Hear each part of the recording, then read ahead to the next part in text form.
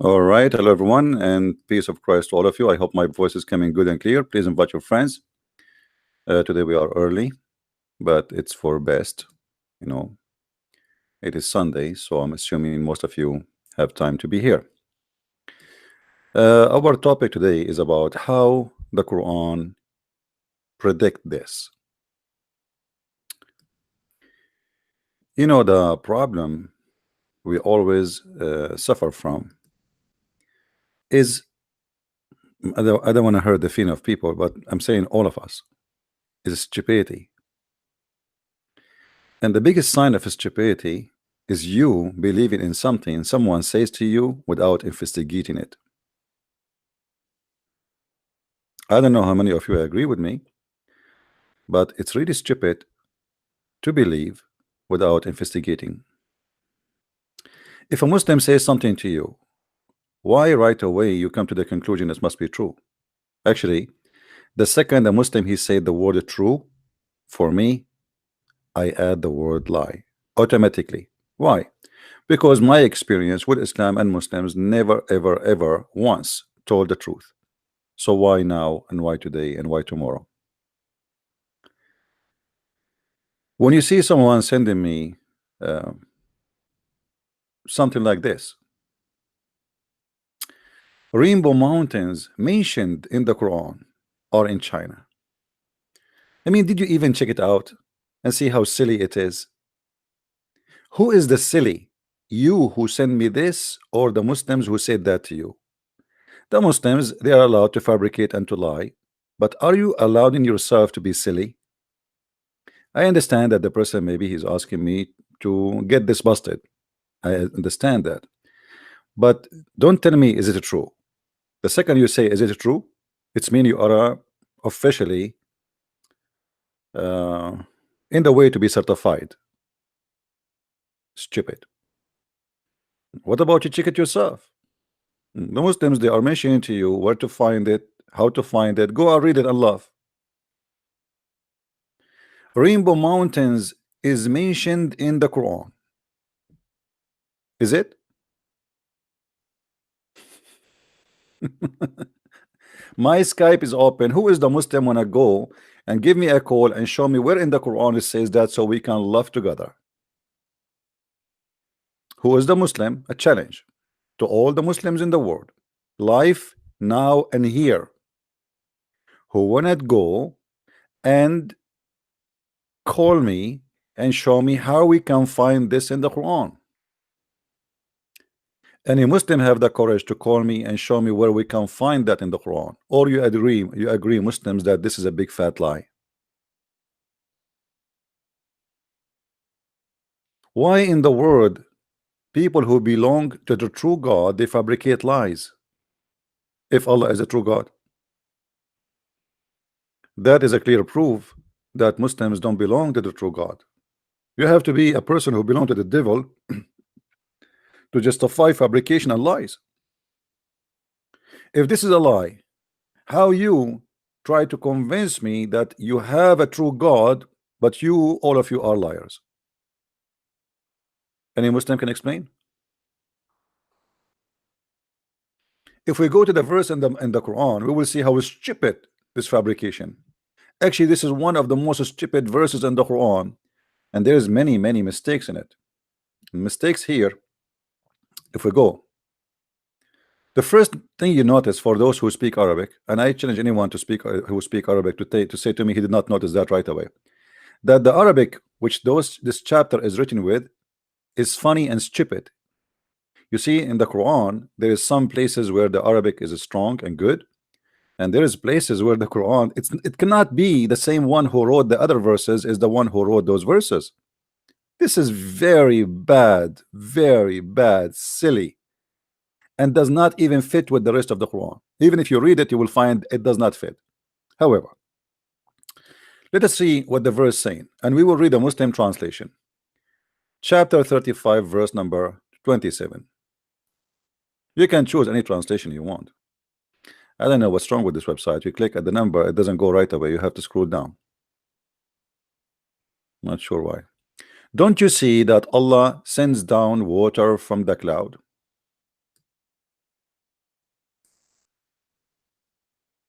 That is a discovery, by the way. That is a discovery. Hmm.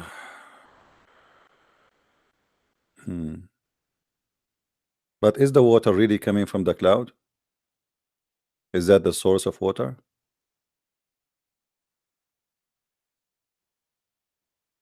Muslims, as long you are talking about science and prediction and etc., is that metaphorical or this is scientific? The water is coming from the ocean, not from the cloud. Allah, He sent down the water from the cloud. Let it go. Then we bring forth therein fruits of various colors, and in the mountains are streaks, white and red, and various hosts, and other instantly black.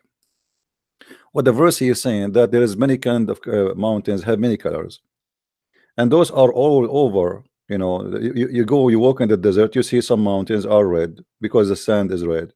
You see some some hills are black because the sand or the rocks in that area are black. I mean, this is what this have to do with the China, what this have to do with the rainbow, and I mean, it's really stupid and silly. What supposedly Allah says, He's not talking about specific mountain. He's saying there's mountains, mountains. There's mountains where they are black, mountains they are red, mountains, etc. Because why? Because Allah created many kind of and actually, if you go and read Islamic sources, you will find the Muslim explain how the black man became a black. As an example, the angel Jibreel, he grabbed for Allah sand, which is a black sand, and this is how Allah he made the black people from black sand. And he grabbed the white sand for Allah and he made them from white sand. For sure, there's other hadith that says that Allah created the black people from the left shoulder of Adam, and He said, "Let them go to hell." And He said, "Let me create," and He hit the shoulder of Adam, and He created the white people from the right shoulder of Adam, and He said, "Let them go to heaven," which means black will go to hell and white will go to heaven, according to Islam. But this verse have nothing to do with the claim the Muslim they try to fool you, as you say. If you go to the Islamic interpretation, so the Muslim will not say we are making things up. Let us see what this verse really meant. Huh. The website, the resource you are looking for has been removed, had its name changed, and temporarily is not available. Look like we need to find a new website. Okay, hold on. Let us see. No problem.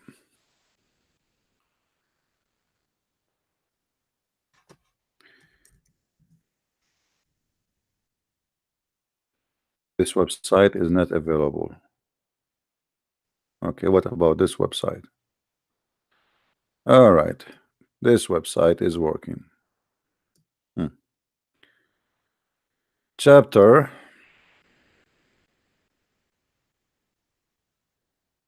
35, verse 27. Let us see what it really means, and you will see how the Muslims they lie to you, my friend. Let me make the text big. This is the problem with this website. I don't like it. The English text is very small. They make the Arabic text so huge.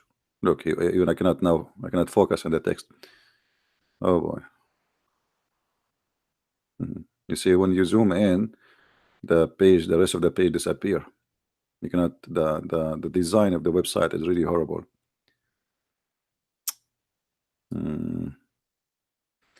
Okay, hold on. Let's see. We have to zoom out in order to search or show it. Okay. Let us try to make it more clear for you. I don't know if it's coming clear to you or not.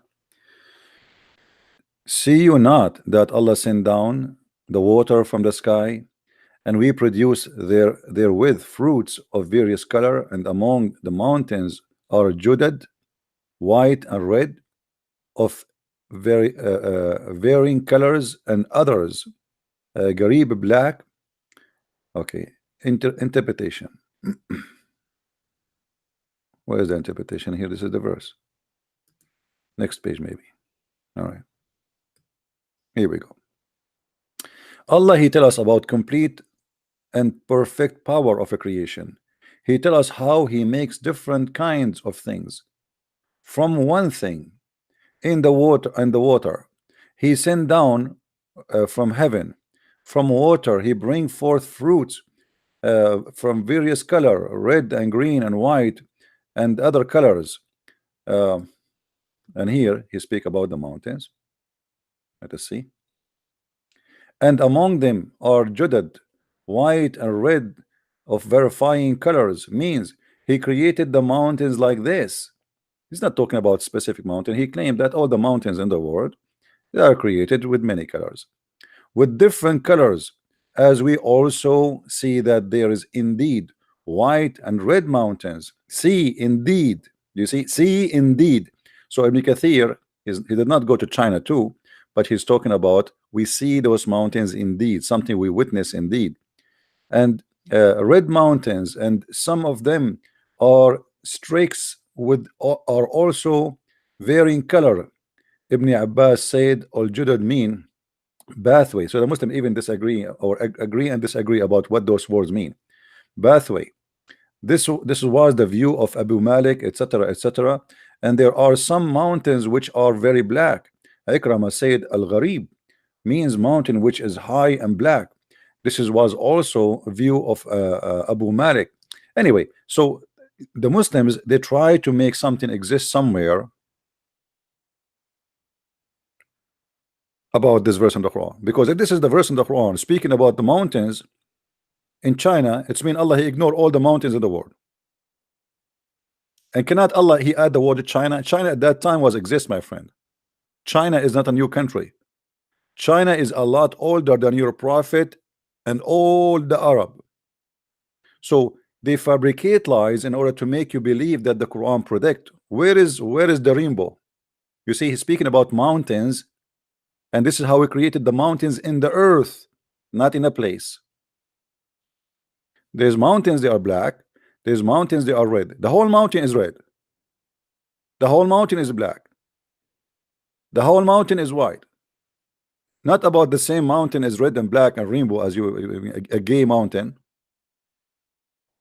So when a Muslim he says something to you, you do not need a Christian prince to investigate for you. Go and read the interpretation. You will see right away the interpretation of the scholars have nothing to do with the Muslims say. And then you need to ask yourself why. Why the Muslim they say something and their scholars say something else? You know what I mean? Why the Muslim claim have nothing to do with the scholars' explanation for the Quran? And as you see the verse in the front of us, if you go to the verse in Arabic, and until now I'm waiting for any Muslim to call us so we can laugh together at this chapter. The first verse in this Quran, it says, الحمد لله فاطر السماوات والأرض جاعل الملائكة رسلا أولى أجنحة مثنى وثلاث ورباع. Translation. Translation. Read with me, Abdul. Praise be to Allah who created out of nothing. This between two brackets, not exist in the Quran. The heaven and the earth, who made angels messengers with wings, 2 or 3 or 4. Okay, hold on. Did Muhammad guys say that he saw angel Jibreel with 600 wings?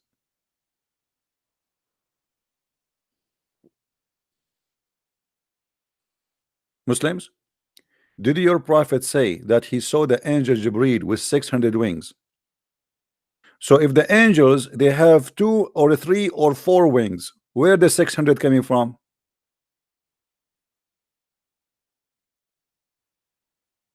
Do we have any Abdul in town? You see, I did not choose different chapter in the Quran. This is the first verse. From the first verse, we notice Muhammad doing poo-poo. If we go to the Hadith, we will find the following. I did not even change the chapter. I am in the same chapter just to show you how funny, how stupid, how silly this chapter. We found the following.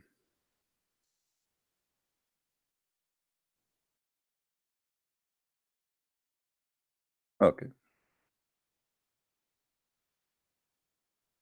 Read with me carefully.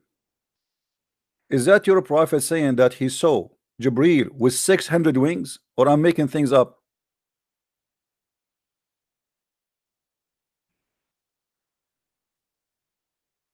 Any Abdul?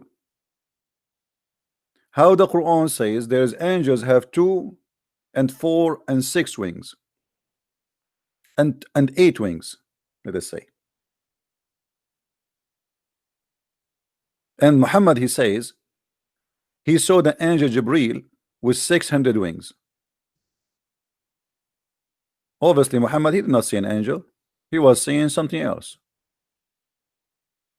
Maybe a spaceship, maybe a spaceship for the alien. Do we have any Muslim in town?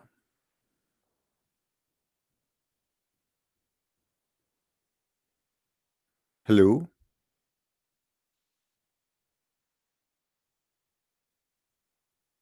Any Muslim want to call us and say why the Quran says that the angels have a certain number of wings and they cannot be more, maximum 8, but Muhammad, he saw an angel with 600 wings? How Muhammad, he was able to count them, by the way?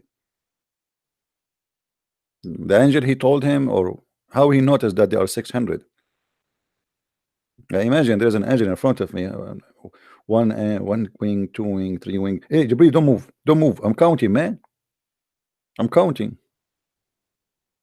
Muhammad is copying something he learned maybe from the Jews,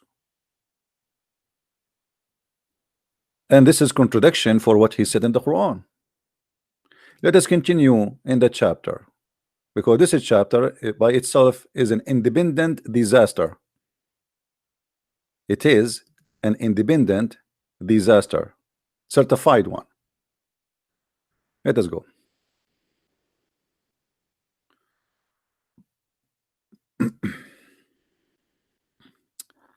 I'm just going through, you know, I'm just going through the verses. All right, let us see the poo-poo.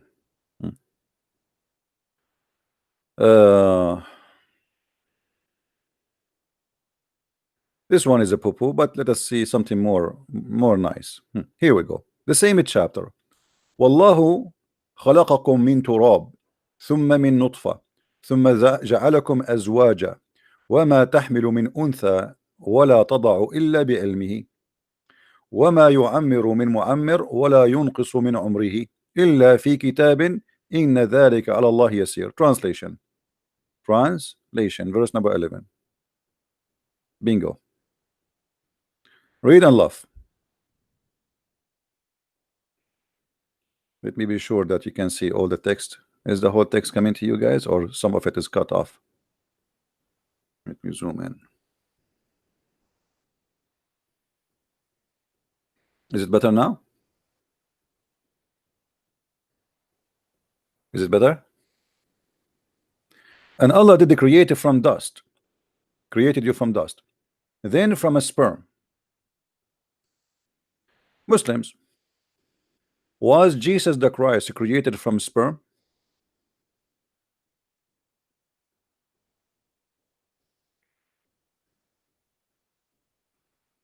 Was Jesus the Christ created from sperm? The answer no. Why? All of you are created from sperm, and Adam was made from dust. Hello? Hello? Hello? Yes. How's that? TP? Yes, my friend. How you doing? You all right? I'm all right. Yeah. Just watching your program on YouTube. Okay. You're saying that Muhammad saw Jibreel with 600 wings. Just I have a question. These scholars, the Muslim scholars, they are just people like me and you who actually translated that for people to actually understand. Do you think they might have translated that wrong, or is it just not within their knowledge? I'm just No, they are just translating. You know, sometimes the translating can come accurate. Sometimes if there is if the Muslim he noticed there's a poo in the story, that he tried to hide it. But here the Muslim he did not find any poo, so he did it as it is. It says in Arabic 600 wings. Oh, it says in Arabic. Yeah, it says that. Yeah. It says that in Arabic in the Hadith or in the Quran? In the Quran, it says that Allah created for the angels 2 pairs, 3 pairs, and 4 pairs of wings. Yeah. Okay. Yeah. And the Hadith says that Allah created. Jibril he came to Muhammad, and Muhammad saw his 600 wings. Yeah, that's the point I'm trying to say, right? Okay, I understand the Quran says 2, 4, and 6. Okay, I agree with that. Now the Hadith is scholars, which are just mortal human beings. Like no, the Hadith is not scholars. The Hadith is Muhammad speaking. Yeah, the scholars are not exist there. What scholars? Who is the scholars? Well,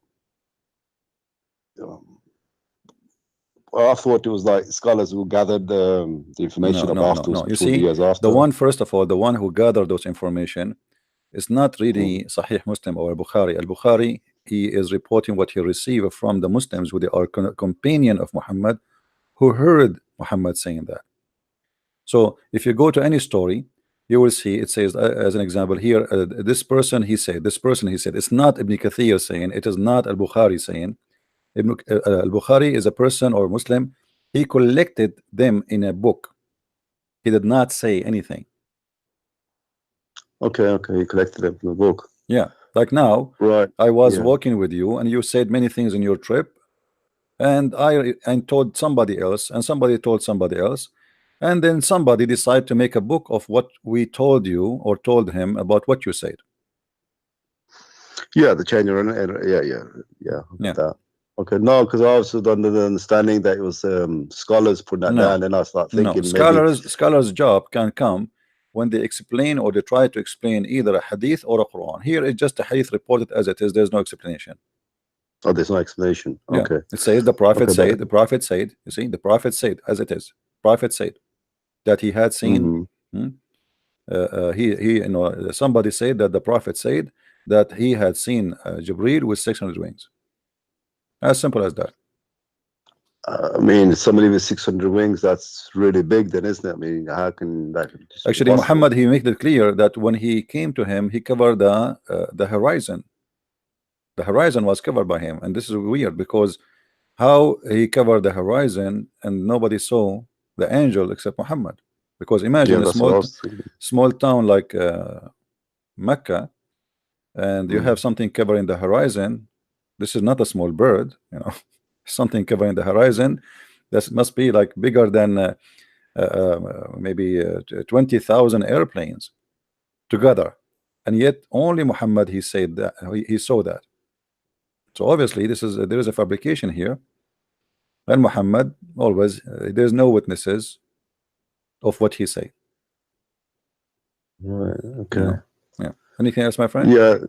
Yeah, no, that pretty much answers it. I'm just slightly confused. I'm just watching. I just thought maybe it was like related wrong, or I mean, if I was to put you on the spot, let's say, okay, because I know you know Arabic and you're pretty good. If I was to say that for you to actually translate a verse from the Quran to give it an understanding, like like the scholars are doing, would you do the translation as identical to like Ibn Kathir or Ibn Abbas? Would you do the same, or would you do it different? I would do the translation according to the Arabic text. I don't care what people say. So if I am translating, you see, when you translate a book of Ibn Kathir, then I have to say exactly what Ibn Kathir is saying. Yeah, if I'm translating the Quran, then I have to translate it as it is in the Quran, not as Ibn Kathir, because I'm not translating Ibn Kathir, I'm translating the Quran. So the translator, he should be honest and give the text as it is, and try to present the meaning of it, the accurate meaning, because sometimes every culture, every language has its own phrases, but that doesn't mean what it sound like. I mean, like when you say wanna set up, you know. So set up a man is like maybe to go to jail to do a setup for him is not the same as set up to mount a TV, right? Yeah. So Yeah. you have to give the meaning, you know, depend on the location of the word, not just to give a plain words without the sentence will make a difference with the meaning. Yeah. Okay. Thank you very much for your help, CP. You're welcome. Take care. Bye-bye. So here we notice right away from the same chapter, Muslim claiming that there is a miracle in it. There is a fabrication.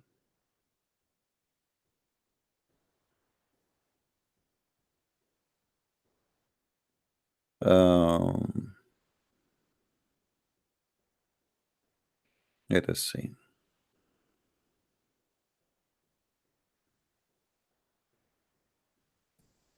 Do we have any Muslim?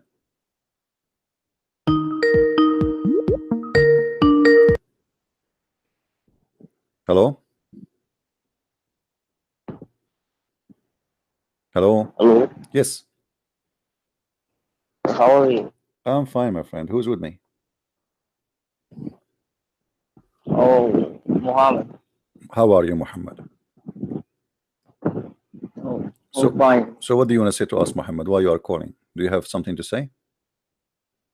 Well, I just want to elaborate on Surah Fatir that you're talking about. I don't hear you, Muhammad. Can you speak louder, please? I just wanted to elaborate what you're saying About? about Surah Fatir, verse 1. Okay, go ahead. God created the angels with 1, 2, or 3 pairs of wings. And the hadiths are saying that Prophet saw Gabriel. He had 600 wings. So here I can see that the Quran doesn't say that Allah created angels with only 1, 2, or 3 pair. Can be more than that. Yes, I just looked Ibn Kathir and he made the same argument that he's not talking about only, more than that wings can be created. Okay, so just like you want me to go to Ibn Kathir, my friend? You want me to go to Ibn Kathir? Yeah, sure. Okay.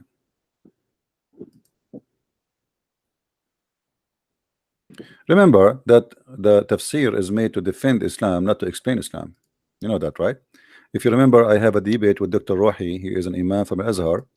When I mentioned to him the tafsir, he said tafsir is made to fix a problem. To fix a problem. Okay. Okay. Read with me, please. This is Ibn Kathir, and this is the correct translation. Okay. He says the angels, messengers with wings, 2 or 3 or 4. There's no pairs. This is a lie in the translation. Do you see it? There's no pairs. The word pairs in the English translation is a fabrication. All right. Read with me here carefully. All right. Okay. Yeah. 2 or 3. 2 or 3 or 3. Huh? Sorry. In my translation is pair, but my friend, I don't care for a translation. I speak Arabic, and if you have anyone who speak Arabic, it says mathna wa thuluth wa ruba'. There's no pairs, and here you will see this is Ibn Kathir saying, and 2 or 3 or 4 means among them some who have 2 wings, some have 3, and some have 4. Do you see it? Yeah. This is Ibn Kathir. So here it's obviously it's a mistake. Yeah. Okay, it's a mistake. If the angels have only either 2 wings or 3 or 4, and by the way, how an angel can have 3 wings? Yeah, he can have. How he can have 3 wings? Where is the third wing will be? On the back, maybe. In the back? The angel have 3 wings. Not like the back or 2 hands. Maybe the third wing is his beer. Beer? I don't know. You tell me. I'm trying to understand, my friend. It says the three wings. How the angel will have three wings? I mean, what even like doesn't make sense. How he will have three wings? What is that? And have three wings, then how can Gabriel have 600? You see, that's a question. Okay, so how Muhammad he saw 600 if the Quran says, you see, when I start reading, it says they are pairs. So I went even with the pair. Let us say it's pairs as the Muslim fabricate, and you're a Muslim, they fabricate in their translation. If it's pair, that will be one pair, two pair, two pair, and three pair, and four pair. So maximum, even if it's pair, is going to be 8. But here, as you see, the word pair is not even exist. This is the true the Arabic as it is. So the verse doesn't say only 1, 2, or 3. It just randomly says, just like in the Gospels. You see, no. You see here the Muslim, my friend. It says, and Allah yuzid, Allah he will make more. It's not about the angels don't have, you know, the Muslim, they try to explain the Muhammad saying 600, so they say, and some they have more wings, some no. You see, if let me ask you, what is the point of Allah saying the angels have 2 wings or 3 wings or 4 wings if there is angels have more? I mean, why you are saying 2 and 3? What the point if there is angels have 600? If there's angels have 1,000, what the point of saying to me? I mean, what you inform me right now? Nothing. What the point of this verse? Nothing. And do you think you know, like God, he say nothing? Meaningless? Because this verse now is meaningless, because he said to us angels have 2 and 3 and 4, and then the scholars, they try to cover up with the mistake in the Quran. They say, oh no, and it says and he will create more. He create more of angels. Doesn't say about he is going to increase the number of the wings. And by the way, why the wings will increase the number? What is the point? Is that will increase the speed? Maybe kind of beautifulness. See, you are laughing yourself. He himself is laughing. What I can do, my friend, doesn't make sense. If if God he created the angel right away. Gabriel is the leader of the angels. So, so you are saying it's like the more wings he have, the more like he is powerful. Leadership. Yeah, leadership. It's like a rank, like a captain and general. And okay, I got it. My friend, so did you see the hadith? Did you see the hadith? The one that says that he saw. Does it say there that he covered the horizon? Horizon? Where? Let me zoom in for you so you can read it. It says he filled the horizon. Okay. The question is, if Jibreel came to Muhammad and he covered the horizon with 600 wings, how come nobody saw Jibreel in the horizon except Muhammad? Maybe it was just a private mission. This is a private horizon. This is a private horizon. This is a private beach. So when Prophet went to Miraj, no one saw that. But he came to him. He came to Mecca, my friend. He came to him into Mecca, right? He came to him in his house. He came and took him, supposedly. He came and took him, no problem. But he took him from where? He took him from his house, correct? Yeah. So imagine the president of America, Donald Trump, he stopped in the front of my house and he have like 300 cars bodyguard with him, and nobody saw him, not even one of my neighbor except me. That doesn't make sense. So how an angel with that size? You know, you Christians, Jews, Muslims believe in miracles, supernatural. Oh, so you are saying this is a miracle that Allah he don't want anyone to see the angel, right? Yeah, no. Okay. What about the donkey? He came. Why the angel? He came to Muhammad with the like the buraq, which is bigger than a donkey and smaller than mule. What is that for? Why he brought him that donkey, the white donkey? White donkey? Maybe Prophet liked that or something. No, you see, Muhammad he went to where? Using that donkey. What destination he went to? Did he went to the sky? First, maybe Jerusalem. No, the Jerusalem in his way back, supposedly. First, he went to the sky, correct? Yeah. Okay. Do this donkey have wings? Donkey. Do I can't remember, maybe or maybe not. Okay, but you confirm that the angel don't have wings, right? Yeah. Okay. So the angel have wings, the donkey does not have wings. Now, how we can fly together to heaven with angel and donkey and Muhammad? Muhammad is in the top of the donkey. The donkey cannot fly. The angel can fly. What do you think? What happened? Do you think the angel was carrying Muhammad in the top of his donkey? Or maybe an angel appeared as donkey.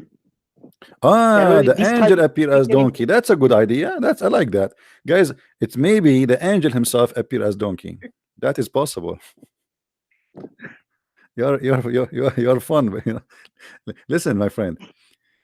Is when the angel came to Muhammad, he have 600 wings, and you are telling me, as I understand from you, that he have the wings because that will make him very fast. Like there's ranks. He's very powerful. So like it's like 600 engines. Like leadership.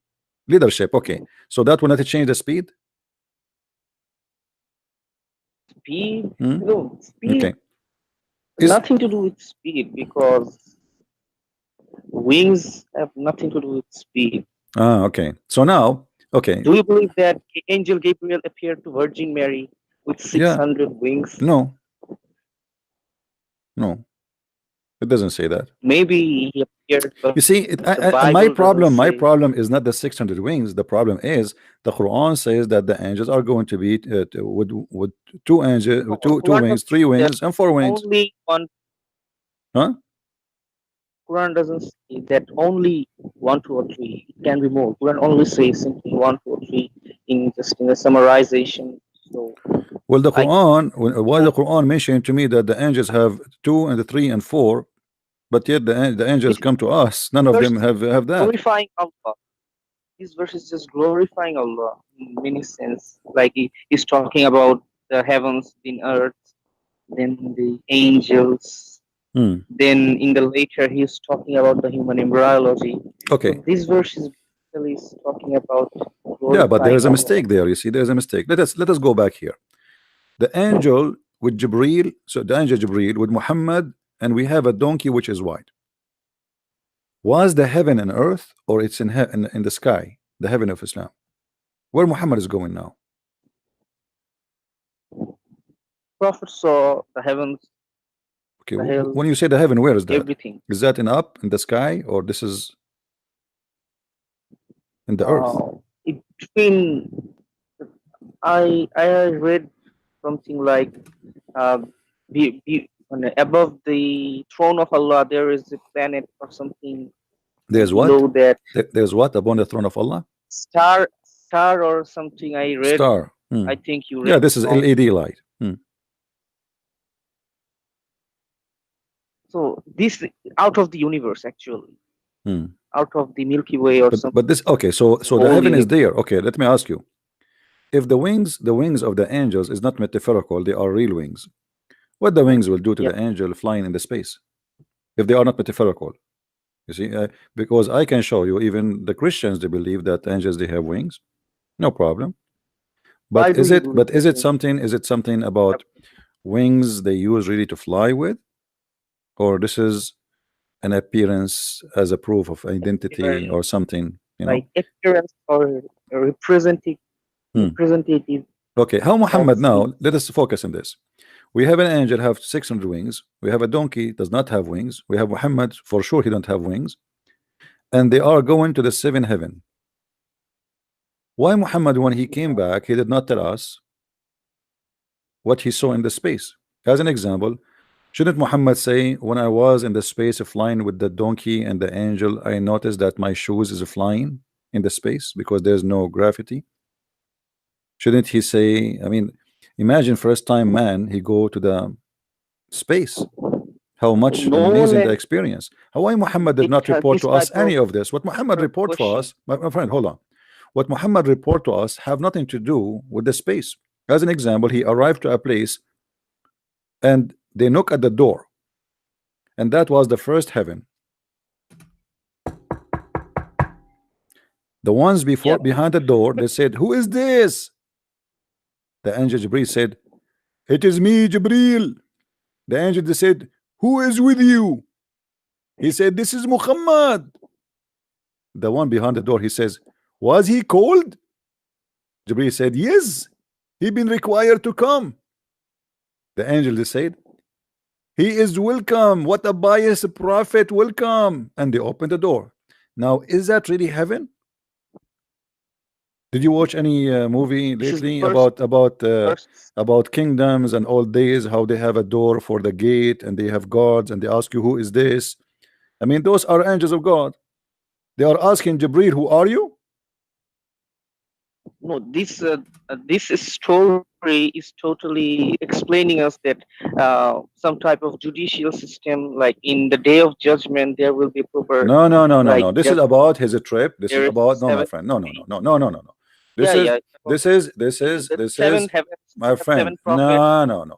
This, This is about a description how he went there. Don't tell me this is about the judgment yeah, day. yeah, yeah. Okay, so No, no, no. yeah, It's so he went there. description. He went there and he found the gate, correct? And they knock at the door, Yeah, and then they ask him, yeah, "Who yeah. is this? Who is with you?" All right. Okay. Now Yeah, the story here reporting supposedly things happen as it is. It's not the metaphorical. Now, if yeah. you It's say to me, real. you said to me, maybe Jibril he have 600 wings because he is high rank, right? Yeah. Okay. Imagine, I don't know from which country you are.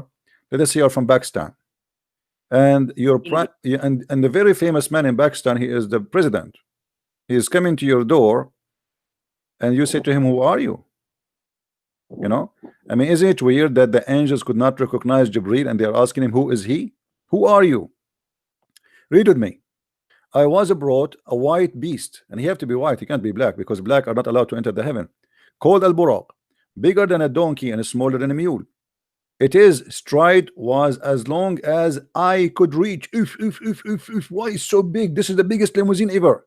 Do you see? Do you see how he just said it's bigger than a donkey and it's smaller than a mule, and then he said its stride was long as the eye could reach. Man, that's really a big step. I was mounted in it. So this is mean Jibril, he carried Muhammad, he put him in the top of the donkey, and then we went forth till we reached the lowest heaven. Okay, he is now in the front of the lowest heaven. Jibril said, "For the gate to be open, open the door." And he was asked, "Who is he?" He said, "Jibril." My friend, if Maybe Jibril is the Gabriel was. highest, if Jibril, according to Islam, is the highest angel, how his soldiers did not notice that this is Jibril?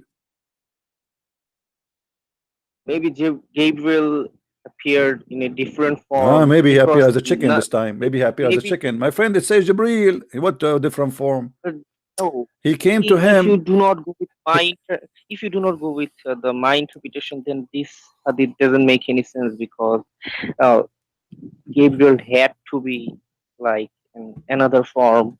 Hmm. Otherwise, why didn't angels recognize Okay, him? let me ask you. If I go right now and put some Halloween makeup on my face, the angels will not recognize me?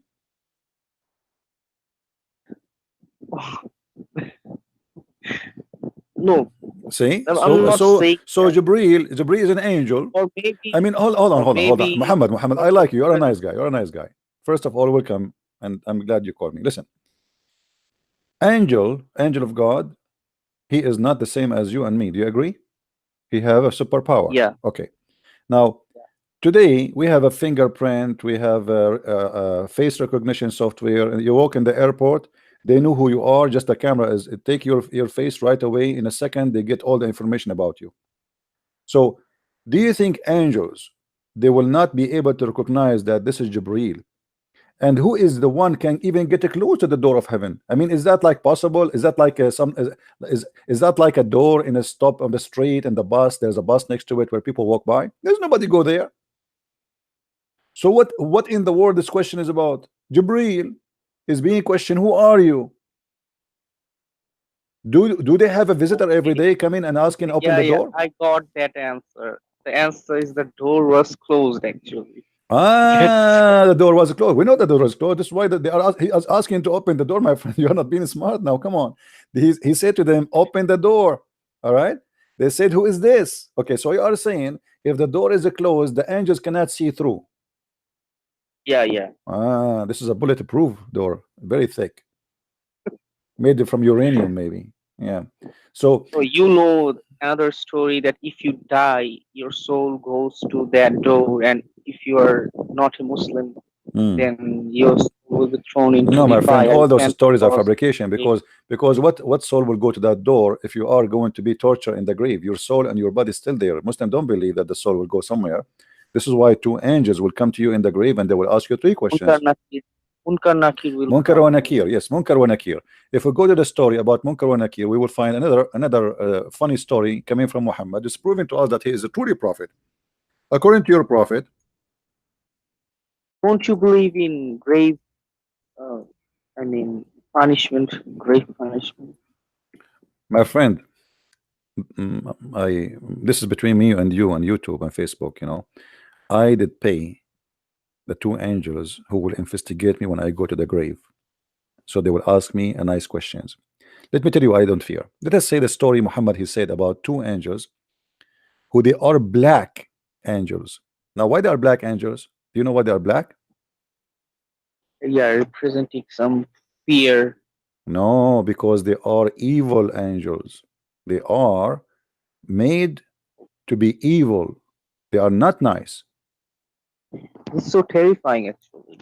Okay, it says in front of you. Okay, here we go. The Messenger of Allah said, when a deceased, or he said, when one of you is buried, two angels, black and blue-eyed. That's a good competition. Okay, black and blue-eyed will come to him. One of them is called Al-Munkar and the other one is called Al-Nakir.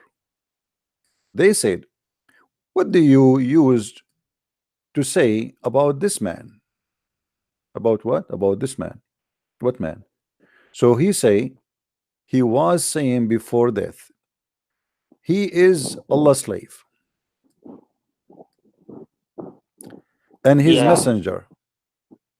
I testify that there's none has a right to worship but Allah and Muhammad and his slave and his messenger. Okay, so now the other angel, he told him, this guy he used to say that Allah is God and Muhammad, he say Shahada. Okay, so now what will happen?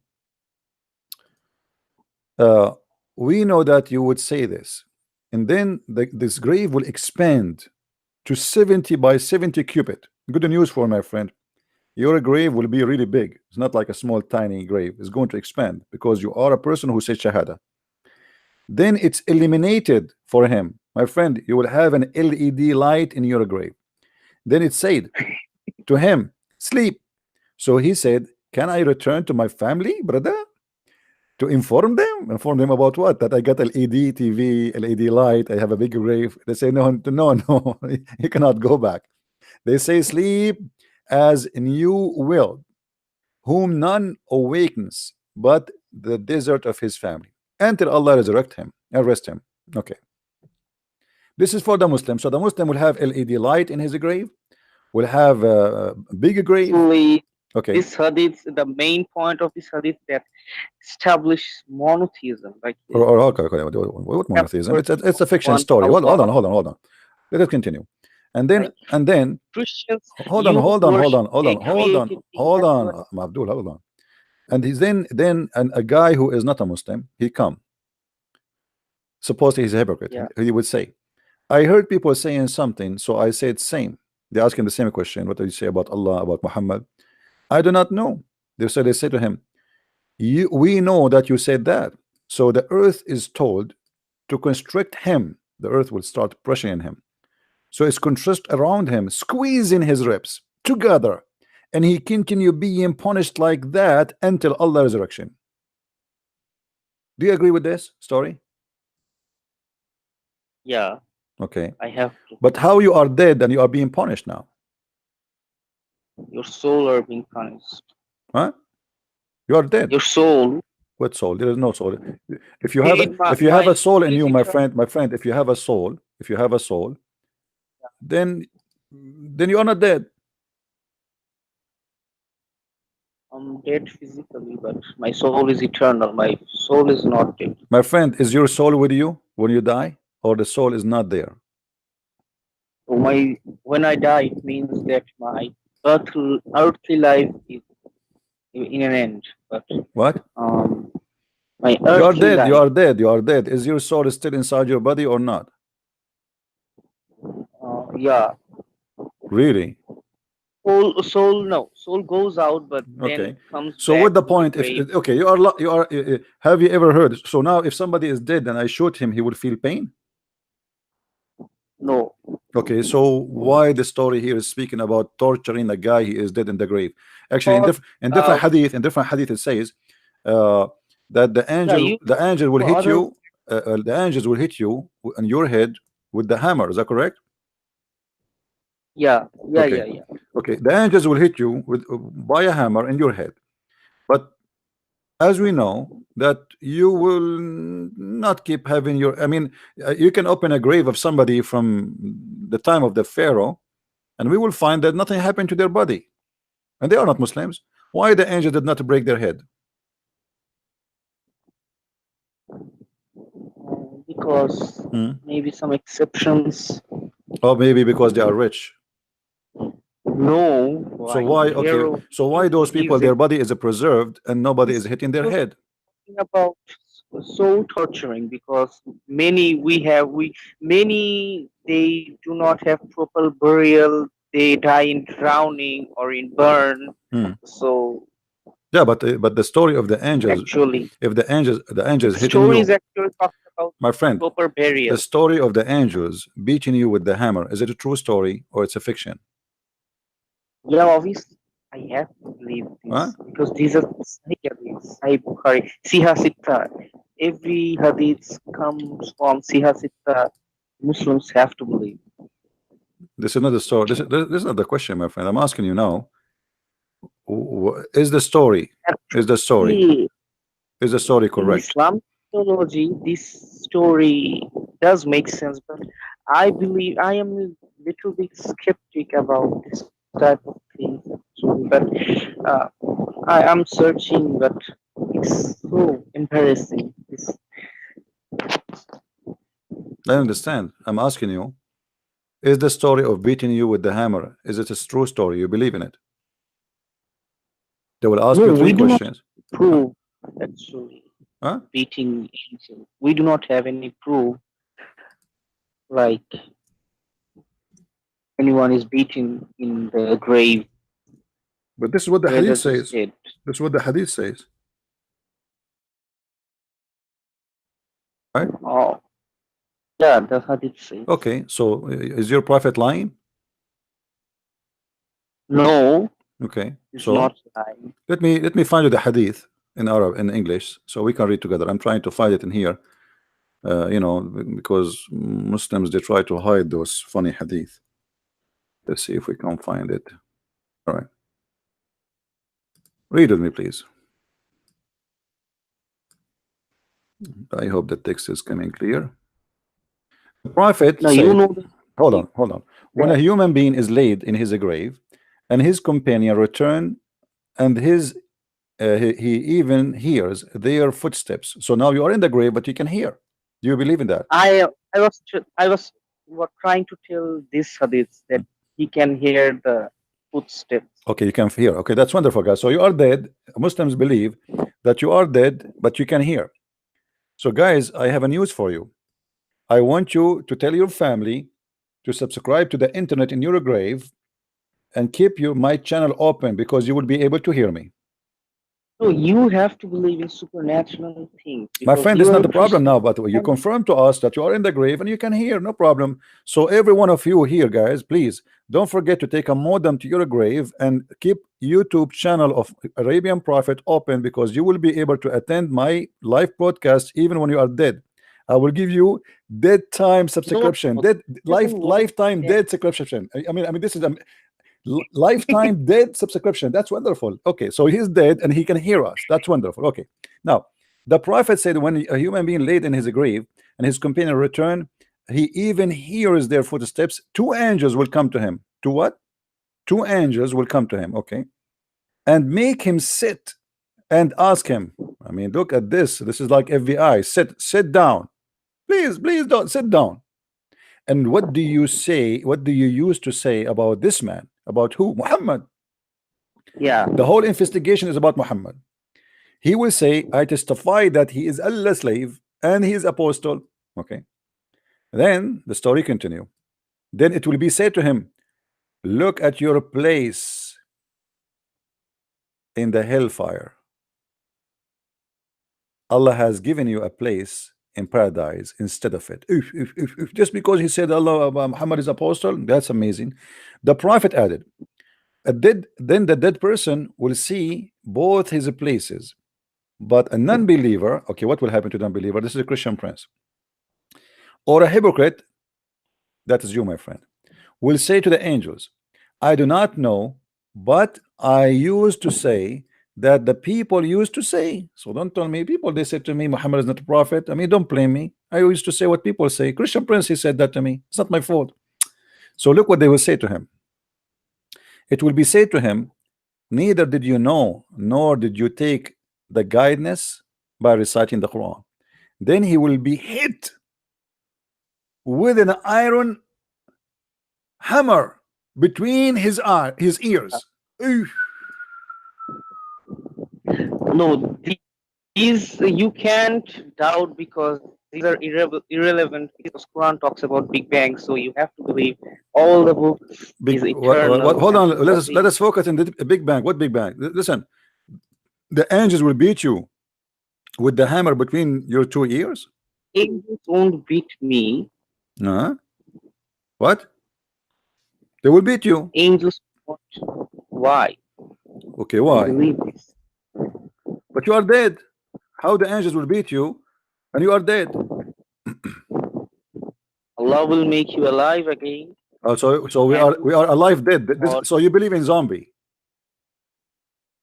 Are we dead? Yeah. Are we dead? Matthew also believed in zombie because Matthew chapter 27 verse 51 maybe talks about when Jesus died on the cross. Many deadly saints. Yeah, but those are not zombie. You see what you know what zombie is? Zombie people who they are dead and they are walking between us.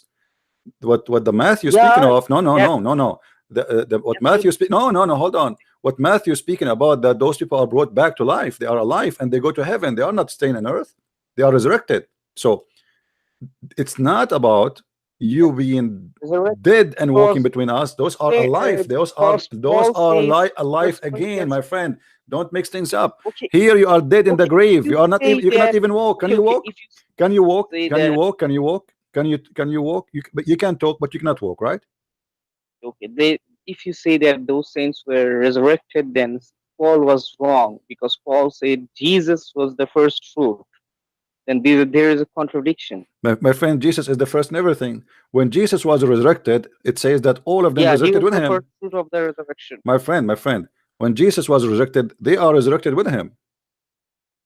No. Saints were resurrected when Jesus died on the cross, not at the Easter Sunday. My friend, which means by his death, we are all resurrected. Not only those people, all of us, we are promised resurrection. It's a new life. They were resurrected. My friend. Don't explain to me my Bible. Don't explain to me my Bible. You do not know my book. All of us. Listen. All the Christian believe, but by the death of Jesus, Abdul. Listen. By the death of Jesus. You can read that verse. My friend. Go read it. Go ahead. I'm listening. Go ahead. Okay. What verse you are reading? Go ahead. Can I read? Go ahead. What verse you are reading? Matthew chapter 27. Look at my Bible. Chapter what?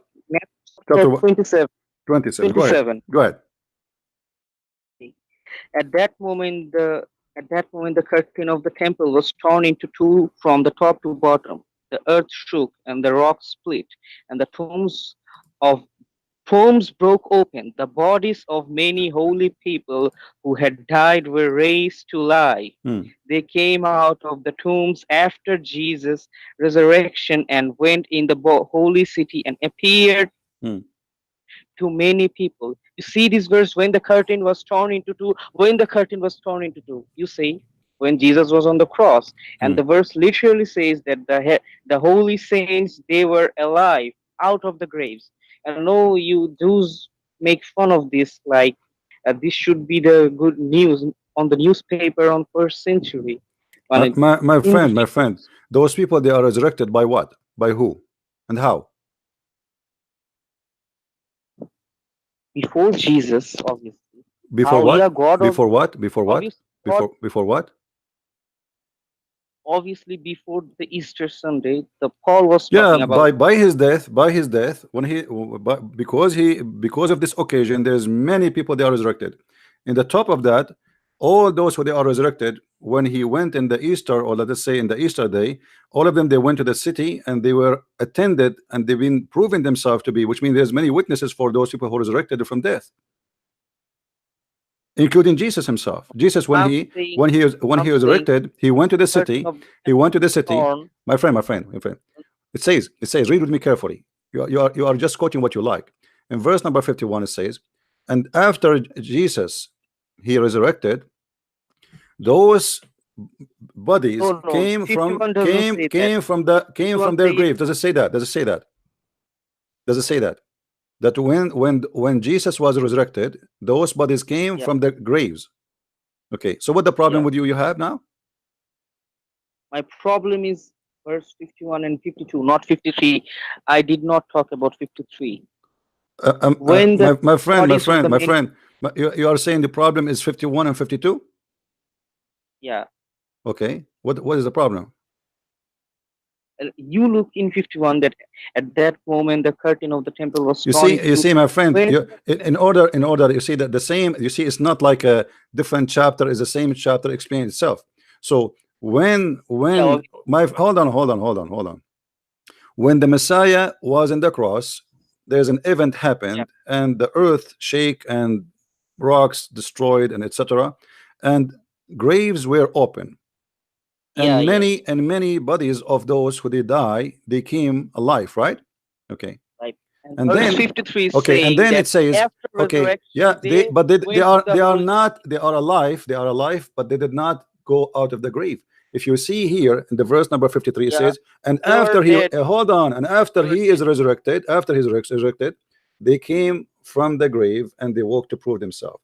So Yeah, they are so they alive by were the dead. power of Jesus. They But you were see those, alive. but those people are alive. They are not zombie. They are not dead. They were dead, obviously. No, they were. Who had died? Okay, you see, Were literally okay, hold on. who had Okay, died. hold on. What we are talking about people who they are dead in the hadith and they are not alive, correct? No, they're alive. No, They're they are not. made They are alive. dead. They are dead. No, they are dead. They are dead. They are dead. Don't play They were games. The hadith is they speaking are about dead. people who they are dead. My friend, They are dead. here the If verse you are you quoting heard from me from that, Matthew, the verse you are quoting for me from Matthew, they are people who they are resurrected, which means they are alive. They are not dead no more. They are in the grave, but they are if they're alive. resurrected, then there is a contradiction because Paul No, clearly says Jesus Christ is the first fruit of the resurrection. But Matthew my saying friend, because when we Jesus was on the hold on. cross, Yes, this is metaphorical that Jesus is the first fruit, which means every resurrection is by him, because the Bible believe that everything is created by him and first for him. So Jesus is the first of everything. I am the Alpha, I am the Omega, I am the first, I am the last. not So which means Jesus, there's no resurrection but by him. yeah, no. Paul is saying Jesus Christ is the first fruit because Jesus is the one who was the first in the resurrection place, and My Jesus friend, took just to show you that you are ignorant, isn't it Jesus who resurrected people during his time when he was before the crucifixion? He did, right? He did. yeah, but No, that so he was resurrected people already from the grave, and it happened that people are resurrected from the grave already. So this is he's not being the first one to be resurrected in the whole world. No, he's saying he's the first who proved the power of God that he can resurrect. He is the one. first fruits of the those who have fallen asleep. My friend, what for sleep? First Corinthians chapter 15, verse 20. Yeah, read. It says, but Christ has indeed been raised from the dead, the first fruits of those who have fallen asleep. Yeah, because this is the promise of you'll be resurrected is by Christ. So by Christ, all of those are going to be About resurrected. you're taking the story of Lazarus, Martha. So my friend, you see, yeah, you are the one who is playing games. I am the one who told you that isn't it Jesus who resurrect people from the grave before his crucifixion? the Okay, Christians so it's the commentator same, my obviously friend. Hold on. You see, you say want to play game. You want to play game. Listen. The Bible is a book of metaphor, not only about dates and time. So every human being is resurrected by Jesus. Every human being. Nobody is not resurrected by Jesus. So the Bible confirmed that do you know the difference between resurrection and resuscitation in Christian theology? Explain to me. Go ahead. Because in the Christian theology, you can ask any Christian apologist that the resurrection is by Jesus Christ. Jesus Christ was the first who was raised, and resuscitation means that those people Jesus raised from the dead, they died again. This is resuscitation because they cannot raise from before Jesus. This is a total contradiction of the My Pauline friend, theology. no, this is not a contradiction. This is an opinion of some people. Whatever they want to say, they can say. But this is not. You They, can no, ask no, any no, no. Christian. I don't care about asking. Why I want to ask, my friend? Why I want to ask? I know my belief. So the Bible is so clear. If the Bible says they are resurrected, they are resurrected. Unless the Bible says they die again. Do you have a verse that says they die again?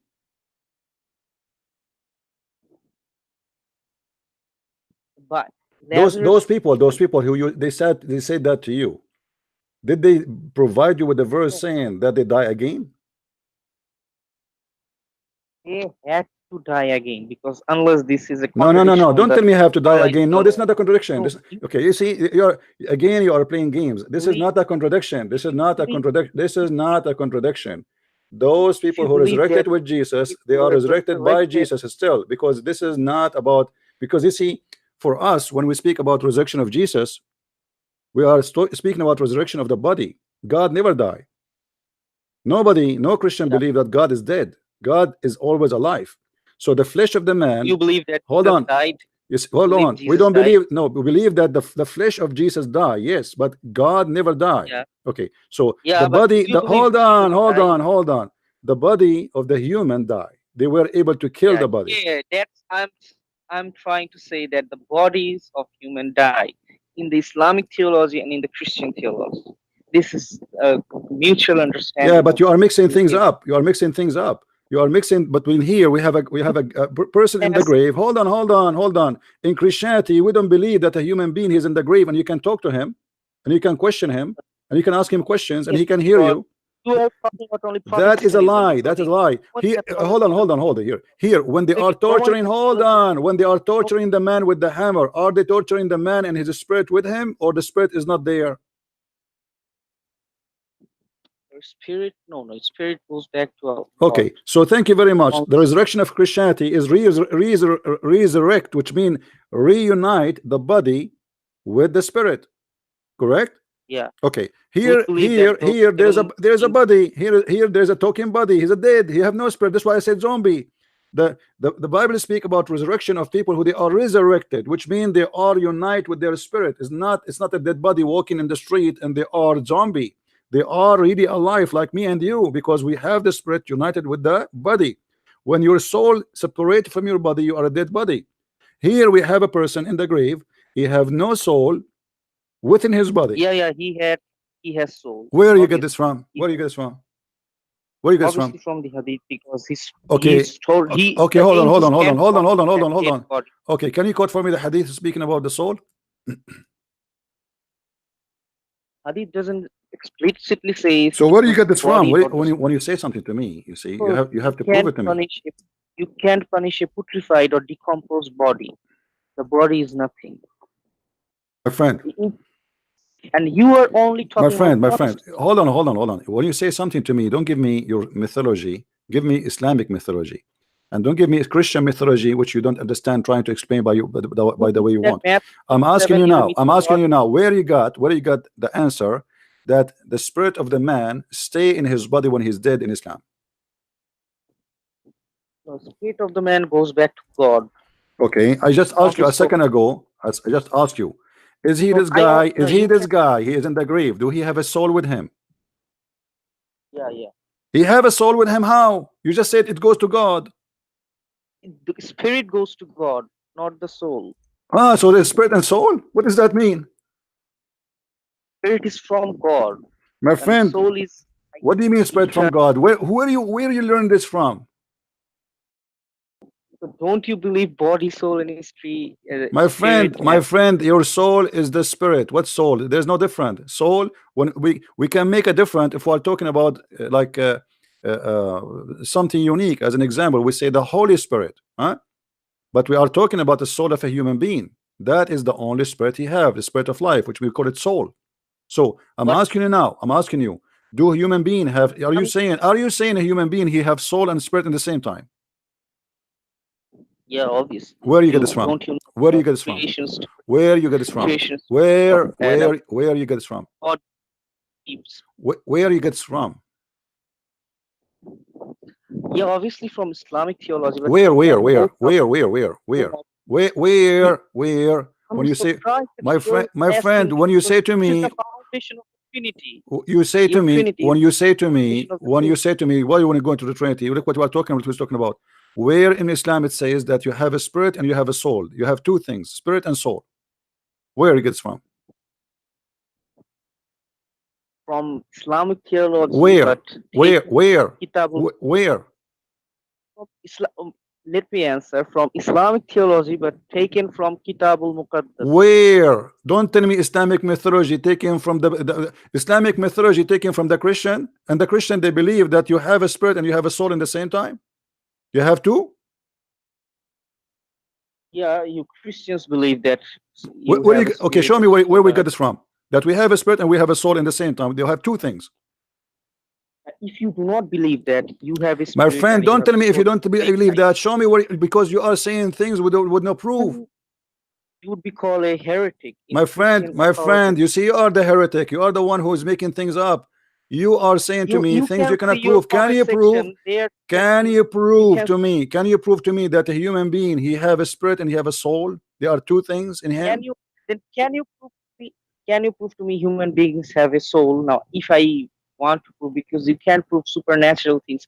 Now, I can ask you You in see, return that let me show you how ignorant you are. When we speak about can you prove to me, I mean, can you show me from your books? It's not about you, me. I'm showing you a soul. Where in your told book it teach that you have a spirit and you have a soul? told you that I can't now exactly Okay, quote this you said, tune. but you said from a Christian mythology. Okay, where in the Christian teaching that we have a But spirit and we have a soul? We have two things, which mean now we have a three. We have a spirit, we have a soul, and we have a body. Can you show me? but Huh? theology, no, it's obviously Christian theology. Now, You if have you to show want it to that me. Don't tell me explicit it's a term, Christian theology. You have to show it to okay, me. okay, You have to show it to me. You cannot throw words in the space and you say this is how okay, it is. okay, okay, okay. Listen, okay. If you want like explicit term mentioned in the Bible that humans have body, soul, and spirit, I have to get this to this verse. Then you can make any type of claim like where is incarnation, then where is Trinity. Okay, let's go So back. this has Let's go back. You see, you went in a circle to avoid hold on. speaking about your funny prophet making a fictional Okay, story okay. that two Listen. angels they will beat you and they will torture you in the grave, but yet you are dead. No, do you And you believe could that not a explain, human body, and you could a not human explain. has? No, you could not explain. Do you believe? Let me ask Okay, you okay. where Muhammad he If learned. I can, Let me ask you where Muhammad he learned that you will be punished in the grave. From who? from God, Where obviously, God he said that to him? in front of this hadith, Where? you're saying that your hadith, Hmm. Muslims or Christian Jews, everyone will be punished. Now, Hindus will be punished too, but Hmm. they do not have any burial system. They burn their dead Hmm. bodies. Hmm. So Okay, let me obviously, ask you. Hindus will. Let me ask you. What is the reason for you to be tortured based on this story? What's the reason To be for being tortured. tortured? Why you will be tortured in this story? Because you did not say shahada, right? Yeah. Okay. How then Muhammad he say in different hadith that the angels will torture you because you piss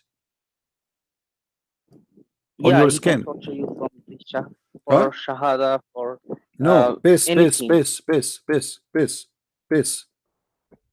You know what piss?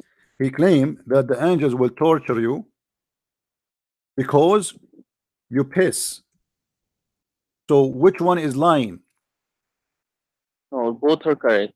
Huh? Read with me carefully. You can have Read both at the same read time. carefully with me, my friend. Read carefully with me. The Messenger of Allah said the most of torment of the grave is because of urine. Oh, this is talking about kulub. You know kulub? What is kulub? What is that? This is Arabic supposedly? Yeah, you have to wash after urination. Okay. Private parts. So and the angels will torture you in the grave because you have some urine in your foot when you did a piss.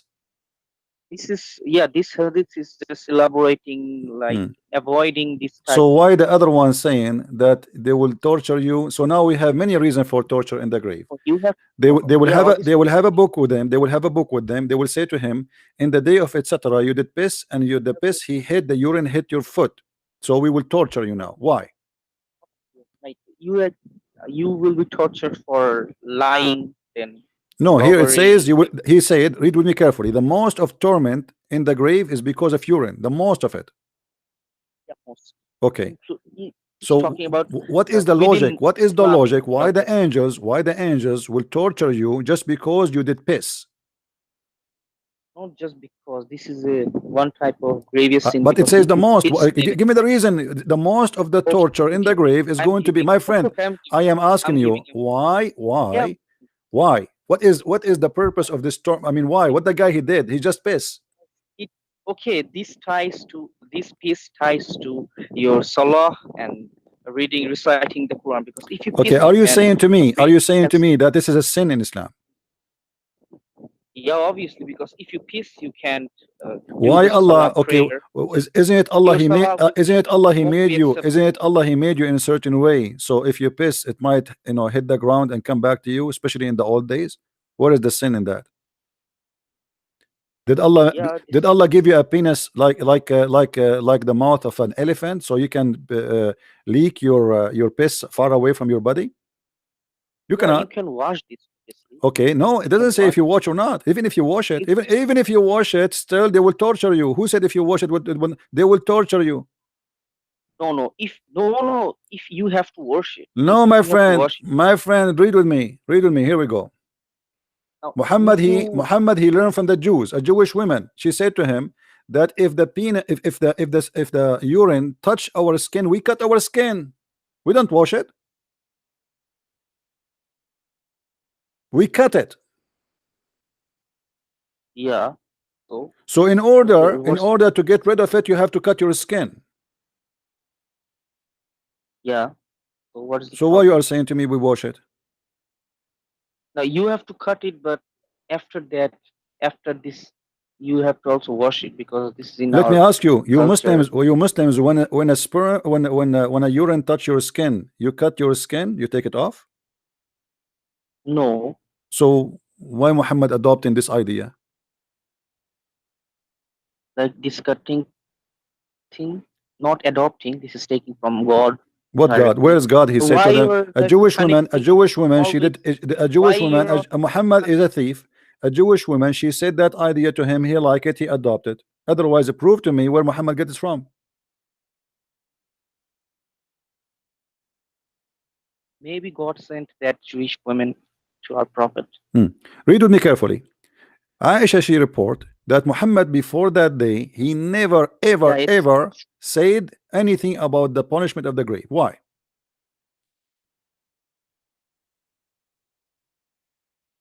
Because this revelation did not come simultaneously. The revelation was coming like time by time, not simultaneously.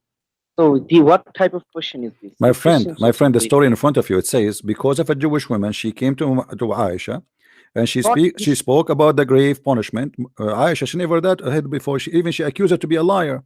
She said no. I told you. She said to her, read with me, Aisha. Why Aisha? She said to Muhammad, you are lying when she mentioned that. You are lying. So Aisha, obviously, she never heard Muhammad saying that. So why Muhammad never received this revelation until this Jewish woman? He just entered, he saw them in the yard. He asked Aisha, why you are screaming with this woman? She said to me this. He said, oh, okay, this is true. Where is when the revelation came? I told you now that God maybe sent these Jewish women. This is type. So the revelation coming from the God. Jewish women, you agree? So God is the one who sent this women, and she is the one who gave the revelation to Muhammad. And look what it says here. After Muhammad have this conversation, it says Aisha, she said he never even pray once. After that day, he never offer any prayer without saying, you know, I seek refuge by Allah from the punishment of the grave. So Muhammad, that's why I am talking about the peace connects with prayer, because if you peace, you can't pray. Your prayer won't be accepted.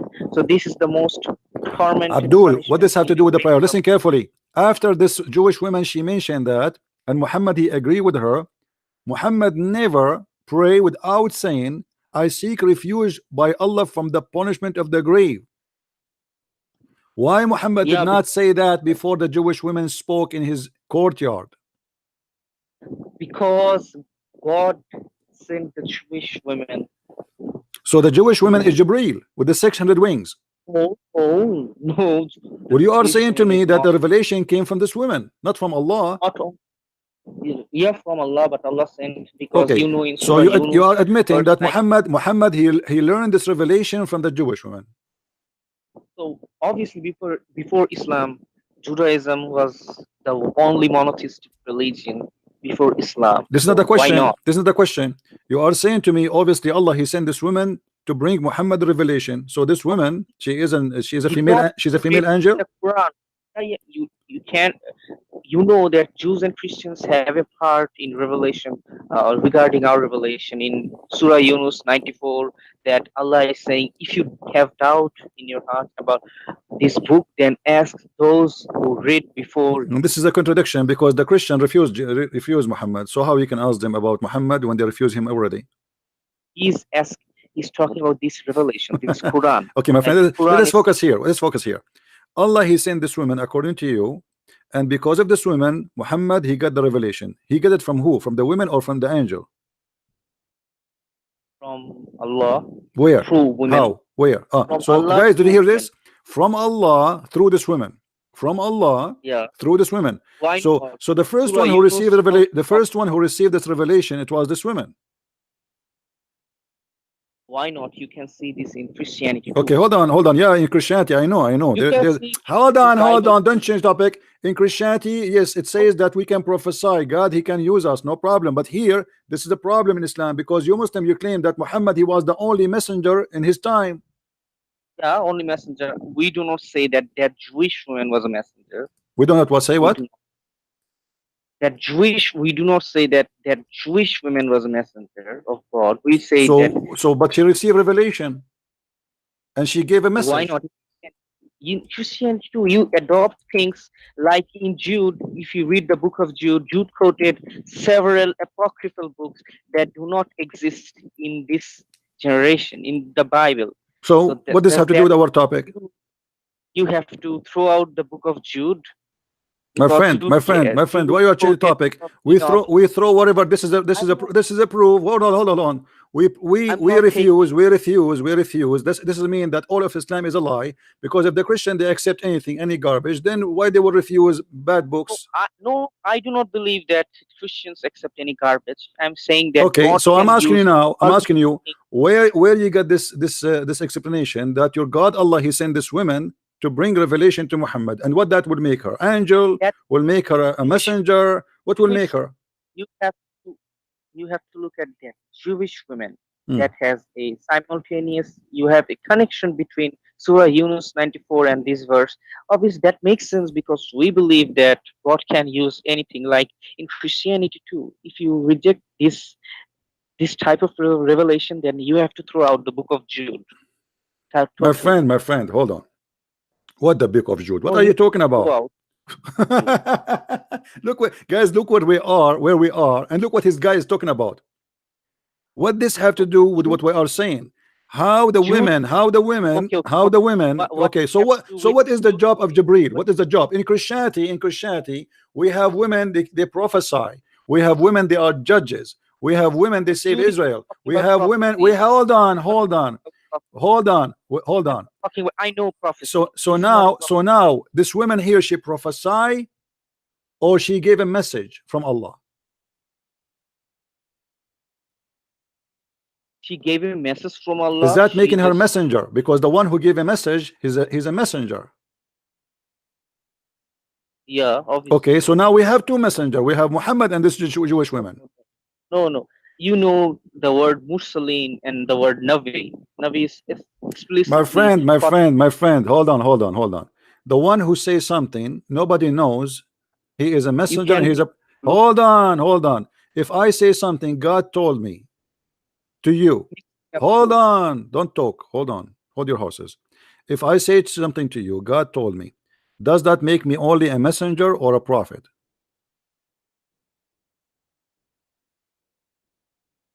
God told her revelation. No problem, this is not a question. You see, always this is a problem. When I ask you a question, you talk about something else. When I say to you, God told me that the punishment of the grave, most of it is from the urine. Is that a message you know yourself already, or I just told you that? No, you just told me. Okay, is that told about the future, or this is about something will happen now? Is it about the unseen, or it's about something seen? Unseen. Okay, that will make her a prophet, my friend. She just told you. She just told you something is unseen, unknown, unseen, unknown. That's mean you Muslims, you have two prophets. Hold on. That's mean you have two prophets, Muhammad and this woman. No. You can misinterpret that because in our own Quran we have the two separate words, Mursaleen and Nabi. Mursaleen can be used for apostle, Sahaba. My friend, that is stupid of you to say, because Mursaleen is no, Sahaba is not Mursaleen. You are being a donkey now. Excuse me. A Mursaleen is somebody is sent by God, not somebody sent by man. Sent by God. Okay. Yeah, obviously sent by God. To send by God to tell what? When God he sent somebody, give me an example about somebody he is a messenger but he is not a prophet. Yeah. Like the Jewish woman. This Jewish woman is a messenger, but she isn't a prophet. God used these Jewish women. My friend, give me an example. Give me an example about one person. He is a messenger, but he is not a prophet in Islam. In Islam, I can take it from the Quran, where Ibrahim talks about two apostles of Jesus. They were Mursaleen or messenger. Okay, let us go there. What about those? Yeah, you can. You know the verse, Surah Ibrahim. I know what verse. I'm saying, what about them? What make them only messenger, not a prophet? Because the prophet, you have to carry that divine revelation, like Torah, the Holy Quran. The prophet, they have to carry a revelation. Yeah, obviously, a law, a revelation. Okay, isn't it revelation? You are the one who just said to me that when the woman she said to your prophet, hold on, you are the one who said to me when this woman she said to your, hold on, let me talk. We cannot talk in the same time. Let us talk in this. We cannot talk in the same time. Hold on, Abdul. Hold on. We cannot talk in the same time. So when this woman she gave your prophet the urine story, is that revelation? You said yes. Yeah, but this is not a revelation in a book. It is a revelation. You see, no, not in a book. Muhammad, he never received a book. Muhammad, did he receive a book? Yeah. Quran. Where? When? Qadr, Laylatul Qadr. We did not give him a book. This is a joke. Where? Show me where it says he received a book. Muhammad, he received a book from his God? Received, no, not simultaneous. It doesn't matter. He did not receive a book. The book you have is written long after Muhammad, not even by Muhammad. Muhammad never touched it. And then we will find that even the book you have today, recitation of Hafiz, which is not even recitation of Muhammad. Hold on. Muhammad, he never received a book. The Quran confirmed that the Muslims are pagans and the Christian and the Jews are people of the book. No. What you're saying? No. Abdul, okay, let me show you. The Quran confirmed that there is only Christians and Jews. They have a book. You Muslims don't have a book. Give me the verse that says Muslims are pagans. No problem. If you say that we collected the book later, then you have. Okay, here we go. Chapter 3, verse number 20. Read it. Chapter 3, verse number 20. Okay, chapter 3, verse 20.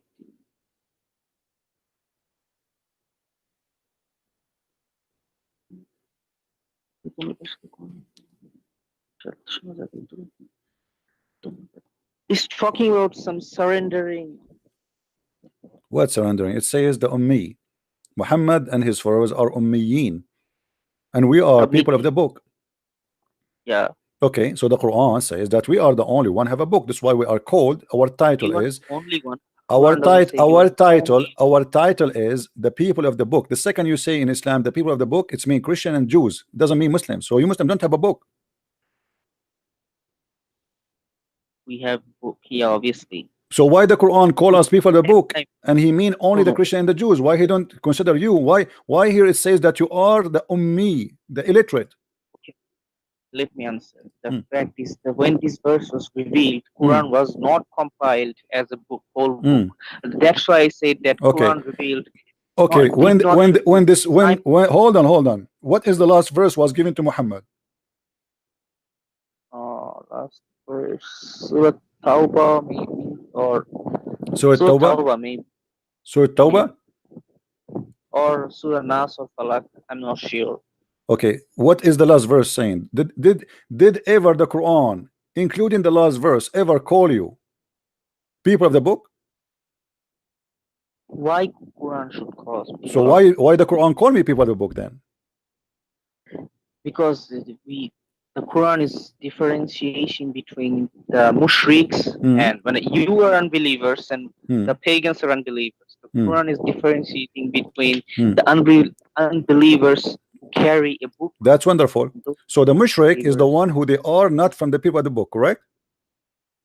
No, mushrik, you are a true mushrik because you do shirk. You just said that the people of the book, the Quran is differentiating between the people of the book and the mushrikeen. You just said that. Unbelievers. I said unbeliever. First I said mushrik, but then I corrected the unbeliever. You corrected yourself. Okay, let me ask you. Hold on. Was Muhammad from the believers or was from the mushrikeen? Obviously from the believers. Believe in what? Believe in what? You just believing in monotheism. What is the proof? What is the proof? What is the proof that Muhammad he was a believer? There is one God. Sorry? There is only one God, no Trinity. No. Don't tell me. There's another question. What is the proof that Muhammad was a believer? What is the proof? Yes, that Muhammad he was a believer. Believe in what? And where it's proved to us that Muhammad he was a believer? Prophet believed in the religion of my friend. Read for me chapter 42 verse number 52. What does it say? It says that Muhammad he is not a believer and he never believed in anything. What? Muhammad never believed in any true belief. Chapter 42 verse number 52.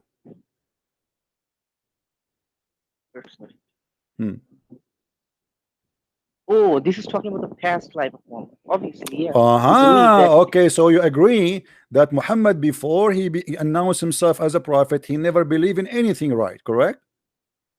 Just like Abraham. Okay. So, but Muhammad, he lived for 40 years as a pagan. Just like Abraham. Hold on. Just like Abraham. Are we going to repeat that? So what? So why you Muslim, you say to us, lie to us that Muhammad was a believer? I asked you, Muhammad believe in what? You said to me, I asked you just a second ago, Muhammad was a believer or was not a believer? You said he was a believer. Okay. So yeah, I never said that he was a believer in his childhood. Okay, so hold on. So you are saying to me that Muhammad was a pagan man for 40 years, correct? Okay. You disqualify Prophet Muhammad for being Hold on. I'm not disqualifying him. I'm disqualifying your lies, you Muslim, because you say to us that always Muhammad he believed in Abraham faith. I did not say that. Okay. I did not. I can show you tons of Muslims saying that. Tons of Christians. Okay, now let me ask you the question then. Why in Islam Jesus he is a believer from the first day of his life, but Muhammad is for 40 days a pagan man worshipping and kissing stones? Because Jesus was the follower of the Mosaic law, the Torah. Jesus was not a new like new religion like Abraham. Abraham brought monotheism. Then Okay, hold on. Jesus Is Abraham Torah. religion is something new? Yeah, because the people around Abraham were all idol worshippers. That's a lie, Abraham my grew up friend. That's a lie. That's a lie. Hold on, hold on, hold on. You are the one who said that there was a Christians and Jews there. at the time of Abraham. No, in the time of Muhammad. So this is not new. You know, he knew what the faith of Abraham is. Let me ask you, Obviously, did you hear the debate? Did you hear the Well- debate between David Wood and the guy, his name Mohammed Hijab? And the Mohammed Hijab, Yeah, he said I saw that for I saw that. 4,000 years, not a single Jew Yeah, break the he said, command. Why he want to break a command, which is that what? It's to worship one God. Do you agree with him? no, I do not agree with you. Okay, so he was a donkey in that debate. No problem. Now we continue. As long yes, because he said that, proving that he's a donkey. So when you say to me that Muhammad was not a believer for 40 years, what is the reason for him not to be a believer? You said because he live in a society, all of them they are mushrikeen, correct? Because Prophet Muhammad was not from Bani Israel but from Bani Ishmael. No, And, no Bani problem. Israel, We will talk about Ishmael. What make Muhammad from Ishmael? Since when? since when? Yeah. Because he's from the tribe of Ishmael. What is the tribe of Ishmael? What is the sons of Ishmael? What is the tribe of Ishmael? This is funny, my friend. Listen, Ishmael, his father is Aramaic, correct? Yeah, Okay. His mother is from where? mother Hagar, Is it what? Is it Egyptian, right? Egypt. Okay. Yeah, Egypt. How the son is an Arab? Saudi Arab. No, No. no. How the I'm not. son is an Arab? The father is Aramaic. The son, the mother is Egyptian. Like you are saying to me, you are Pakistani. You marry a Chinese woman, and your son is German, right? So No. how Ishmael the father of the Arab? The Arabs exist. According to your books, Ishmael he learned Yeah. Arabic at the age of 11. Some books they say 13. So how he can No, be the this is father of the wrong. Arab? No, this. Secondly, your books confirm that Ishmael he married from the tribe of Jurham. Jurham No, is this the is enemy. not. Hold on. This is not Hold Quran. on. Jurham is the enemy tribe of Muhammad. It's the enemy. The tribe of Muhammad, they kicked the tribe of Jurham from Mecca. So how he is from Ishmael, even by your own logic, it's funny. Now we go back here. Muhammad was not a messenger for 40 years. Why? He was lost. He believed in stones. He worshipped stones. Why for 40 years Allah did not guide him? Just like Abraham. You can't see the parallel between Abraham and Muhammad. So Muhammad is like Abraham, and Abraham he was worshipping idols. Joshua, book of Joshua, the last chapter of the book of My Joshua says friend, literally. I'm asking you, Abraham he was worshipping idols, right? Yeah, obviously. And because Abraham was worshipping idols, Muhammad he can worship idols too. No, it doesn't say that Prophet Muhammad worshipped idols. No, you just said to me he was a pagan for 40 years. No. He was an unbeliever. He did not believe anything. Like that's what I'm saying. He was atheist. Hadith, He was atheist. atheist? No, I didn't. Communist. Communist. Like a hippie. mystery. He was hippie. No, your question was just like that. Why he wasn't a monotheistic lineage from Judaism and Christianity? Because we believe that he could not be from Judaism or Christianity because at that time lot of things were corrupted. So that's why we believe he should have. And obviously, an Ishmaelite deserves a prophet. Not all that all came from Israel. Okay, let me ask you. Does the Quran says before Islam that Muhammad was Hanif? What does it mean? I don't know. Huh? What does it mean? I don't. Hanif, it's supposedly, according to your Muslim interpretation, Hanif mean someone he is following Abraham. Yeah. Okay. So how it says he was Hanif, but you just said to me that Muhammad he did not believe for 40 years. Yeah. Prophet was on the path of Abraham. Abraham was an idol worship. My friend, this is another question. That's another question. Was Muhammad Hanif before he became a prophet, or he was a pagan person? No, he was not a pagan person. I do not believe that. So why it says that he is a Hanif? He's a Hanif because of his belief, not because the pre-static. My friend, do you know what Hanif mean? No, that's why I'm asking. Hanif mean kafir actually. Muhammad, he copied the word he do not know. Hanif mean kafir. So Muhammad was a kafir. No, what? Why? Well, this is what it says here. Muhammad, he says Ibrahim was Hanif and Muhammad is Hanif and you Muslims are Hanif, but Hanif mean kafir. How do you know Hanif means kafir? You can go, you can go and ask anyone who speak Aramaic. They will tell you what Hanif. This is coming from the Aramaic language. Abraham is Aramaic. Hanif. And the funny, Muhammad, he claimed that Abraham, he was Hanif and he was not from the Mushrikeen. So all this, in that sense that Hanif word is a separation Okay, between. hold on. Okay. In chapter 16, verse number 123, it says that Allah, he inspired Muhammad to follow Abraham, which was Hanif. When Muhammad was inspired to follow Abraham? When he got revelation. So before that he was not Hanif, correct? No. Okay. When Muhammad was a child, there's two angels and they cut his chest and they clean his chest from the guilt. But he was a pagan person and he was not worshiping God. Why? No, he was not a pagan person. So what he was? You see, he is growing in a family. All of them, they are pagan, correct? No, all of them were not pagan because Khadija and her cousin was Christian. My friend, Khadija is not his family. This is later after he got, he got old, he got married. Focus with me. His family. Your wife is your wife, not your family until you marry her, right? So Muhammad, he grew up in a family. All of them, they are pagans. Is that correct? Yeah, but we do not have any source that Prophet Muhammad worshipped their gods. Well, isn't it even okay? It's mentioned that the Arab, they used to kiss the black stone before Islam. Yeah. Okay. They also used. Isn't it this is a ritual of the pagan to kiss a black stone? Or this is something new? Prophet Abraham established this, then the Arabs. My friend, did the Prophet Abraham establish kissing the stone? Yeah, and then the Arabs corrupted. Abraham, he kissed the stone? Yeah. Obviously. Can you show me, please? Where you get this from? From the narrations of Hajj. Narration of who? Hafs? Where? He did not. Prophet Abraham did not kiss this stone. He used to. A second ago you said so. No. I made a mistake. I wanted to. Okay. Why your prophet kissed the stone?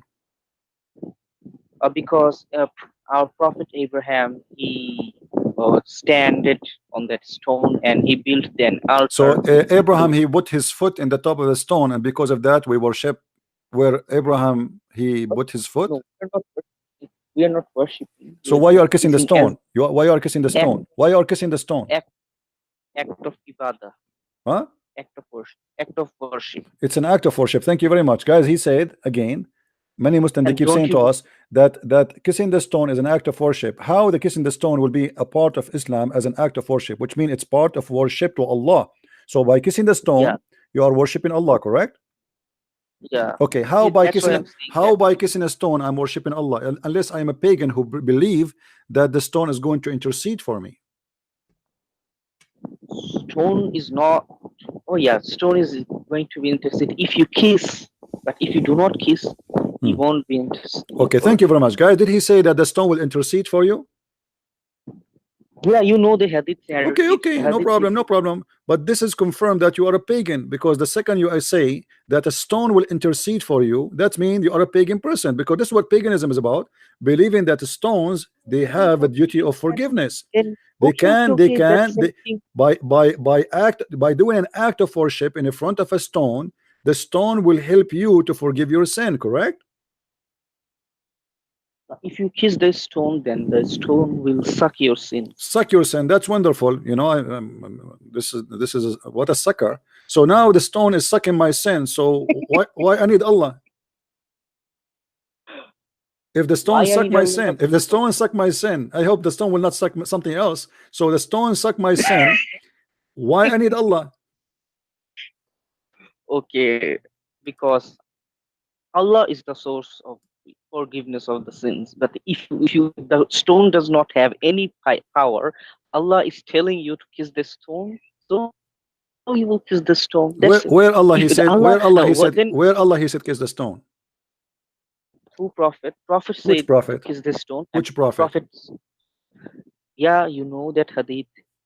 I saw you in a debate with a Muslim. You were quoting that hadith, so you know that hadith, and you also. Then I'm asking the same. You can ask the same, that why you are making a circle 7 times. This is an act of worship too, just like the kissing of the Yeah, but stone. you But you see, cannot. I have no problem. I have no problem with some ritual you can do. This is not really an issue. But here we have a stone. This is paganism. We have a stone. You pray in front of a stone. You bow down in front of a stone, and you believe a stone is holy, and you kiss the stone. And on top of that, you believe that the stone suck your sin, which means this stone is a living stone. No, God. You Okay, cannot is this a criticize that. stone? Is this God, stone is okay, dead, or is this stone is dead or alive? okay. Now, if you are showing the dead and alive, then you cannot criticize, because God uses, the Abrahamic God uses objects to bless people, just like stone, just like the snake in the wilderness at the time of Moses. The snake was dead, but when the people of Israelites saw that snake, they were blessed. That was an My idol, friend, some don't type mix of things up. snake. Don't mix No, things no, up. Oh no, no, it's no, no, not. no, no, no, no, no, no, no, No, no. First of all, see, none of the Jews believe that the snake is going to forgive their sin. None of the Jews believe in no, kissing we do not snakes. believe that. We do Okay, not so believe that. if We let do us not say, believe. hold on. Jesus, he curses a tree. Are we going to go and throw rocks at the tree as the Muslim they do at the house of Shaitan? This is stupid. Jesus, he blessed somebody. He blessed his disciple. Does that mean they became God? Now we have a stone, and that stone, you said to me, when you kiss that You stone, is going to forgive your sin. No, the stone is not going to forgive. God is going to forgive through the stone, just like Okay, through the God stone. used Thank that you very much, guys. snake. Allah will forgive Yeah, your sin through the stone. Did you say that? same as in wilderness, My snake friend, in no, no, no, wilderness. no, no, no, no, God no, no, saying, no, that no, yeah, God, that's a metaphorical. This is have not the snake does not bless anyone. God he blessed. No, there's no snake blessed. That's blood. that And we are also saying that God is And the blessing. Bible speak of the God, snakes as a symbolic of the devil, but it's not the snake itself. Don't mix things up. Now here we have a snake or we have a stone. We have a stone which is dead and not alive. Hold that on. snake was We dead have also. That we snake have was dead. okay, no problem. But we don't have a creature. Is that a creature? Is the stone as a creature? Is that That a stone? snake was not dead. No, That snake was the not. stone, is it a creature who can talk to you? Who can do something No, to you? Who can move around? what, Was it a creature? what you're talking about? This is just a heavenly stone, and this is act of worship. Now, this is parallel between Okay, them. let me ask you. Did Muhammad he say that the stone is the right hand of Allah? Oh, I'm not familiar with this hadith Well, the actually. I'm hadith sorry says from for my. Ibn Abbas. Ibn Abbas he said, the black stone is the Oh, right hand of Allah on the is it from ground. the Siyasita? Is Huh? it from Siyasita? Is it from Siyasita? From what? I mean, the sixth book, Sahih Bukhari, Muslim, Sunan Ibn Majah, If it Tirmidhi, Abu Dawud, Nasai. if it is, you are going to accept it or you will refuse it if it is.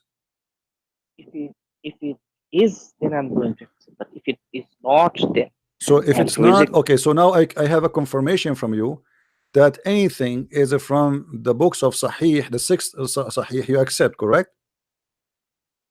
Yeah, if it's in the chain of Sahih, not in like No, the book of derived Sahih, you from. told me 6 books, the 6 books, right? Yeah, but yeah, 99% like okay. Okay. Now let us say that this hadith is wrong. Let us say, for sake of argument, this hadith is wrong. You confirm to me that when you kiss the stone suck your sin, correct? Yeah, Okay. If the stone is not the right hand of Allah, as this hadith from Ibn Abbas says, why the stone is capable of sucking your sin? because God gave power, To the nothing to do to with the the stone, snow, to the stone, stone, to the stone. nothing to do with the stone. Just like the snake in the wilderness, you have to compare actually. And the Mm, main thing is that mm. everyone does not have to kiss the stone, because those who will go to Hajj to do pilgrimage, they have to. And this is not an obligatory that you have to kiss it. You have to kiss it. It's just not for all Muslims. Mm. Okay. Are you done? Yeah. Okay. Why Allah, the one who can forgive your sin without a stone, is using the stone, as you said, to forgive your sin? Just like why God used that snake, if He can bless him, the Israelites, why He Well, used you that have to snake? read the story. You have to read the story, and you will see we cannot compare between them. They have nothing to compare. Why? Why not? Because simply, this is not what happened. Here, Why here not? you have a prophet of God. Here you have a prophet of God coming and kissing a stone and claiming that this is a holy stone. There, did they come and they kiss the stone and they do an act of worship for the snake? Sorry, I- If you want to question my that, why friend, you're doing this, did you're they doing that. did they in the story do any act of worship to the snake? Yeah, there's God said you have to see that. My friend, If you no, see, don't mix things up. Give me a clear answer, please. Did they do any act of worship? I asked you, what is kissing the stone mean for you? You said it's an act of worship, correct? yeah, Okay. That story about the snake, does it have anything to do with act of worship? okay. If it is not an act of worship, then Hmm. they shouldn't make that snake an idol, the snake's idol. Because Hmm. if they did not make that, then God My friend, obviously my friend, gonna my friend, destroy. my friend, this is first of all, it was a miracle. It have nothing to do What type with of the snake. yeah, this is It's have miracle. nothing to do Yeah, with this the is God's snake. It miracle. has nothing to do with the snake. It is an Why act not? of miraculous by God, and it's not an act of That's worship. It's a proof that God can do. They challenge him. yeah. That They ask him, if can you do that? Can you do this? And he did. Here we have a prophet who claimed to be a prophet of why God who God, believe. why God, Hold on. why God used We it have a an person. idol? We have a person. No, Why God. God used an God. idol? As an example, when Moses he made his snake his stick became a snake. He was not doing an act of worship. He was showing the power of his Why God. why God commanded to make a stone, a snake-like icon? Why? My friend, because this is how he can prove the miracle. Why he can't do this My friend, no, without he want to that? show. No, when I show you, okay, here we go. We have a dead man. Can, Make him. Hold on. We have a dead man. Can you make him alive? So we make him alive. We have a. Isn't it your God in the Quran says that the people they ask the people of Saleh, they ask him to make a rock give a birth to a camel? you have to believe this type of My friend, I'm supernatural asking that you. Don't change can the make. topic. Don't change the topic. Isn't it the people they ask the guy who you call him Saleh? We do not know who is Saleh and Prophet Saleh. They ask him, can you make a rock give birth to a camel, and the camel is a pregnant with 10-month-old camel? Yeah, Okay, so here we go. So people they ask and they make a challenge. Can you what your God can do? But here we have a stone which you said it's not done to do miraculous work to prove anything, because nobody can prove. yeah, Nobody can yeah, prove. yeah. Not no, hold on. Nobody can prove anything with what you said to me, that when we kiss the black stone, the stone will suck our sin. Can you prove it? Then can you prove that that snake that Moses built had blessing power, that people, when people gonna saw that, My they friend, were blessed? my friend, the blessing is the miracle, is not the snake. It is what So he that's does. the same. It is what That's what he sucking does. the My friend, sucking. hold on. It's not the snake blessing them. There's no snake bless anyone.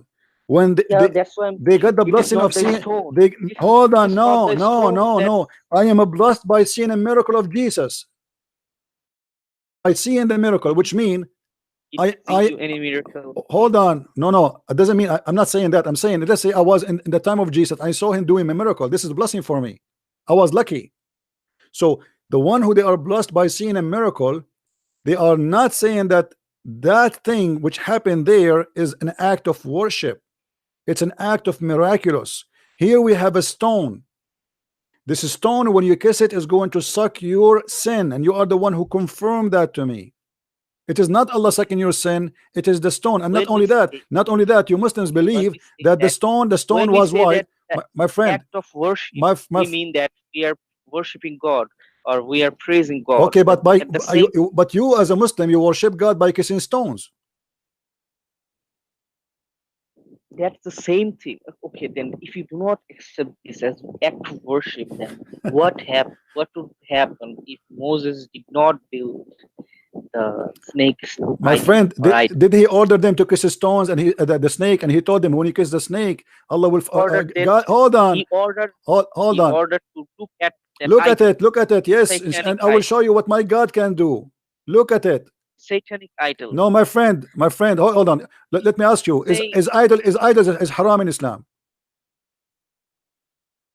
what type of idol you're talking? It doesn't Which matter. idol? Idol is idol, because here when you say idol, it's mean they worship it. The second you say idol, it's something you worship. Yes or no? No, it's haram. Huh? Yeah, this haram. Okay. So is this a stone an idol or not? No, this stone is not idol. So what it is? Just a stone. So why the stone can forgive your sin? Stone can't forgive me. Read with me God carefully. Your prophet is saying clearly that whoever touched that black stone and the Yemeni corner, it erased his sin. Yeah. Okay, just by touching it. Erase. Okay, the stone erased your sin. The stone erased your sin, and you are the one who said to me, when you kiss it, it suck your sin. Miracle of God. This is the miracle of God. Okay, let me ask you now. As long you are saying it's a miraculous of God, miracles of God, they are exist to prove themselves, not to be stay unseen. As an example, when I say that Jesus he resurrected somebody from the grave, if nobody saw that, I mean, what the point? Right? He have to prove it. When I say that Jesus he healed if Jesus says to me, I did heal the blind man, but nobody saw any blind man was healed. Okay, now show me what is the proof that this black stone was white, became a black, because it used to suck your sin. And add to that, you have a guy, his name is Umar al-Khattab. He got you and your prophet busted, because Umar al-Khattab, he said, I know that this stone is useless and harmless. Is that correct? Yeah, I know that. Okay, so when he said, I know that you are useless and harmless, he was wrong or he was saying the truth? He was wrong. He was wrong. Yeah. Guys, did you hear this?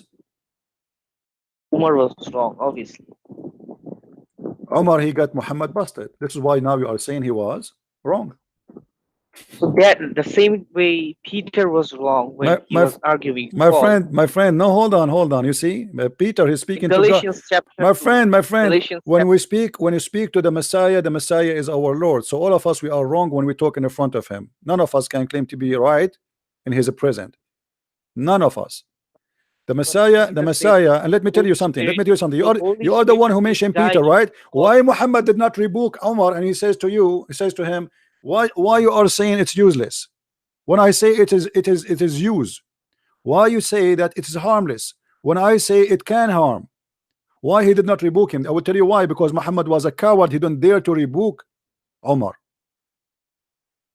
Maybe he waited that he could. What he waited? The guy, he said clearly that this stone is useless. And you just said to me that, and you just said to me, this is an act of worship, which means this is a major act of worship in Islam when you go to the Kaaba to kiss the black stone, because it's going to suck your sin. So when Umar he say that this is a useless stone, Umar he is simply saying Muhammad is a liar.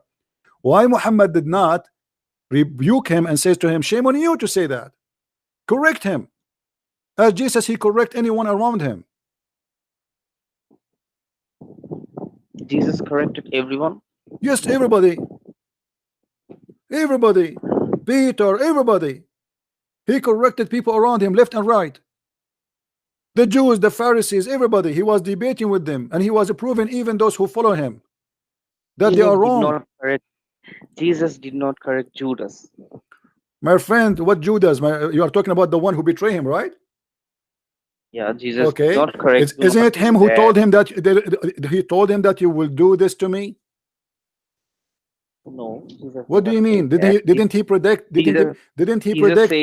Didn't he predict that the person in front of us here with us, he is the first one who would do this act. He is the first one to give you up. He's predicting. He's my friend, because he knew what he will do. He knew what kind of a person he is.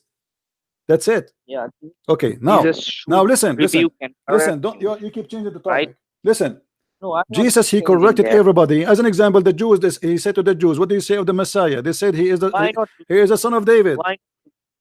He is the son of David. Okay, those are rabbis. He said to them, how he is the son of David, but yet David, he called him my Lord in the spirit. So Jesus correct everybody. Even the Bible speak about Jesus when he going to the synagogue when he was just young. He was speaking to the rabbi and debating them. So yes, he was correcting everybody. Here you have your prophet, and you have a major companion. You have a major companion. Hold on, you have a major companion. His name is Umar al-Khattab. Getting your prophet busted and getting all the Muslim busted that they are nothing but pagans doing an act of paganism. He just made a mistake, simple mistake. Where is the correction for the mistake? Let us say, I'm going with you, no problem. If Omar did the mistake, why none of the Muslims corrected him? Maybe Muslims, obviously, because Prophet waited him to be repented after he died. He was waiting for repentance, so he was waiting for Omar to mislead them and misguide them and say to them something wrong, but Muhammad didn't dare to speak about it. And that's it. Do you see how dangerous what you are saying? You are saying that the act of worship, which you call the kissing of the stone, Omar is saying it is not an act of worship, and Muhammad he don't dare, and he don't, he was waiting for Omar to repent. So why he is a prophet of God? He came to warn people about wrong and right. Just like Jesus and Judas, Jesus did not rebuke him, corrected him. Jesus just corrected him in what? Corrected him on what? Just do not betray. My friend, this is an act he will do, nothing to correct him with, because he will betray him. That's it. He knew who's he. Correct him about what? So no. You see, you are fabricating things now, have nothing to do with our topic. This is a guy getting your prophet busted, and this is a stone. And everybody who have a little brain, he should believe that this stone cannot really be the one who suck your sin. Let me ask you. Did your prophet say that the black stone was white and became black? Moses also said that snake can. If you look at the snake, my friend, yes, Moses, he said, look at the snake, proving the power of God, not the snake. Why God uses a satanic item? Jesus said, let me give you an example. Jesus said, look, if you believe in a rock, you will be recovered. It's about faith. This is a metaphorical of faith. How much faith you have, how much you can be recovered. It's faith. Hold on. Here is not about faith. Here is about an act of worship, that this stone, by kissing it, is going to suck literally your sin. Is not having faith in a stone. When Jesus says, if you have a faith in the stone, is he asking us to worship a stone? Is he talking about a stone? No. It's a metaphorical of faith. So if you have faith, your faith will recover you. If you have faith, your belief will help you. Now, here we have Muslims. Hold on. We have Muslims who believe that a stone will suck their sin, not faith in a stone. The stone literally will suck. Not faith in Allah that He will. But who is going to suck your sin? Is it the stone or Allah? Just like the snake on the wilderness. No, this is a lie. It doesn't say it's going to suck anything. Don't stop lying. You are being a liar. you do not have to be the simple explicit term. My friend, no, You it can- have to be, it have to be, it have to say that, it have to be there. You are the one who said to me, by kissing the stone, it suck your sin. So how you can compare it to that snake? You're stuck with that snake because you have no refugee. And here Umar al-Khattab is getting your prophet busted. You Muslims are nothing but pagans, kissing stones, worshiping stones, doing it as an act of worship to God. How you Yeah, can do an that's act of worship to God? How you can do an act of worship to God by kissing a stone? And why the stone was white and became black? Since when black is the color of sin, which transform from very white to very black because it's sucking sin. That's mean you believe that the stone is a living creature. Okay, then if you have problem that God cannot use a stone to provide his forgiveness. First of all, Abdul, first of all, you never provide me anywhere where it says that your God, he said to you to kiss the stone. Can you? Prophet said so. No, where your prophet said that? Can you show me where your prophet said that God told me to kiss the stone? You do not. We believe the secondary revelation. What my friend, don't play games. Where your prophet said that my God told me that we should kiss the stone?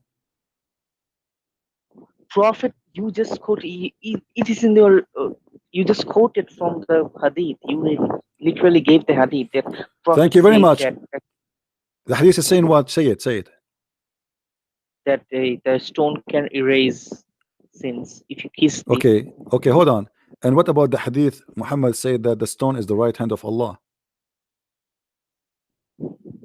It is not from Siha Sitta. It's not from what? Siha Sitta. That you are quoting Ibn Abbas. Okay, hold on. So the stone erase your sin. Yeah. But it's not the right hand of Allah.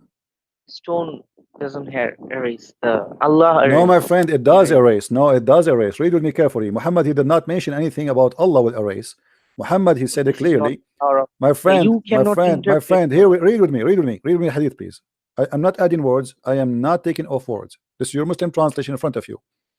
It was narrated from Abdullah ibn Ubayd Umair. It says, "Oh Abu Abdul Rahman, why do I only see you touching these two corners, which mean the corner of the black stone and the Yemeni corner?" He said, I heard the messenger of Allah say, touch them erases sin. Where is Allah? Okay, then if you want to take this literally, that word for word, you cannot take it out of context or whatever. But you are my friend, you tell me, this is literally or not? We said touch them is something physical. Okay, then if you see this as a contradiction where I say that Allah erases sins, not that stone, but you're saying no problem. You are the one who said to me, my friend, you are the one who said to me, if you remember, that the black stone suck your sin. Did you say that? I did not say that this is the power of the stone. No problem. Okay, no problem. But you are the one who said the stone itself, not Allah, is the one who suck your sin, which means the one who cleans you. What suck mean? Isn't it cleansing from sin? Yeah. Okay. So who is the one who do the act of a cleansing? Who is the one who's doing the act of a cleansing? You said to me that the stone is going to suck your sin, which means the act of a cleansing of sin is done by the stone. From Allah, power from Allah. No problem. So Allah, he put a vacuum machine in the ground. It's called the black stone. And if you touch it or kiss it, the black stone will suck your sin. Is that your understanding? You can't mock like that, but black stone will. How black stone will suck your sin? Like why God is using a stone? I repeated the same story in the wilderness of Moses. Why that's God false. used That's false, my friend. That's false. I repeated to you, and I told you what Jesus even said. If you have a faith in a stone, you will be recovered. So he's not asking us to worship a stone or to kiss a stone. There's no kissing, there's no touching. You know, if you have faith in God, here we go. I'm going to show you the miracle. The same as he did to the Egyptian about what he can do with his stick. Don't compare. Be honest. Here you are saying that the stone, you kiss it, it suck your sin automatically. You have to enlighten our tradition with the Judeo-Christian tradition, because you can't say that God can't use a stone or a thing, because in Exodus chapter 25 you can see the altar is building, then the cherubim, the two stone of two statue of angels, Jews that God commanded. So these type of things And they are worship really idols, right? And they were worshiping stones and worshiping idols, right? according according to your logic, not No, my you see, logic. no, this This is my is not logic. This is you're Christian. lying now. You're lying. And No, when no. Umar ibn Khattab, he got you busted. How? Okay, now let me ask you. The stone was white. Let's focus on this one. The stone was white. Why it turned Yeah, black? for sins. Why? From sin. For sins. Yeah, So you know that. you as a Muslim saying you believe that a person, if he have no sin, should be white. A person he became a black, is sin make him black. Sin make not a person black. If stone, sin make that stone black. Book or what are different? I mean, what make the color black come to exist in the stone? It is the sin, correct? Yeah, Okay, why? Why the sin make it black? because it make black, because black in an black in an, I mean, eternal sense represent evil, just like you quoted the hadith. There will be angels will be black Hmm. at grave, Hmm. right? Hmm. But sin, but here the stone is transforming color. Does that mean it's getting Yeah, dirty? yeah. Getting dirty. Okay. So sin is something physical, make you dirty physically. Not a person. In case this is the miracle, you need the you are, that was a white stone that became a Okay. black stone. That Is the white, Islam is if the there is only any book that proof has. that the stone was white and it became a black, or this is just a fiction, stupid story? Is there any proof that Moses split the Red Sea? Yeah, there's witnesses. There's even books of history speak about it. Even the Sabian who hate the Jews to death, they speak about that and they confirm it. No, no. What? No, no, no. You know, I'm asking you. Where when you are Muhammad he got this story? Isn't it this is a pagan story? Exist before Muhammad, and Muhammad he do just the same as every pagan Arab does, kissing the stone, believe in a stone. Let me ask you, why the stone look like in the shape of a vagina? oh, okay. This one is okay. Now we believe that God sent many prophets. Hmm. So What we prophets? believe that okay, when many prophets, you like I heard 1 million in a hadith.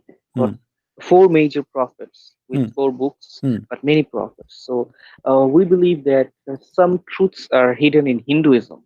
Hmm. Okay, Hmm. so we may be this is just an ordinary interpretation that Hindus believe the God created. God is a male figure like penis. Hindus worship a penis of Hmm. Shiva. So Why you that are come taking from that. me there? I'm asking a specific question. Why you are taking me to talk about the Hindus and the Buddhas? You know, I mean, by the way, your prophet is so sound like you're convinced that your prophet he is taking the black stone from the Hindus, right? Is that the No, penis of you are is you're saying that no, I am vagina. Yeah, asking yeah, you, that vagina. I'm Yeah, asking you why the black stone look in the shape of a vagina. because this is from one type of revelation that people before us, Jews, Christian, Muslims, or Zoroastrians, Hmm. they believe that God, the universe had a sex between the Shivlinga and the universe. Hmm. Yoni, yoni from yoni, the word yoni to joni, joni in the Sanskrit and Bangla, but in English it's vagina. So this is type of thing like Let me ask you, that. is it true? Is it true that the Arab before Islam, women they used to go, and men, and they used to place their hand over their vagina and they touched the black stone, and this is why it became black? No, I'm not familiar about that. What if this is true? If this is true, we don't care because Prophet purified this whole thing. No, you see, you said to me that the black stone became black because of sin, correct? Yeah, because Okay. of the people But the sins books, of the people. the Muslim books confirm different story. Read with me carefully. It says,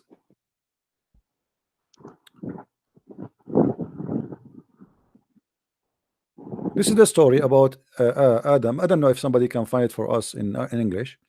Allah, he told Adam, I send down to you what you can go around as the same as you go around my throne. So Adam, he went down to India, and here we notice the connection between the Hinduism and Islam. Muslim believe that Adam was Indian. He came in India literally. So he was In in not India, but in Nepal. Yeah, nope. in Indian region. It's We India, believe in India. Indian. This is what it says in the front of Yeah. me. It says Al Hind. So I go by what the text says. Okay, no problem. So he went there walking, and then the angels were waiting for him. And the angels, they said to him, blessed is your pilgrimage, Adam. We did visit this house before you, 2,000 years before you. And Adam, he did visit the Kaaba, do Hajj 40 times. Or every time he go from the land of India all the way to Mecca on his feet. You said he was from Nepal, right? Nepal, Al Hindia, on that region. Okay, is it there was possible? no Is it country possible like to Nepal. go? Is it possible to go from there by feet from Nepal? I will let it Not go. in Let it like go. Think about it. Go and look at the map. And then he says, and he keep doing that until Allah, he took him in the day of the Tufan, which means the day of Noah, the flood of Noah, to the fourth heaven. And he was kept on the Baytul Ma'mur, the house which is built by Allah. Then Allah, okay, he ordered Ibrahim to build this house. Yeah. And then Gabriel, he taught Abraham the location of the place, because the flood of Noah destroyed everything. Yeah. And then it says that Allah, he sent a cloud, kept him in shade, and the shade of this cloud never increase and never decrease. Very weird, a miracle, a miracle. And then it says, let us continue here. And Gabriel, he came with the black stone from the sky, and it says that the mountain of Abu Qubais, which is the mountain next to Mecca, was holding the black stone and give it delivery, which means during it says here فانشق عنه وقد خبئ فيه أيام الطوفان. So the mount of Bani Qubais, which is a very close mountain to the Kaaba, swallow the black stone and hide it until the flood is gone, and then deliver it again like a woman delivering a baby. And it was وكان ياقوتة بيضاء من الجنة, and it was a pearl from heaven, pearl, not a stone. But when, look what it says, فلما لمسته الحيض في الجاهلية اسود. When the blood of women from haid, from menses in the Jahiliyyah touch it, it became black. Your comment? Comment that was also a sin. But it says here, okay, hold on. Pagan. Why the women blood from their vagina is in the stone? What is the practice they are practicing? What is the practice? This is a pagan practice. They corrupted it. Okay, what is the practice there? And you see, the women, you said to me that the sin make it black, correct? Yeah, this is a okay. sin. What is the sin we are talking about? Is the women blood from period? Yeah. Okay, you believe in that? I do not believe that the period is a sin. So why the period of women make it black? Because she was in unclean level. You know from the Bible also that talks about menstruation. No, okay, this is a different story. This is a stone Allah he sent, and he made it white, like it says a pearl, literally a pearl. It's not a stone. And women, the question here, my friend, listen carefully. I give you a lot of time. There's people trying to call, and I'm not giving them time to talk.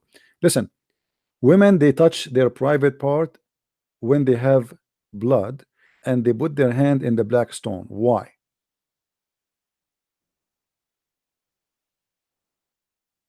Because it's a pagan practice. It's a pagan practice. Thank you very much. Is that because they believe that this stone is going to fertilize their vagina? Maybe. Okay, thank you very much. Guys, did you hear it? Did you hear it? Did you hear it? The black stone, if you are a woman, you want to get pregnant, you go to the Kaaba when you have your period, you put your hand over your vagina. Obviously, they were pagans, and they believe the blood in your hand, and then you put it in the black stone, and that will make you fertilize. This is exactly what I'm saying to you, my friend. I just prove it to you from your books, that the Arab and you Muslims are no different. You believe in the god of fertility. The black stone is the fertilizer. This is a stone. This is a stone. This is why this is why it have a shape of a vagina. This is why the stone. I asked you why the stone have a shape of a vagina. You could not answer, correct? Do you know why? I answered. No. I'm saying to you why it has a shape of a vagina. Do you have an answer? Yeah, I agree with you that yeah, this is a shape of vagina. Right. Why? Because in Vedic theology, in the Vedas, it talks about the male part of God had sex with the female part of God. Okay, so in somehow you're agreeing that Muhammad obviously is copying from the Hindu. Something have to do with the Hindu. That's why I said that some truths are lying in the Hinduism and Buddhism. Okay, some truth lying in the Hinduism. So you agree that this black stone is a fertility stone. Yeah. Okay, thank you very much. Well, I'm done with you, my friend. Yeah, thank you for calling. Thank you for calling. That's it.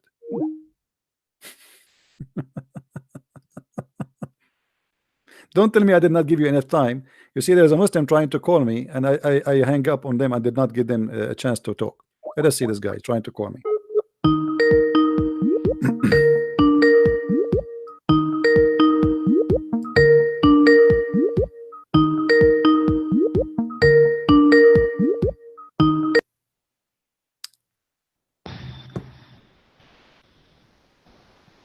Hello. Yes, my friend, you are trying to call me, right? Yes. How are you? I'm fine. What do you want to say to us, Mr. Omar? How are you doing? I'm fine. There's no need to turn your camera for us. Why? Well, it's up to you. I mean, I'm not interested in see you in the camera anyway. What do you want to say to us, Omar?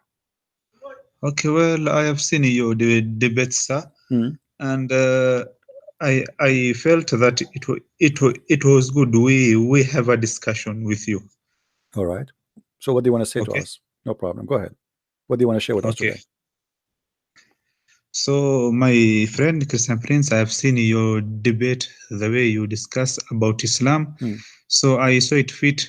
We make a contract, me and you. We discuss about 10 topics about Islam. Okay.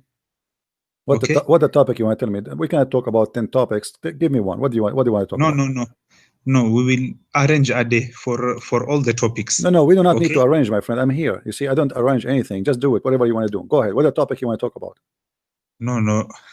I feel I want to arrange with you. My friend, I don't arrange anything. I am always ready to take any topic you wish. Just tell me what you want to talk about and feel free. I do not need to prepare. I am a person. I'm always ready. That's why I have my Skype open, and everybody is welcome to call me. I'm not like Muslims who need to prepare, print the 1,000 answer from the internet. So go ahead. What do you want to tell me? No. It is good. I will do as Zakir Naik taught me before any discussion. I like Zakir Naik. Okay, my friend, do whatever you want. Do what Zakir Naik taught you. But go ahead. What do you want to tell me? Why you are calling me? Okay, so I would like to discuss 10 topics with you. Go ahead. The first one is about the satanic verses. Okay, go ahead. Okay, but I would like to discuss it with you later in December. Now, what you want to decide in December? I might be dead, my friend. I reserve for my funeral in December 30. You better do it now. What do you want to do? You deserve your funeral. Yes. Jibril came to me and he told me I will die. What I would do? Who? Jibril. Who came to you? Jibril. He came with 600 wings and he told me that Christian Prince, you will die. Oh, he will come with you. Okay.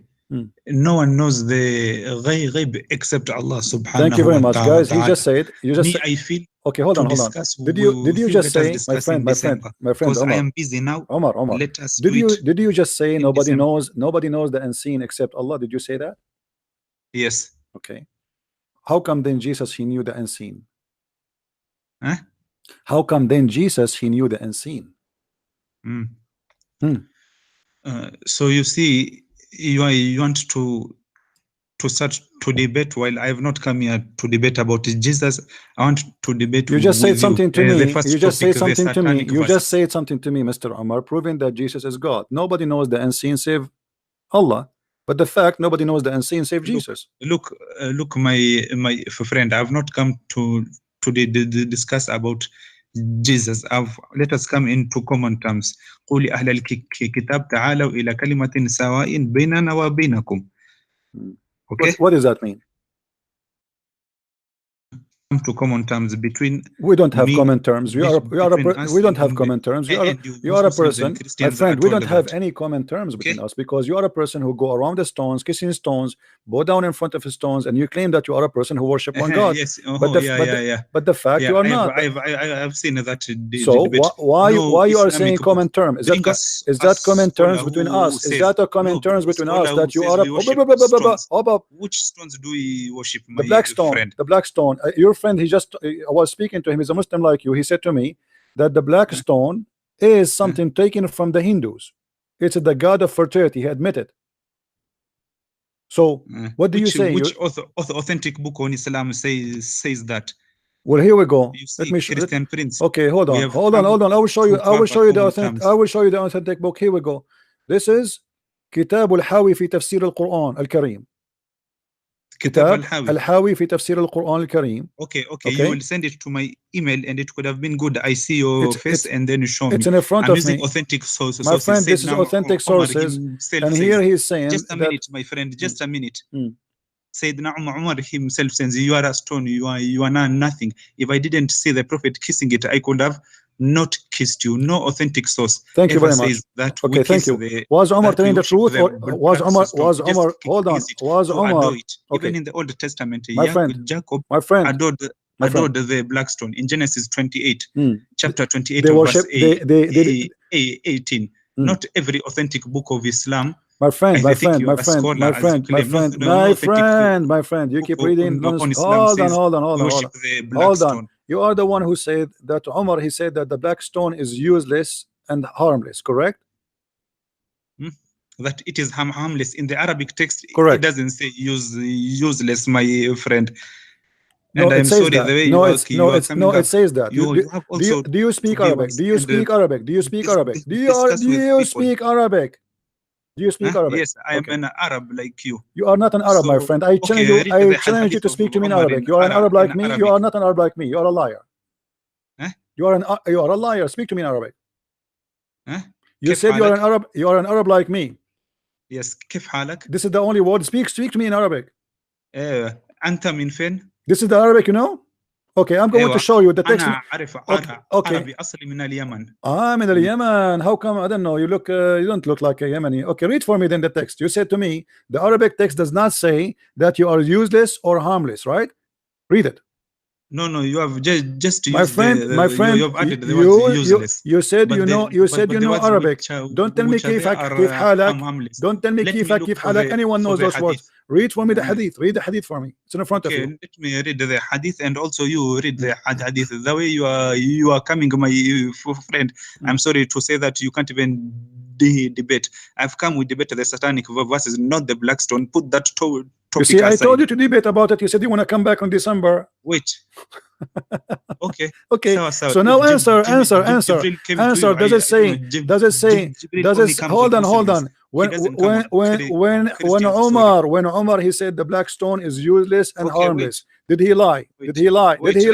Google it. Did he lie? Let me Google it, and you also read the hadith, my friend. No, okay? You read it for me. I'm going to give you the link. Okay, Don't go. let me read it for Don't you. go, Grant. I will make it easy for you. Okay, wait. Okay, here we go. Okay, so it seems you want also. Let me give you the link. Okay, so let us study the satanic verses. Every day hold on. No, no.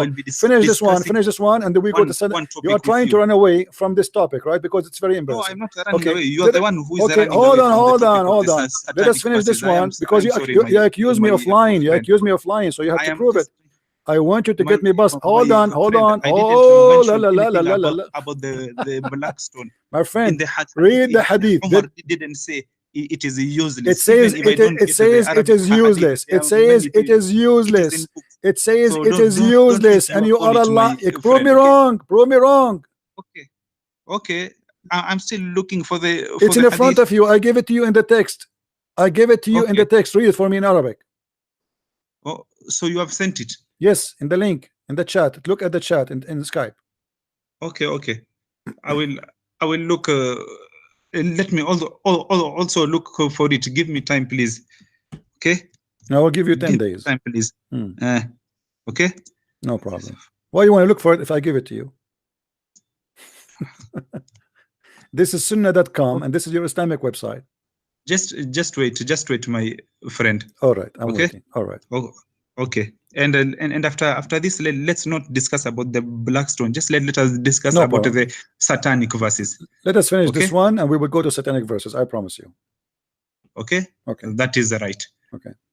Okay. And let us finish to discuss about that topic at 12 o'clock. Okay. What 12 o'clock, my friend? So, here we go. The Blackstone. The translation. Read for me, please. The Blackstone. Bukhari. Let me also speak, my friend. Al-Bukhari reports that Umar, Allah may be pleased with him, came to the Blackstone. Read it in Arabic.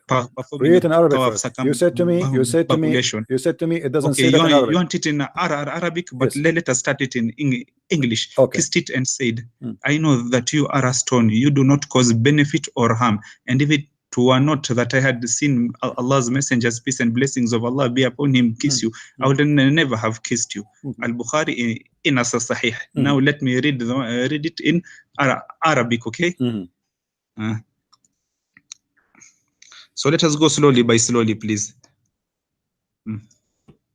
And that of yours telling you Jibril is saying that you have died. I don't know how does that help. Read my friend, read. You said you read in Arabic. Go ahead.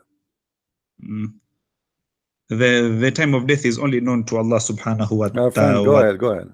The exact time, that date, and the exact place. Yeah, we will talk about that too. Isn't it Allah who sent the angel of death to Musa, and Musa did beat the angel of death and change the date of death for himself? Okay. Let us know which hadith has said I will show it to you after we finish this one. No problem. Prince, we have your prophet saying that Moses. We have a prophet who said that Moses did beat the angel of death, and he broke his. He took his eye out. That hadith. I will. No problem. I will. Now let's finish this one. Read for me in Arabic. You said you know Arabic. Read for me. You say, oh la la la la la la la la la. Oh, hold on, Abdul. You said you know Arabic. Read for me read the Arabic for me. You said you know Arabic. He will not do it. Read for me. Bring one point, and I'll bring the other point. Just wait slowly. Read the Arabic for me. Why it's taking you time? Just wait. And.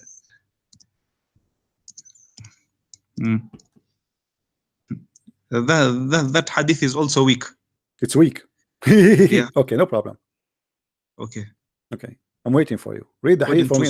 Read for me the hadith in Arabic. I'm waiting for you. Why is taking you time to read the hadith in Arabic? Okay, let me read it. I'm trying to look for it.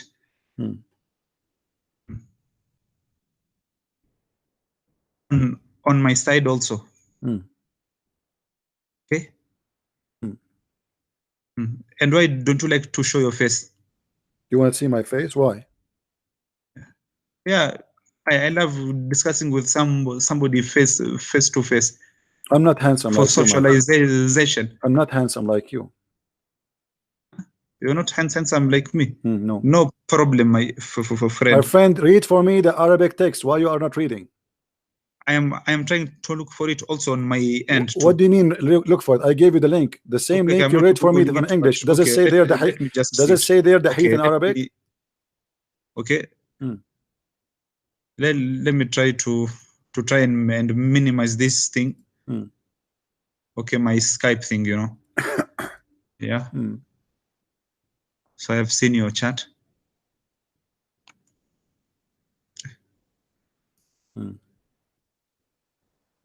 Just give me time, okay? No problem. Where are you now? You're in America? I'm black, blonde, African American from China. What's your problem? Okay. Because once you sent me a message, when you go to America, you will contact me. Okay.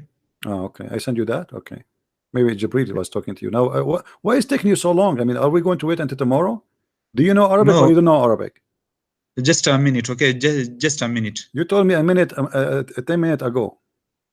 I gave you the link. Open it. You did read the hadith in English. I'm trying to open the link. It's not opening. So you were reading the hadith from where?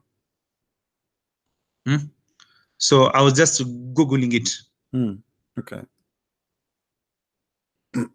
Just let me try to go to Google and check.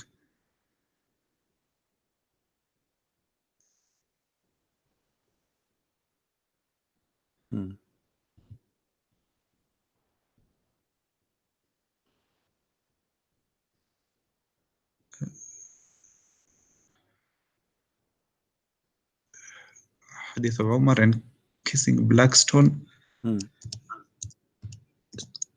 in Arabic.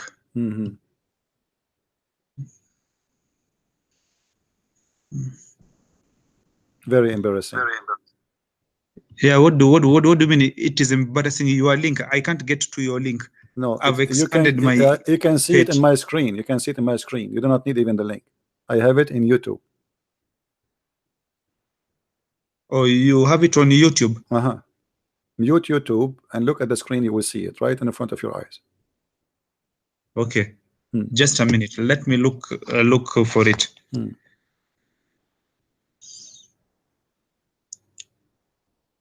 So it's on your page, or? Yeah. In YouTube. Okay. Okay. Under the topic of? What to talk about? We are waiting for you to read for us the hadith about the black stone. What topic of? No. Your page has many topics. I want to know it. It is in Abdul, what's wrong with you? You are the one. You are the one who said to me the hadith in Arabic doesn't say that. Read the hadith in Arabic. I said to you, let me show it to you in Arabic. Read it in Arabic and read for me the hadith in English. You are the one who said to me, whatever page, listen, read the hadith for me in Arabic. You claim that you're an Arab. You said to me, I am an Arab like you. I said to you, no, you are not an Arab like me. Okay, okay. Read the hadith in Arabic. Go ahead. Okay, just a minute. Give me time, man. Why don't you start reading it first, and I shall translate it for you. I do not need you to translate it. You said you are an Arab. You said you are an Arab. You said you are an Arab like me. What do you mean translate it to me? Read it and translate it for me. I gave you the translation. You said I'm wrong. It doesn't say it's useless. Read it. Okay, so give me time. We're not fighting. What do you mean give me time? Why you cannot find it? I am trying to open YouTube. Open YouTube. Just a minute. I shall come back to you. What come back? Don't hang up. Don't hang up. Just a minute. Don't hang up. Don't hang up. What do you mean? Your 4 wives are watching you. You claim to be a hero, and you call me to get me busted. I am not yet married. Okay. Sorry. Doesn't matter. You will have 4 wives sooner or later. Now, read for me the hadith in front of your eyes. Just a minute. I'm using here my phone, bro. So let me look for the hadith in my phone. Yeah, you're an Arab like me. Yeah.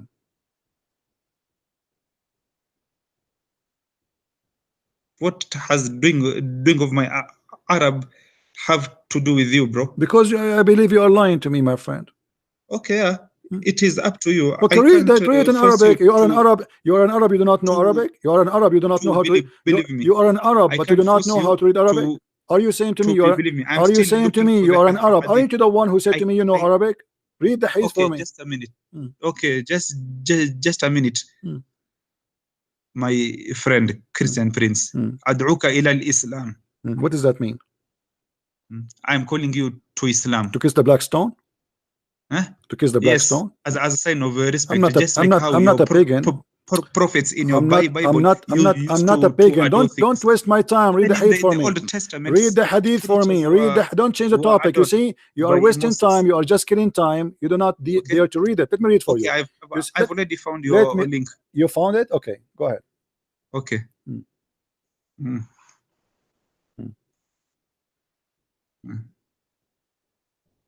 Also, Jacob adored the stone in Genesis 28, chapter 28, verse 18. Okay, after I finish reading mine, read Genesis chapter 28 and verse 18. Read it. Go. Let us go fair and square, okay? So, narrated Abis bin Rabi'a. Umar came near the black stone and kissed it and said, "No doubt, in I know Arabic, that you are a black stone." In Arabic, you did read it already in English. You did read it already in English. Read it for me in Arabic. Where's the Arabic? Read it in Arabic. It's in the front of you. Stop lying. Stop lying, Abdul. أنت حجر لا تنفع ولا تضر. Okay, what does that mean? Hold on. لا تنفع ولا تضر. What does that mean? You neither benefit nor harm anyone. Umar didn't use the word useless. Guys, did he say never benefit anyone? Is that what this is? What does this mean? Yeah, it is just a stone. You respect it. This is useless. This is useless. You never benefit anyone. This is exactly what useless mean. Guys, you never benefit anyone. You never benefit anyone, and you never harm anyone. That's mean he's useless. There's no use of it. It is up okay, to you. as long as okay, hold on. As long you agree, as long Genesis you 28 verse 18, when he adored the stone with my friend, hold on. Useless. Oh boy. Listen, Allah tells us in the listen. Do you agree? Hold on. Do you agree with Umar or you don't agree with Umar? Do you agree? So Umar don't make me hang up on you. We cannot talk in the same time. We cannot talk. We cannot talk in the same time. Quran says it is holy. Stupid idiot.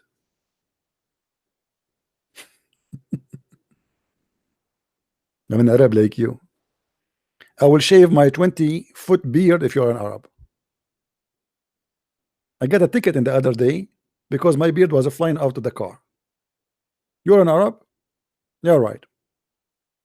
Do you know what he was doing? He was looking for where he can find equal letters to read it in Arabic or to appear to read in Arabic. Abdul, we cannot speak in the same time. Let us make an agreement. We cannot speak in the same time, please. Okay. Now, did Omar make a mistake when he said the black stone is useless? Do you agree? Do you agree that Umar? Do you agree with Umar or you don't agree? Respecting it, doing it. Do you agree? Hold on. Don't make me hang up on you. Don't be stupid. Shut up. Don't call me again. What a donkey. I'm not going to spend my day shouting.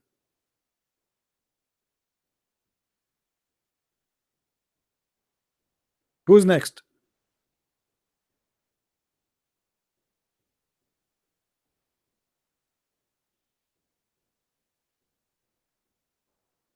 Who's next? Anyone? Do you remember, guys, the one before this guy? He said Omar, he was mistaken, right? Omar, he was mistaken when he said that. Do this guy dare to say Omar was mistaken? Omar, he said clearly that the black stone is useless and it is harmless. The black stone confirmed by their books, not my book, that it became a black because women vagina blood touching the stone. This is a pure paganism religion. They claim that they are monotheist and they worship one God, but yet they are connecting act of worship of stones to God. They touch stones and they kiss stones, for stones forgive their sin. They pray around the stone. They pray in the direction of a stone. Everything in Islam is based on stones.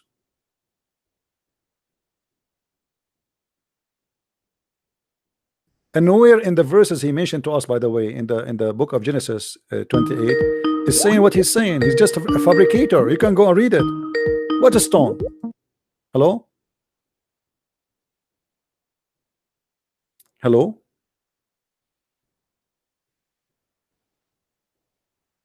Are you there?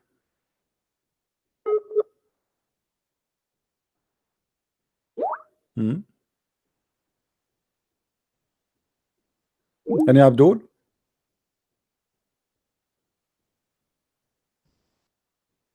Fabricator, and they make up stories and they come to us with false stories and they try to cover the shame of the religion.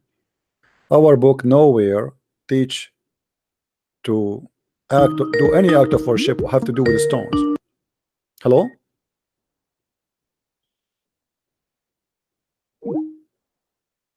Let us see this guy.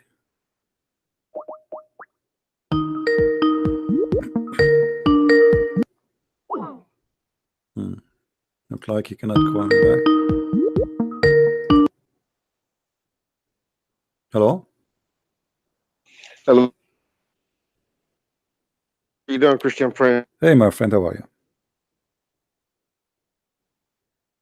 you? Your voice is not coming. You have a problem with your network. Hello? Yes, go ahead. We hear you now. This is Nathan again. How are you? Hey, Nathan, how are you? I'm fine. I just want to say you're doing Your voice, sadly, is very bad. Line that he's My friend, my voice is bad. Say again, what? Can you hear me now? Okay, go ahead. Let me call back. I think you need to close some Hello? you need to close some app in your phone or something to call me back. Okay, yeah, I'll call back. All right.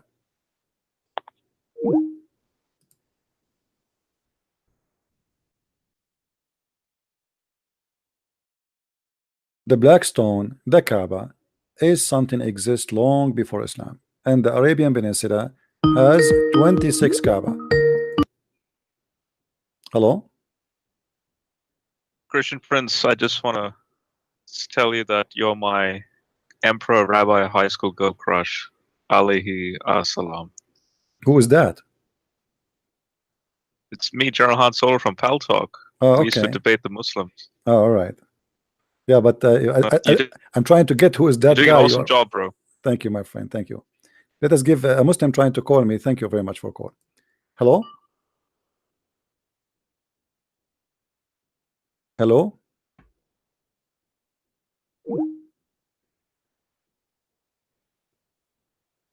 Are you there? Hello. Yes. Go ahead. 1 second, 1 second. Let me put my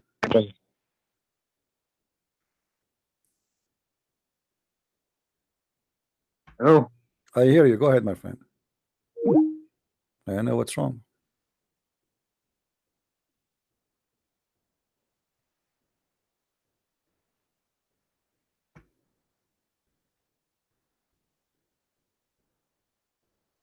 Call me back. And sorry for the person who I hang up on you because I saw a Muslim calling, so I have to take him. Call me back, my friend, Mr. Muhammad or Ahmed. Let me call you. Hello. Yes, Mr. Ahmed. How I can help you? Can you hear me? Yes, go ahead. Yeah. So basically, what you say, you're talking about the stone. Yes, the black stone. Why you Muslims kiss it? The stone itself is useless, as you already said. You mentioned it's useless. Therefore, it doesn't have any, what's it called? It's only a ritual by. No, just, but Jesus, he did not respect. give us a stone to kiss. Jesus did not. He mentioned he just gave us a metaphorical that if you have faith, your faith will help you to recover. So now you Muslims, you kiss the stone for what? Just to revere, just to show our respect to the Prophet. That's all. What does have to do with respect of the Prophet? You cannot respect the Prophet without kissing stones. You can definitely. Okay, so your Prophet was kissing the stone to respect himself. No. Okay, because you said we kiss the stone as a respect to the Prophet, but the Prophet himself, he kissed the stone, so he was kissing it to respect who? He was that stone. You have A stone. Okay, the so your factual basis. prophet, he respect the stone. That's wonderful. Why he respect the stone? Oh boy, you will go back to zero. I called them before, you know, I chatted before with a website. It's called Convert to Islam, I think, and I asked them why. I have a question. Why the Prophet he kissed the stone? They said to me because it's holy. I said why it's holy? They said because he kissed it. I said what? Why he kissed it? He said what's wrong with you? I just told you. So what you told me? You told me he kissed it because it's holy. I asked you why it's holy. You said because he kissed it.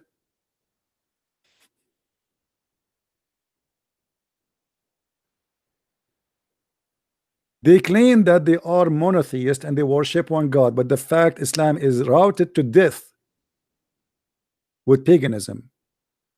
Everything you see around you is a pure pagan.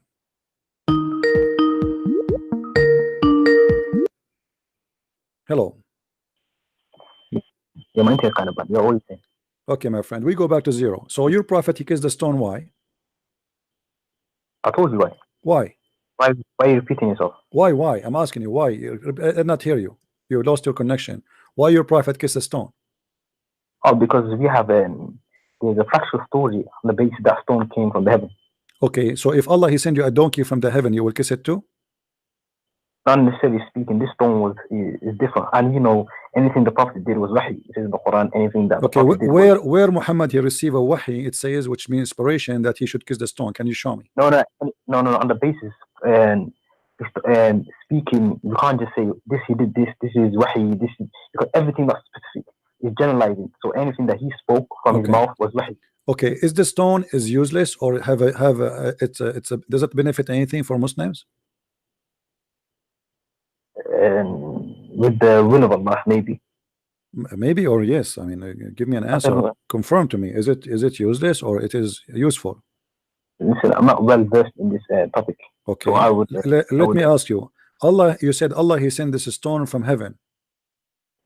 Yeah, it fell from heaven. Why?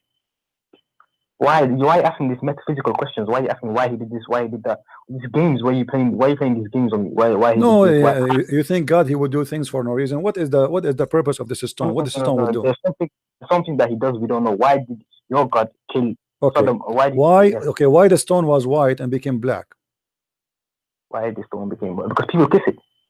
So why you kiss it? Why you make it black, man? Keep it white.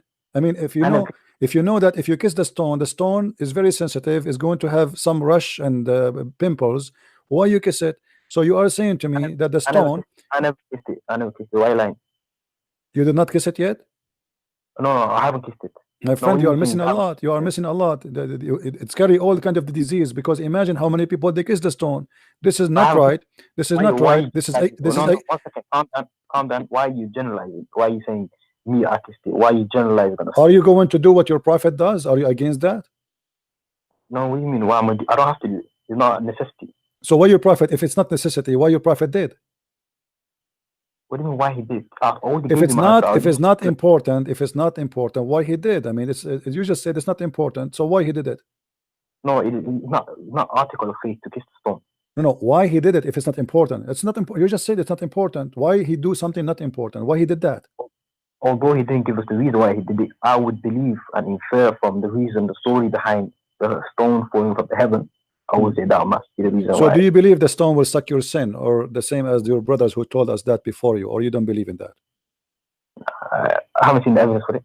So you don't see any evidence of it. Okay, let me ask you about the Kaaba then. Forget about the black stone.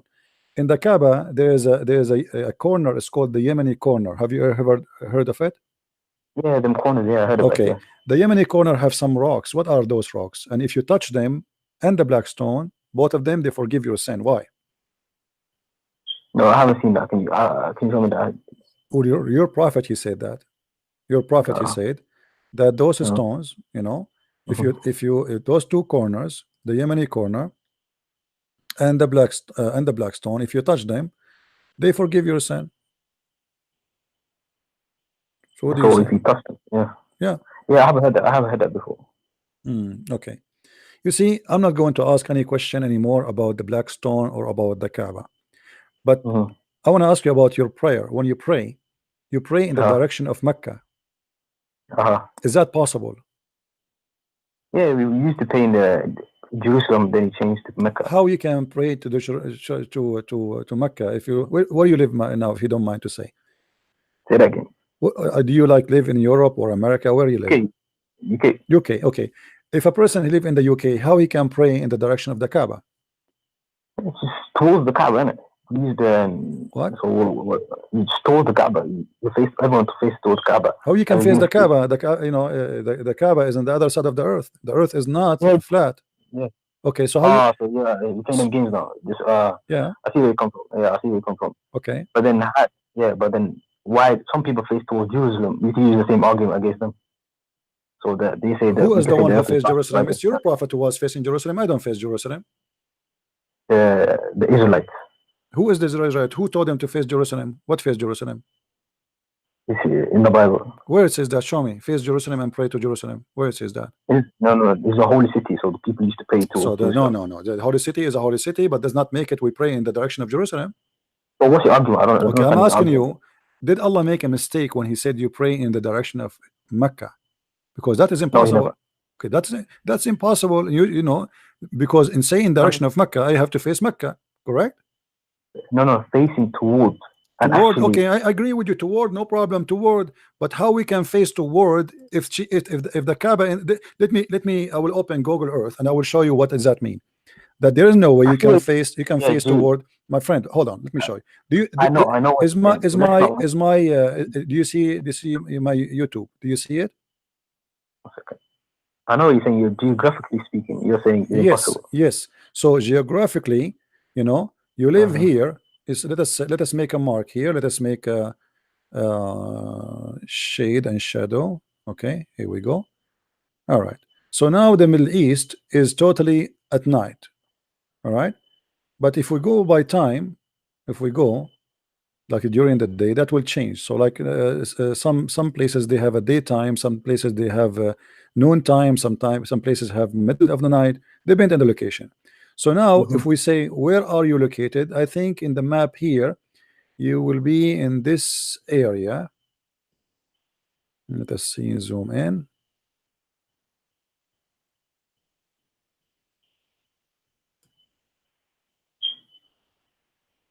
This is England, right? Yeah. This is here England. Okay, this is the United Kingdom. So now I'm going to put a mark for England, and I will show you where and how we can pray to Mecca. Okay, so here let us make a mark. Do you hear me, my friend? Look like we have a bad connection. Here we have England in this area. Are you there, my friend? Hello? Are you there? Maybe we lost him. Here we have England. Here we have the Kaaba. Okay. When you pray direct straight, and that straight will go as a ray in the space.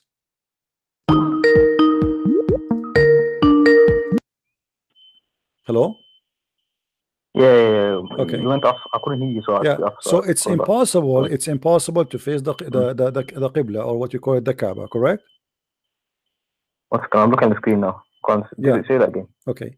If this is, I'm showing you here. Let us say, just to make it more clear. Let us say me myself. I live here. I live in America. Okay, this is America.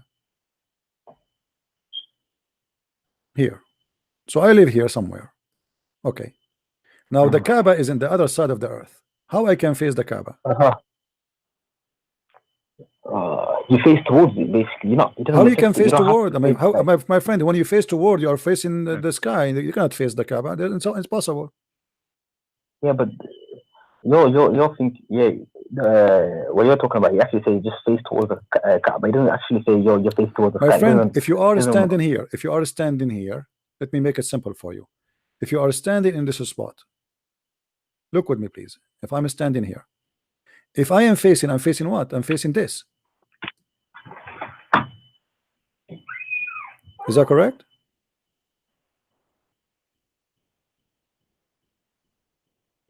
Are you with me, my friend?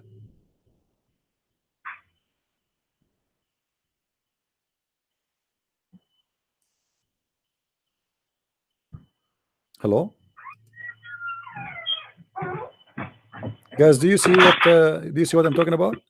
If I am standing in this area here, if I'm standing in this area, there is no way I'm going to face any city in the world. I'm going to face the horizon here, out of the earth. So how what kind of God he do not know that this is impossible? No. In terms of face towards the Kaaba, the reason behind it is only for unification of people. It's not actually saying, yo. But yeah, I know. But okay, how you know that the Muslims are Muslims if they face the Kaaba, correct? Yes, but facing. Okay, but how you can face the Kaaba if facing the Kaaba is impossible? So you are asking them to face nothing. Yeah, so you could also mean that, but I'm just saying it's only for the reason of unification, not necessarily saying, yo, you have to face it, you have to directly, you know. No, you have to face it because it says you have to pray in the direction of the Qibla. Don't make things up, my friend. It says you have to pray in the direction of the Qibla. Direction of the Qibla. Okay, where is the direction of Qibla? My brother, your own book says it in First Kings. It actually says face towards Jerusalem. So you have the same problem as us. My friend, read for me what you are saying, what you are talking about. Go ahead. No, it's in Kings. I can remember. No, don't tell me. It says. My friend. Okay, you can find it. No problem. But listen. This is literally about an act of worship you do. Pray in the direction of Kaaba. You said that Muhammad was praying in the direction of Jerusalem, correct? No. I'm fighting for you. You busted yourself. No problem. Was your prophet praying in the direction of Jerusalem? Hello?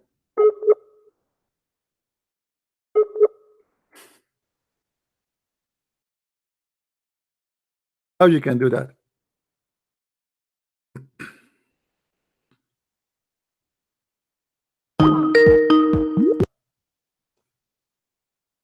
Hello? You just keep going also in my okay. I think it's my was your prophet praying in the direction of Jerusalem? First Kings, pull up First Kings 8:44. You have a book with you, pull up First Kings 8:44. Read it. When people go wherever you send them, when they pray to the Lord towards the city you have chosen and the temple I have built for your name. Yeah, they pray to the Lord towards the city you have chosen and the temple I have built for your name. Yeah, but they are, so but they are, but they are there. They are there. They are not, my friend. They are there. They are there. My friend, they are there. If I am in the city, I can face the church in the city. I can face a place in the city. But you are a person who live in America, and you are going to face the Kaaba. How you can do that? Oh no, he's telling the people to face towards the city. They're not. Everyone. My friend. Okay, let me ask you. Your prophet, he did pray toward Jerusalem, correct? Yeah. All right. Why?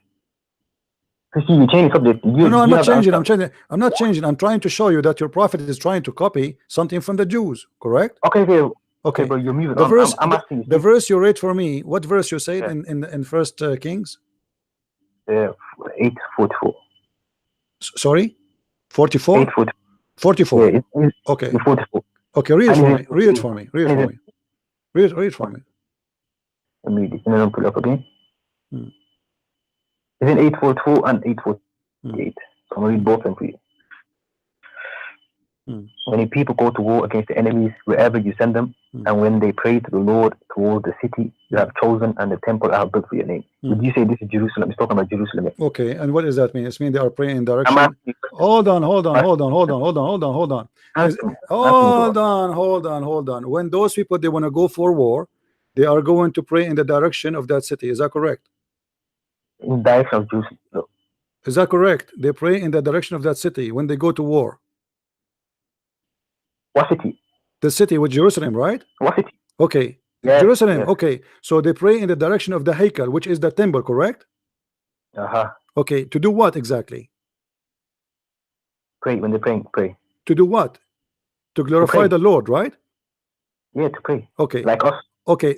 When those people they go to war, they are going where? To fight. Where? What do you mean where? Where they went? Did they went to China? Did they where to go? Did they go? Anyway. No. They go to defend. When they defend, before you go to pray, when you wherever you want to go to war, you face the temple. This is your temple. This is the house which is chosen for God, and you pray, asking God for a blessing to be victorious in this war. Okay. So what's the point? Okay. So I'm trying to say to you, it says yeah, wherever.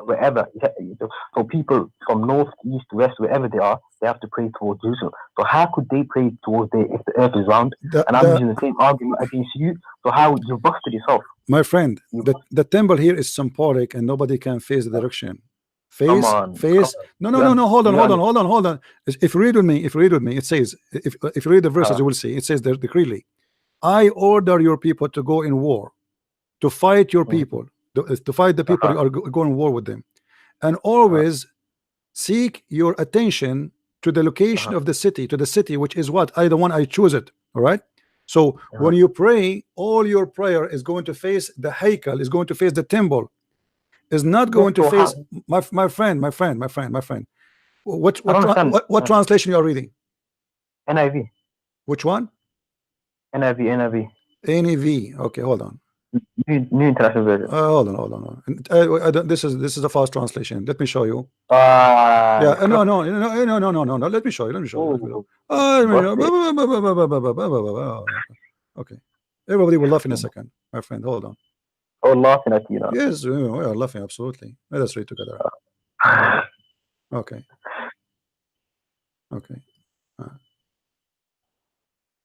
Why are you changing the subject, man? I'm not. You are changing. Hold on. Okay. So I'm not changing. Okay, hold on. Let those people, wherever they go, they pray toward the city. The translation you are reading, correct? Yes. Okay. Where they go? What do you mean where they go? Where they go? It says wherever you send them. So he's talking wherever you send them, wherever you send them for war. Wherever you send them, send them to where? To war. Listen. This is my argument. My friend, no. Read carefully. Wherever you send them. So if I want to go to war, it doesn't matter where I go. I have to pray. The army, all the people, they have to pray in the front of the temple, facing the temple, praying to the Lord in the direction of the city of the Lord, because this is the city of the Lord. They can be. It's possible. We can be in the front of the gate of the city, and still they face the city. No, my friend. Hold on. If they go out for a battle against their enemy, all right. Wherever you shall send them, shall pray to the Lord. Where? To the city. What city? To Jerusalem. Okay, hold on. Where the Jews are when this story happened? Where the Jews are located? It says wherever you send them. So it doesn't matter. This is about them at that time when they will go. So I don't think the Jews they don't have. The Jews they don't go and pray toward the Qibla of direction. This is the verse about when they go to war. When they go to war, they are people of the city who live in the city. Oh no. They are not people out of the city. They are from the city. So when they are leaving the city, they are going to pray toward the city. So if we go out of the battle, if we are, let us say they are fighting with the Palestinian, and the Palestinian in front of their gate, and they go out after them. When they pray, they have to face Jerusalem. No, it says there wherever you send them. So this doesn't matter. This is an order for what? For that time when they are going to war. So you don't let me speak. So wherever they go, they have to pray in that direction. Listen, you don't understand. My friend, hold on. In order to show me that this is what the Jews believe, then you have to give me an explanation made by the Jews. And the Jews, they say, okay, this is says that wherever we go, we have to do it in a certain way. Have you read any commentaries? Correct or not?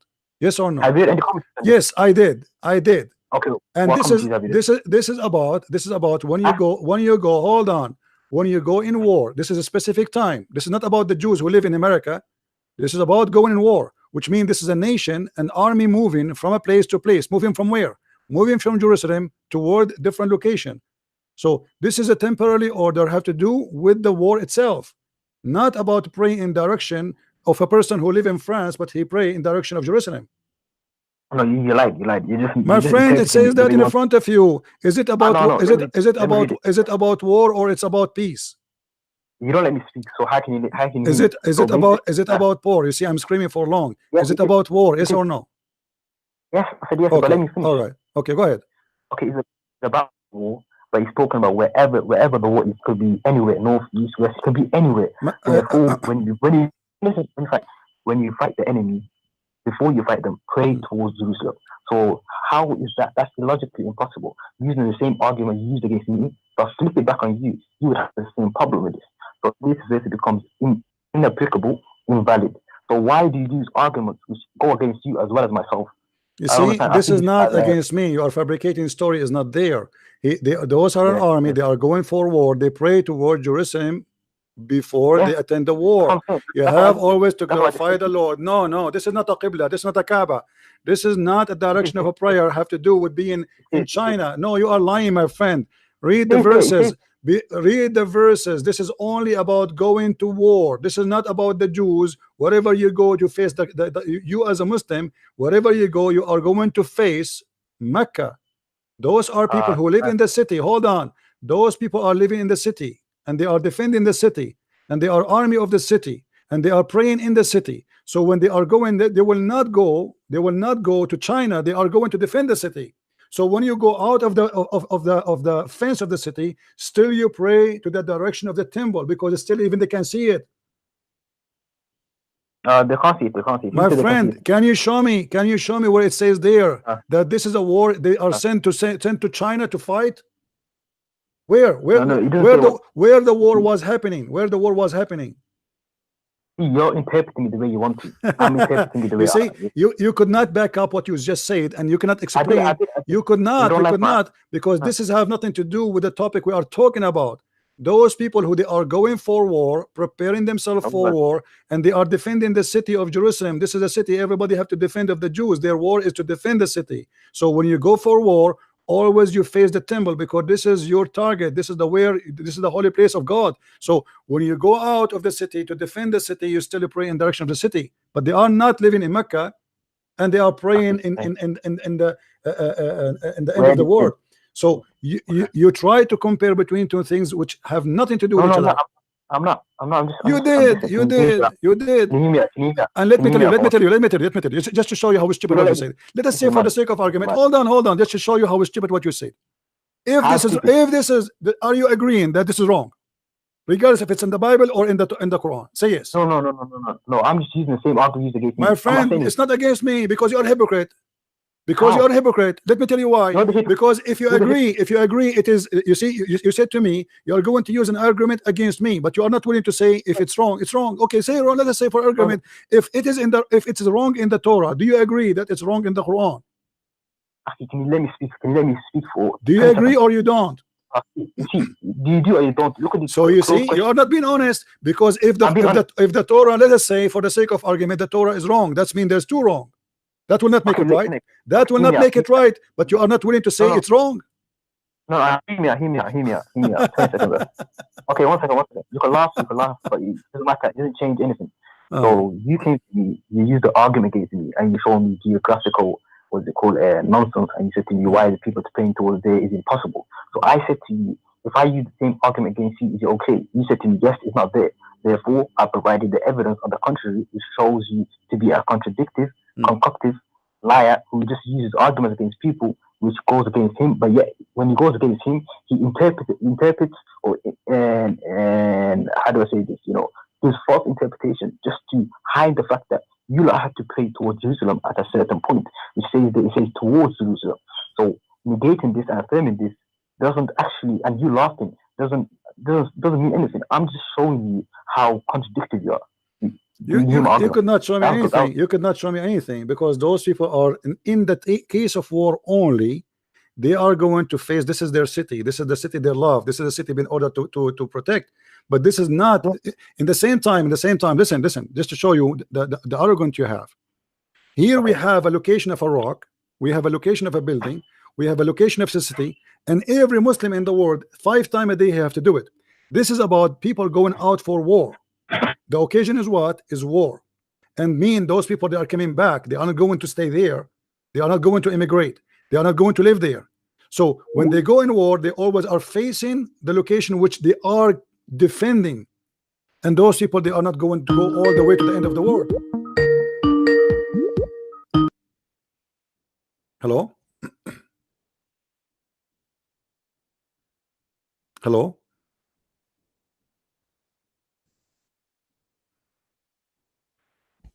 If you notice with me, guys, I'm losing my voice. When they fabricate, they try to make it in connection. When they pray, this is not about praying in direction the same as in the Kaaba. Those people are people who live in the city. They are from the city. They are not immigrant who live in different territory. Hello?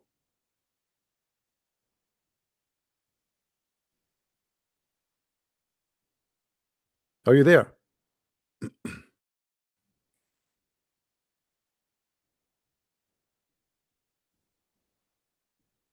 Okay, are you there?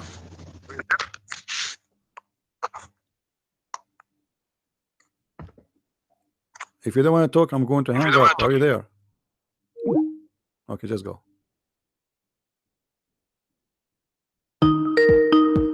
No, don't call me again. Don't call me again. I gave you the. I don't know who's this guy. He keep calling, but he don't answer. It says clearly in front of us, when they go for a battle, when they go for a fight, those people, they live in the city, they are from the city, they are not people who live in different territory. Wherever they go, let them face the direction of Jerusalem. He's trying to say to us, well, if you are against praying to the Kaaba, then how those people, they are going to pray to Jerusalem? But they are not going to immigrate to the end of the world. They are praying in direction of Jerusalem, which they are defending. They are praying in direction of their city. When they go out, if the people go out of the battle against their enemy, go out from where? From the city, which they are going to pray for, or in direction. So they are in the city, and when they pray, which direction we pray? We pray in the direction of the city which we belong to. But they are not going to go to the end of the world. They are fighting the enemies which is in the front of the gate. In order to understand the story, you need to understand the content of it. This is not about if a Jew, he want to interrupt this as when I go to France, I can pray toward Jerusalem. This is his business. It's simple, it's clear. Same time,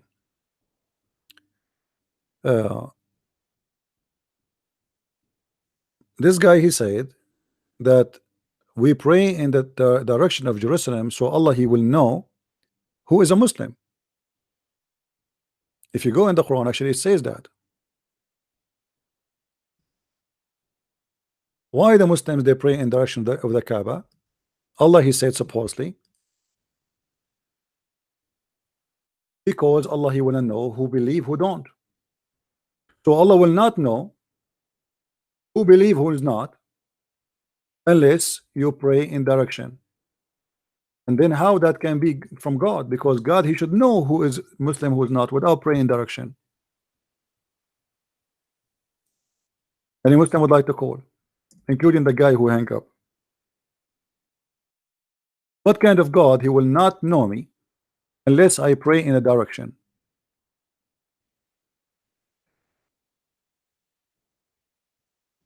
Any Muslim?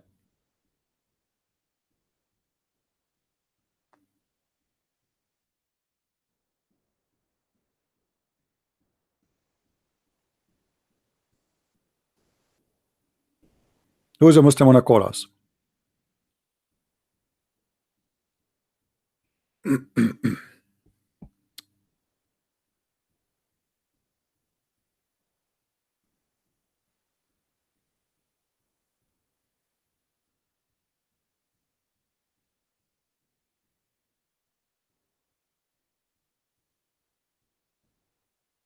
And my friend,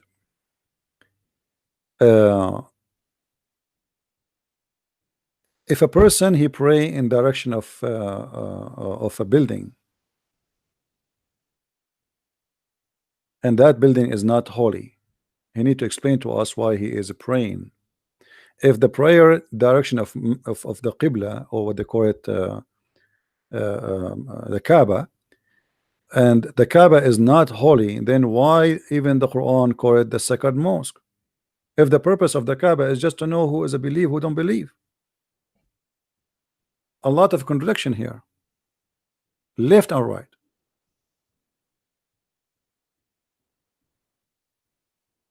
God is everywhere, and God, he will hear your prayer. It doesn't matter where you pray to.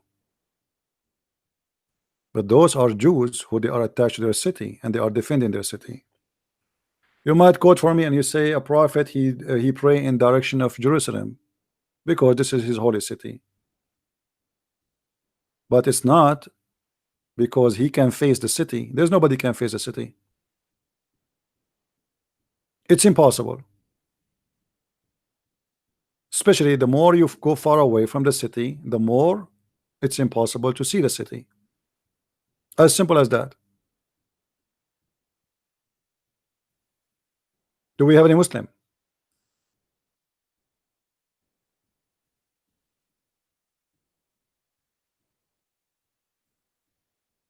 Anyone? Who is a Muslim would like to call us? What is the purpose of a praying toward the Kaaba, and how it can be legitimate order? What is special about the Kaaba? Is it the location of the flood? Just yesterday, Mecca was flooded. You can go right now and search in YouTube. You will find, I wish I can show you the videos. You will not believe it. Hello?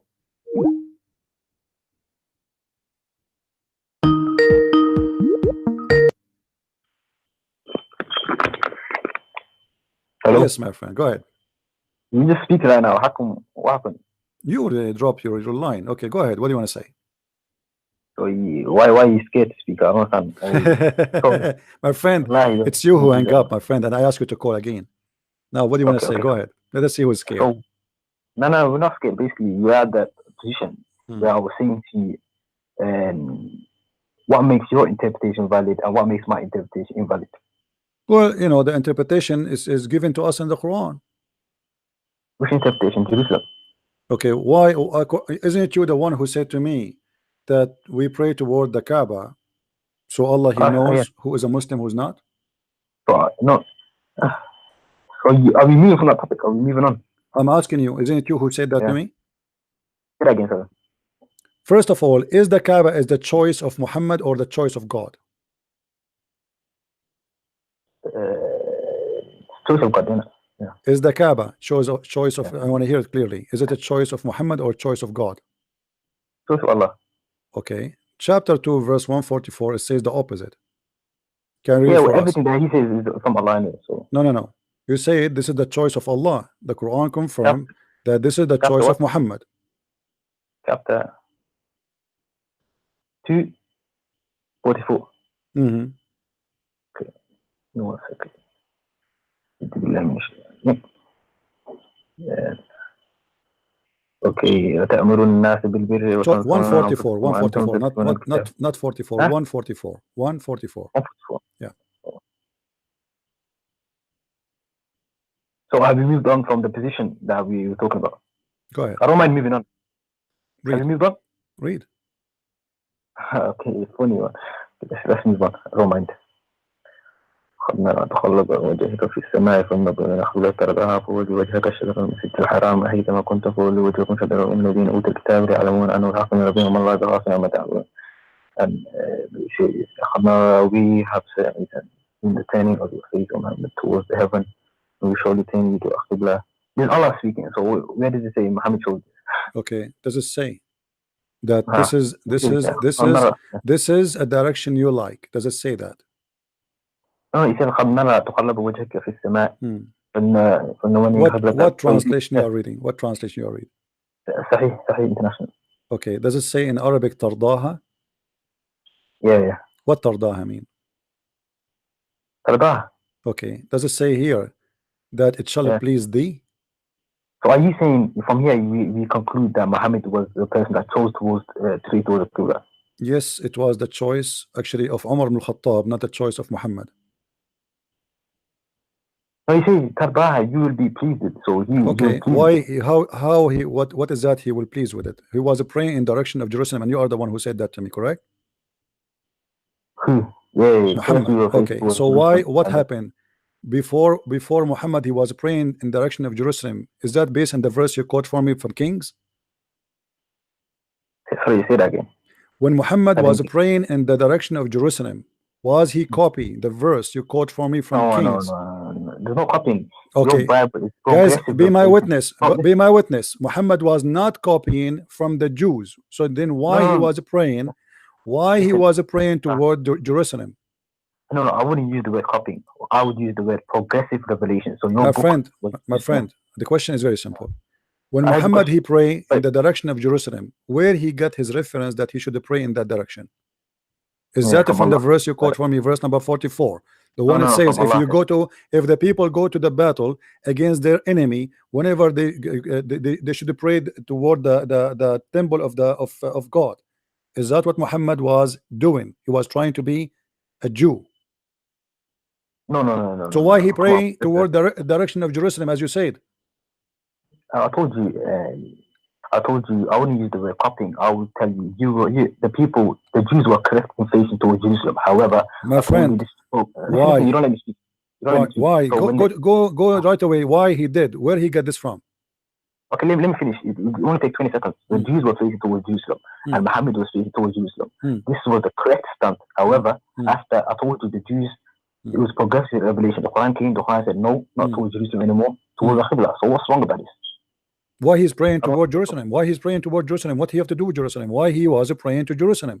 The Jews, Jerusalem is their best city, is a holy city for them. Okay, Muhammad was praying toward Jerusalem, not to the Kaaba. Why? What do you mean why? I told you that verse came and he abrogated that verse. My friend, this is not the question. Why he was praying toward Jerusalem? What he have to do with Jerusalem? I don't know why you. I don't. These why questions. Why is the God of Islam in Jerusalem? The God of the Jews is Allah. This is another question. Why? You see, you are the one who brought this to yourself. You are the one who quote for me First King, and you are going to stuck with it.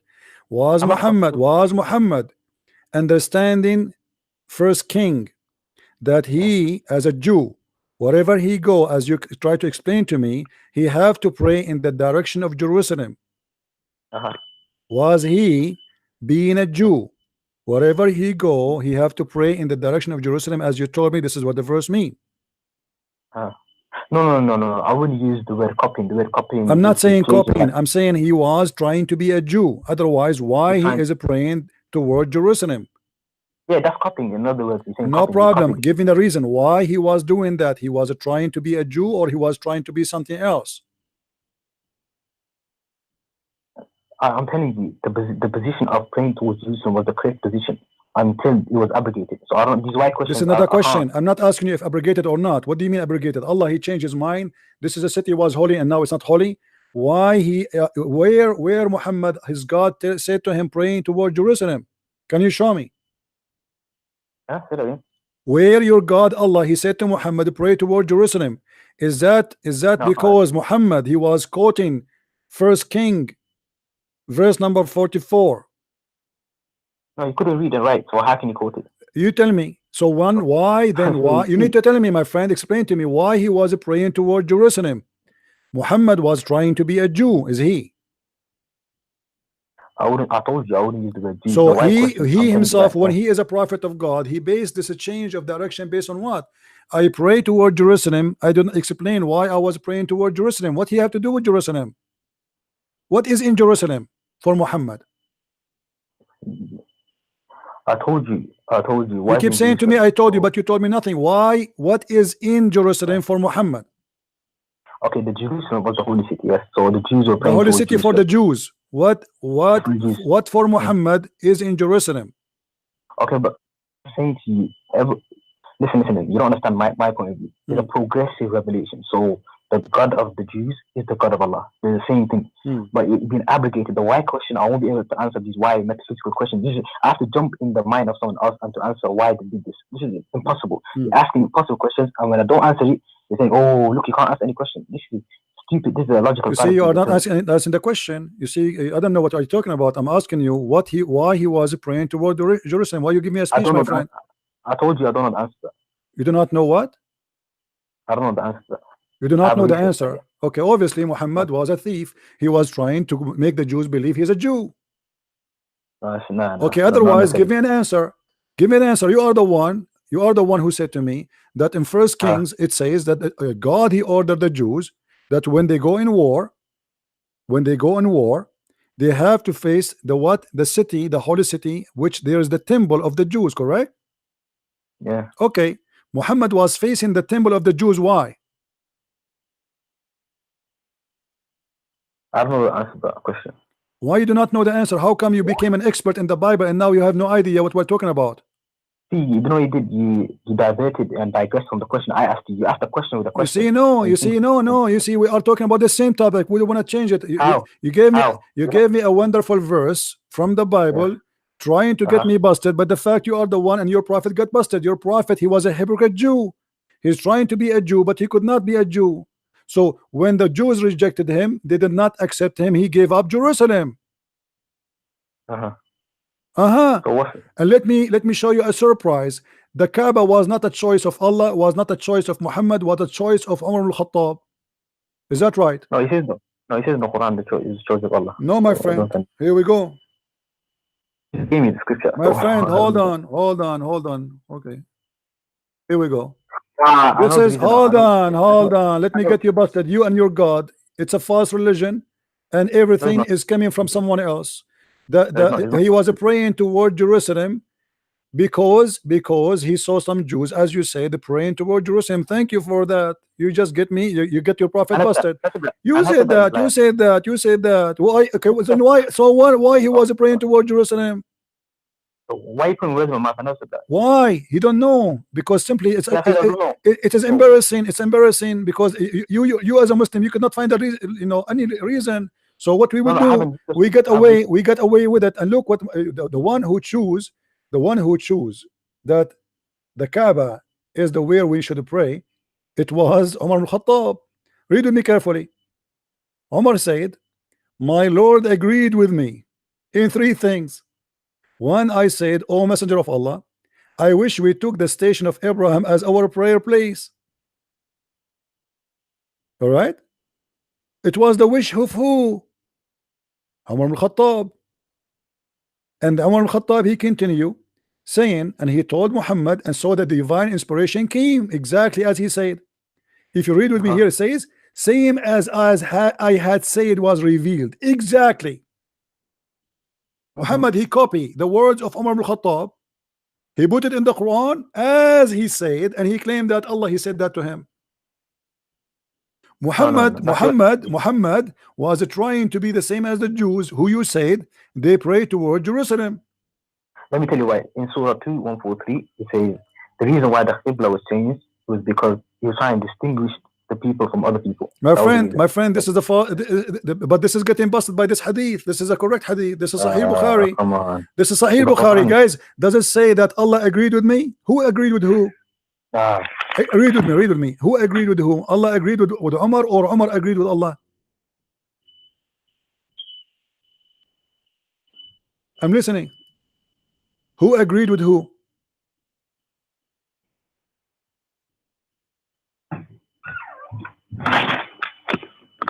Are you going to take a nap? Who agreed with who? How Allah agreed with Umar, and he chose the Kaaba as Umar he wished? No, let me just look at it again. Look at it. Go ahead. I do agree in Surah 2:143. It says the Qibla was changed because he's trying to distinguish between two groups of people. My friend, it says a direction in which you please thee, a direction which please thee. Correct? Please thee. Please who? Please who? Umar al-Khattab. can you people do? It says, the Quran takes it says that in verse 144, my friend, chapter 2, verse 144, it says, we told you now to face the Qibla that shall please thee. Please thee, why? Because Muhammad, he accepted what Umar ibn Khattab he said. Umar ibn Khattab he said that Allah, he agreed. Where did you say that? I can't see this. Where you can, here we go, it's in front of us on the screen. My Lord agreed with me in 3 things. The first one is taking the Kaaba as a station of a prayer. It was not the station of Muhammad, it was not the station of Allah, it was the station of Umar. Umar made decision, Allah agreed with him. Umar is a prophet. No, calm down. Let's calm down. Let's not. It says, I wish we took the station of Abraham as our praying place. So it doesn't say in the direction of the Kaaba. So when do you get this? At that moment, my friend, they were praying to the direction of Jerusalem. So who is the one who changed? Yes, who is the one who they wish to have it as a station to prayer? Why? Because it was not. I don't. He says, I wish we took the station of Abraham as a praying place.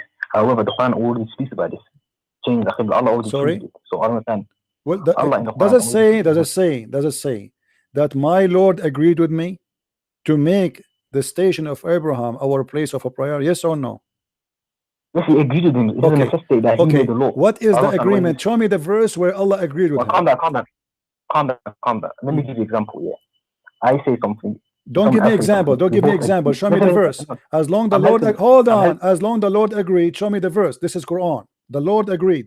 Show me where is the verse where Allah agreed with Umar. I don't understand what point are you getting at? My friend, it says here in front of you. Do you see the verse, guys? Does it say in the Hadith, chapter 2, 125? Do you see it? Does it say that? It says that in front of you. It says in front of you. It says in front of you that this can be found in chapter 1, starting from 125, chapter 2, 125, etc. So this is the station which Allah he agreed to make as a station for a prayer. It was a request of Umar al-Khattab, and Allah agreed with Umar. No. Umar agreed with Allah. Well, here we go. No, it says my Lord agreed with me. No. Listen, that's your interpretation. This is my interpretation. Friend, that's not interpretation. This is your Muslim translation in the front of my face. Everybody can see it. My Lord agreed with me. I can see it as well. Okay, do you see it? I see it. I'm not stupid. Okay. I'm reading as well. It says my Lord agreed with me. Okay. Three things. Okay, who agreed with who? His Lord agreed with him. With who? With Umar. Why Umar is the one who chose the location of the Kaaba as direction of the prayer? If the Lord agreed with him, it doesn't mean Umar made the law and the Lord carried on. No, it says I said, look what he said. He said exactly, I agree with him in what? I said, oh Allah Messenger, I wish we took the station of Abraham as our praying place.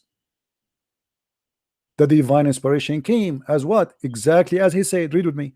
Exactly as I said. Why Allah is copying Quran from Umar? You Muslim, you say to us that nobody can make Quran, but Allah himself is copying Umar word and he make a Quran exactly as I said.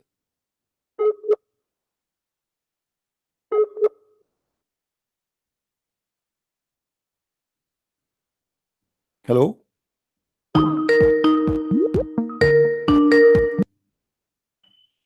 Hello? Yeah, carry. Okay, so does it say Allah he took the verse the same as I said, he give it to us? Okay. I just want to hear your point. What's your point on this? My point that Islam is a hocus. Muhammad was praying to Jerusalem. He saw some Jews, as you said, you said to me that there's Jews who pray direction of. Hold on. You said. Okay, no, you are the one who said to me that Jews they pray direction of Jerusalem, correct? Isn't it you? Yeah, I said that. Okay, thank you very much. So Muhammad was living between the Jews, correct? Say it again. Muhammad was living between the Jews, correct? Muhammad was living between the Jews. Okay. Now Muhammad lived between the Jews, started praying to the direction of Jerusalem, correct? Say that again. Muhammad. Muhammad, he saw the Jews. Muhammad, he saw the Jews. According to you, in First King, verse number 44, the Jews.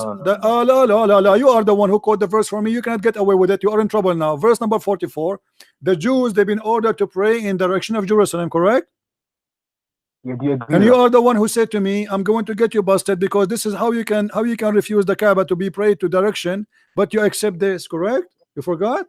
You have a slow memory. Okay, so now based on your explanation, the Jews, they pray wherever they go to Jerusalem. Is that correct? No, what's the answer to this? I'm asking you, based on what you gave me, the Jews, they pray toward the Jerusalem wherever they go. Yes or no? Yeah, but how can they do that? It's impossible. Yeah? Impossible. No, all right, it's impossible, my friend. Here we go. See, that's why I told you those people are going in war, and they are. Hold on, my friend. There's things you can do metaphorically. As an example, I can pray now in direction. No, yes, metaphorical. But your prophet, he did not make it metaphorical. Your prophet, he speak about a direction of a place, a holy place, which is located in a place. And you Muslims, you find the location by looking at the map, and you have a compass, correct? And you claim that you are really facing it. And now we found that Muhammad was praying toward Jerusalem, trying to copy the Jews, as you claim the Jews, they pray toward Jerusalem. And now because the Jews, they get him busted, they refuse him, so he changed the direction of a prayer overnight. How Jerusalem was very important. Why Jerusalem was number one prayer place for Muhammad? Okay. I heard you. Can you speak now? Let me just rebuttal what you said. So basically, you understand right now. You accept the fact that the Jews were praying towards Jerusalem, and this was I showed. I lost you. Are you there? Okay, your internet is bad. Call me back, my friend. Even if there is Jews, they pray toward Jerusalem. Nobody can face Jerusalem. It is impossible. And what we see in the front of us, the verse you quote for us, it's about the Jews. They are defending the cities, going to war. They are around the cities. They are not in the other galaxy. But here we notice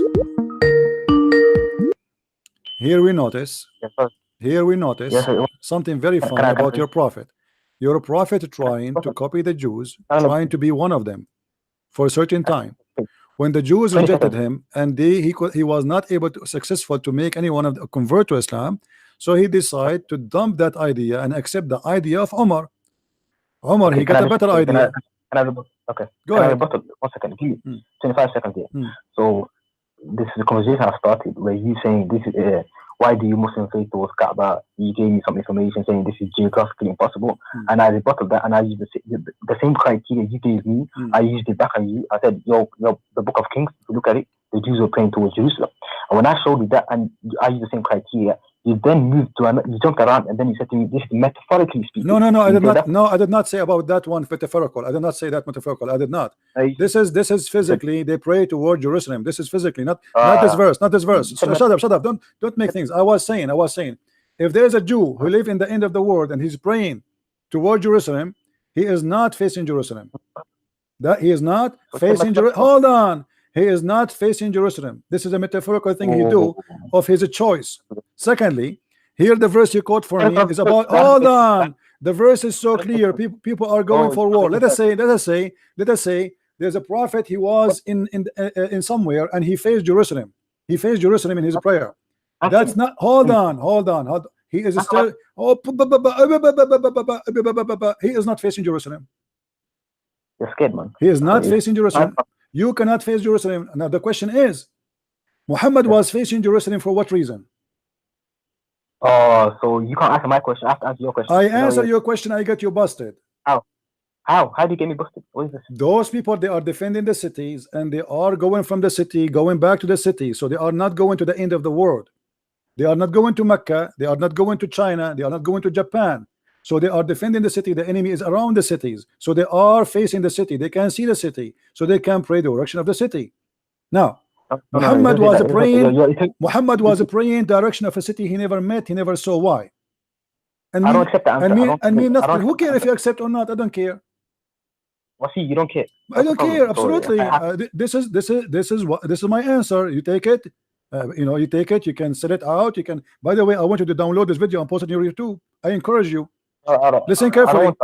Listen carefully. Listen carefully. You could not answer why your prophet praying toward Jerusalem. Jerusalem is the city of the Jews. It's a holy city for the Jews.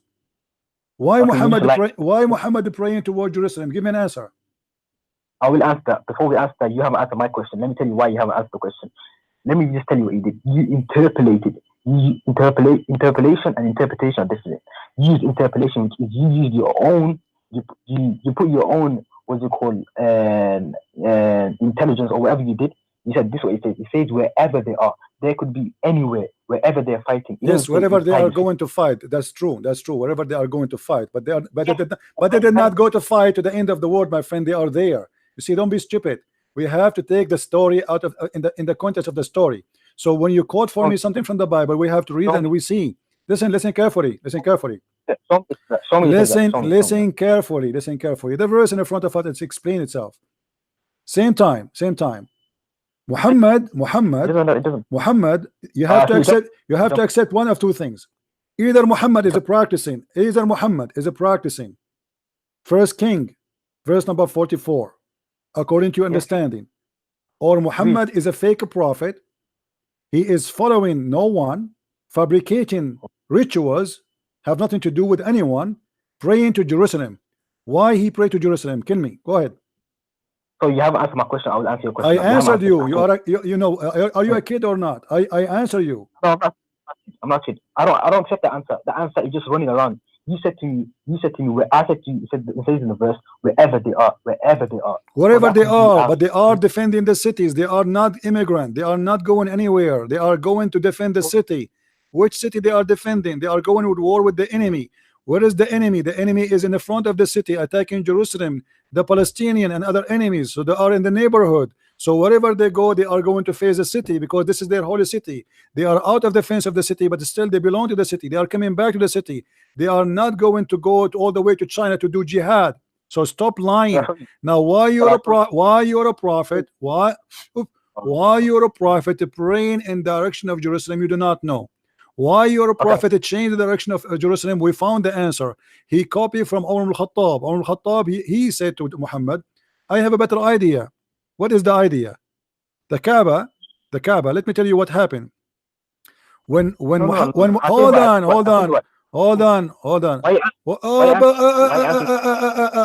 on. When Muhammad, he killed all his enemies and he killed the Jews, business is dead. People, they fear being poor. So Muhammad, he listened to Umar al-Khattab. Umar al-Khattab gave him an advice. If we make the Kaaba a place of Hajj, a place of a station, like Las Vegas of Muslims, imagine how many people they will come and spend their money. And that was the whole idea. Otherwise, why he gave up Jerusalem suddenly? What was wrong with Jerusalem? If Jerusalem was a holy city before, what makes Jerusalem not a holy city today? Why it was a direction of a prayer yesterday, it is not a direction of prayer today? As simple as that. Jerusalem, when Muhammad was praying to it, was controlled by the Christians. It's not even controlled by the Jews. If the Christian worship 3 gods as the Muslims they lie, Muhammad praying to a city which is not holy no more. Is that correct, guys? Why is he praying to Jerusalem? They cannot answer. What is in Jerusalem for him? They cannot answer. Who is Umar ibn al-Khattab? The one who can control direction of a prayer. They cannot answer. Either you have to admit that Muhammad was copying the Jews, as you say, that the Jews, they give interpretation for this verse that they can pray in that direction, or Muhammad is a false man fabricating his own ritual, claiming that he is a person belong to the same religion of the Jews by praying to Jerusalem. Otherwise, what do you have to do there? What is in Jerusalem have to do with Muhammad? If you want to say to me that Muhammad, he visit the dream, you know, he went in the top of a flying donkey, but this has happened long after.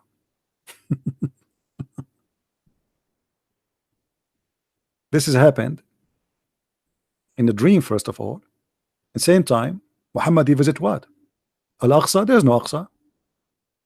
Muslim, they say to us, Muhammad was visiting Al-Aqsa. There was no Aqsa. The first mosque was built. Muhammad he speak of, he went to Al-Aqsa, is built long after Muhammad's death. What Aqsa?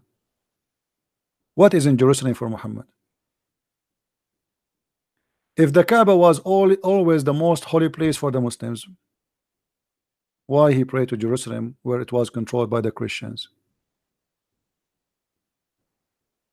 There's no answer. Call me back, my friend. Call me. So we can laugh.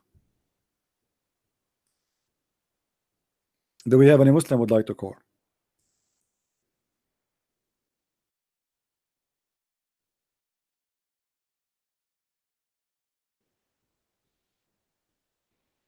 Any Muslim?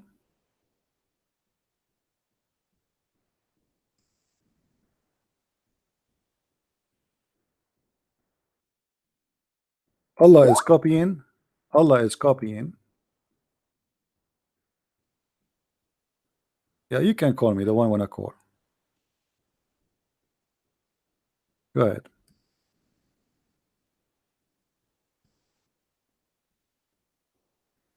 Oh, for some reason my mouse froze.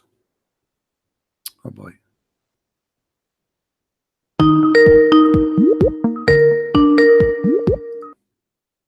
Hello? Hello, CP, you all right? Hey, my friend. How you doing? I'm fine. Good, good. But yeah, I've recently came across your YouTube, and yeah, I just want to give thanks to God. Just going out there and speaking the truth. I used to be a Muslim 2 years ago. All right. And yeah, praise God, he came and saved my life. But now you will not have any versions. Sorry? You will not get the versions. You know? Yeah. Well, I think coming to Christ, you actually know what true submission is. And I think, you start realizing most of your religion was full of flesh. What make you leave Islam, my friend? I think just, some of the stuff that you were speaking about the Kaaba and stuff. So it got to the point where I was going deeper into Islam. I can't like fully read Arabic. So I was going to scholars and imams and asking them for information. But I just started to read the Quran in English a lot. And I just started to ask God and start questioning things. But it was mainly certain, there's Surah An-Nisa, chapter 4, verse 157.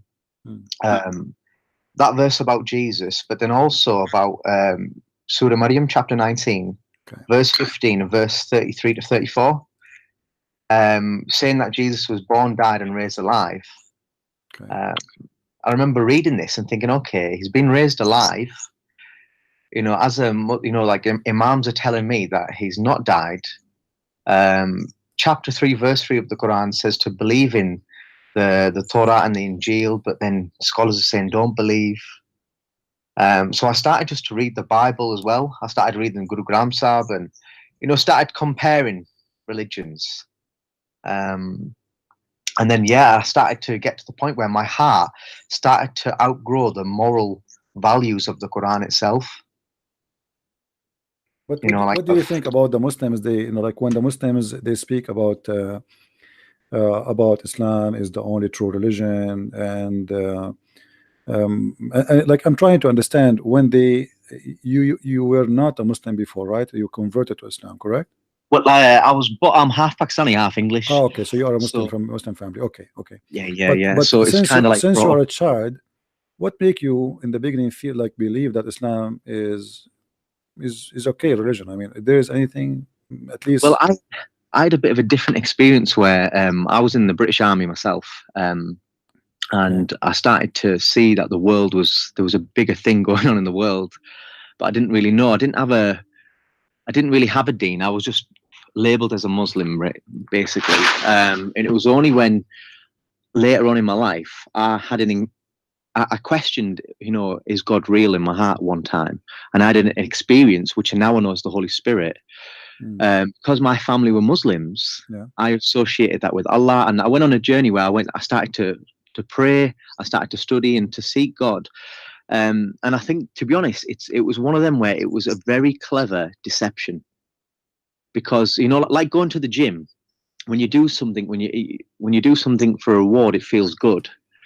So when I was praying and I was learning the Quran, like just by memory, I was feeling good, feeling like, okay, I'm pleasing God, or I thought I was.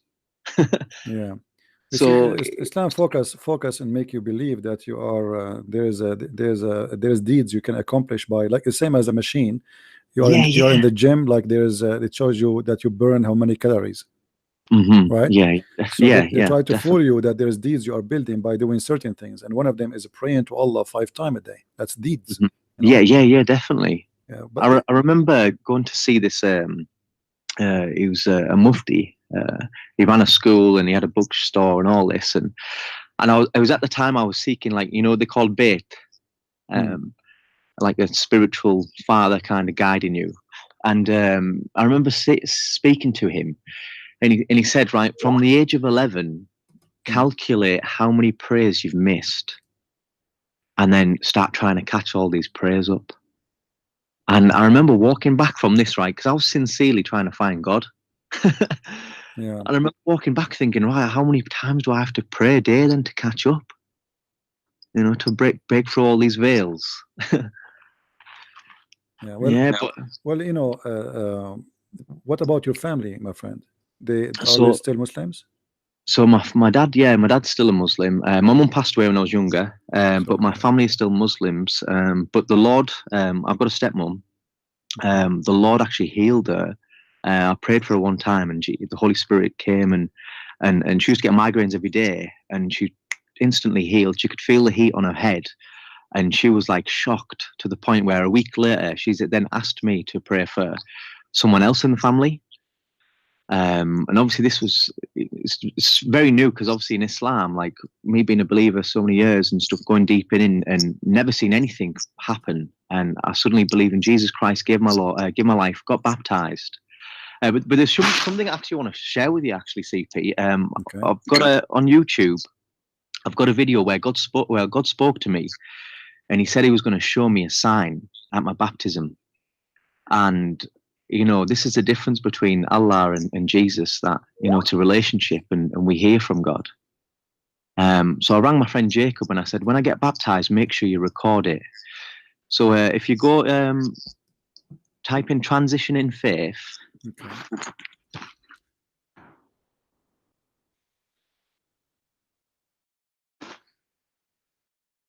I'll send you the link, actually. All right. And basically, there's a sign that comes when I get baptized, and when you'll see it, you'll obviously know that from it's signs that are in the Bible as well. So when I did get baptized, and I was telling my family, I showed them this sign, and they all actually cried. It was quite extraordinary, really. That's beautiful. Well, I'm happy for you, my friend, for your experience. And Christianity is an experience more than just the details. The difference between us and Muslims, that Muslims are all their religion is based on excuses and false fictions. As an example, like as you see here, the Muslim trying to convince us that the reason he was praying in the direction of the Kaaba, it is just because Allah, he wanted to know who is a Muslim, who's not. But this is a funny excuse, because Allah, he's God. He can know who is a Muslim, who is not. You pray in the direction of the Kaaba or not. Same time, the Muslims, they ignore the fact that the Quran make it clear that the earth is flat. So this is not just it's just like a direction to pray. It is literally a direction to pray in a flat land, a flat earth. So the Muslims always, they try to convince you, and they try to fool you, says, okay, we have similarity with the Bible, but if that similarity exists, that's because Muhammad was trying to copy the Christians, to copy the Jews, and he is a thief. We asked the Muslim why Muhammad was praying toward Jerusalem. They have no answer. Here we go. Mm-hmm. Did you ever ask yourself why Muhammad was praying toward Jerusalem? No, but that did come in question at one point. I remember speaking to someone because I had a few Christians on my journey as well, speaking to me, asking me questions. And obviously, the Islamic understanding is that because Allah didn't want to associate those who turned away from Him, that He made a new direction of prayer. This is your video? Yeah. So you can see me as a Muslim, but if you go further on, okay, is it okay if we play it all of it? Yeah. I don't mind. Yeah, I don't mind. Right. Guys, we will play the video for you. This is him, as our brother here he said in the video. I'll play it from the beginning. Is the video contain any music which is not allowed? No, it's just instrumental. I mean, does it have any copyright or anything? Oh, maybe. Okay. No, it's fine. It's fine. It's yeah. Because we don't want to get a flag by Facebook. So maybe just mute it then, just in case. I'm not 100% sure. So this is you when you were a Muslim, right? Yeah. And so I assume from the clothes that you were a Sunni Muslim. Yeah, I was Sunni. Yeah. All right. Okay, so that's good. Like I see here, I want to see what part you are talking there. So which part of the video you are talking? The one. All right. Yeah. So literally, this just shows a little clips of me. This was on Jamaat, so I used to go around knocking on doors, asking people to come to the mosque and stuff. All right. A couple of minutes in, I think it's 2 minutes. If you go 50 the way, half the way through. All right. Let us see. I will let it go as it is until I hear the music, but little by little. I don't want to. Because sometimes you play something and there's a copyright music in the back, you know. Yeah. And then YouTube they flag you for that. They say copyright issue. I think this is one of the generic. Okay, this is when you get baptized. Yeah. So this is it. So 2 days before, if you want to pause it now, CP. 2 days before I was going to get baptized. God spoke to me and I heard His voice saying, "I'm going to show you a sign." So I've rang my friend and I've told him. And then this is the river where I'm going to be baptized. And when I come out of the river, watch what sign comes, CP. So, like the sign with Noah and the rainbow. Yeah. So watch this, CP. Exactly where I was as well. And the rain. Beautiful. All right. Now watch where the end is, CP. It's amazing. Absolutely. I wish you are talking there. I see this in the music. Do you have a video of you talking? Yeah. It's about 18 minutes long. Yeah, it's a testimony of everything what happened. Yeah. Maybe if you allow me to play it some other time, we can play it with your permission. Yeah.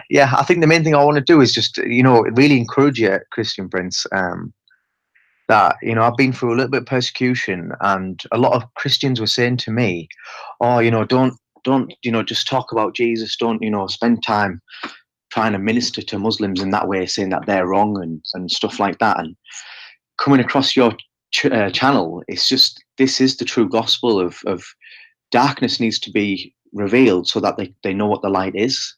I mean, yeah. I appreciate your work, my friend. That's wonderful. And don't let me tell you something will happen to you, which happened to me always.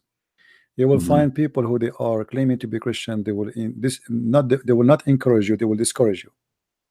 They will even put you down. They will put you down. Guys, if you don't mind, those who like, I'm going to post his channel. Those who like, we have 700 people here, so maybe we can increase his subscription right away, 1,000 today.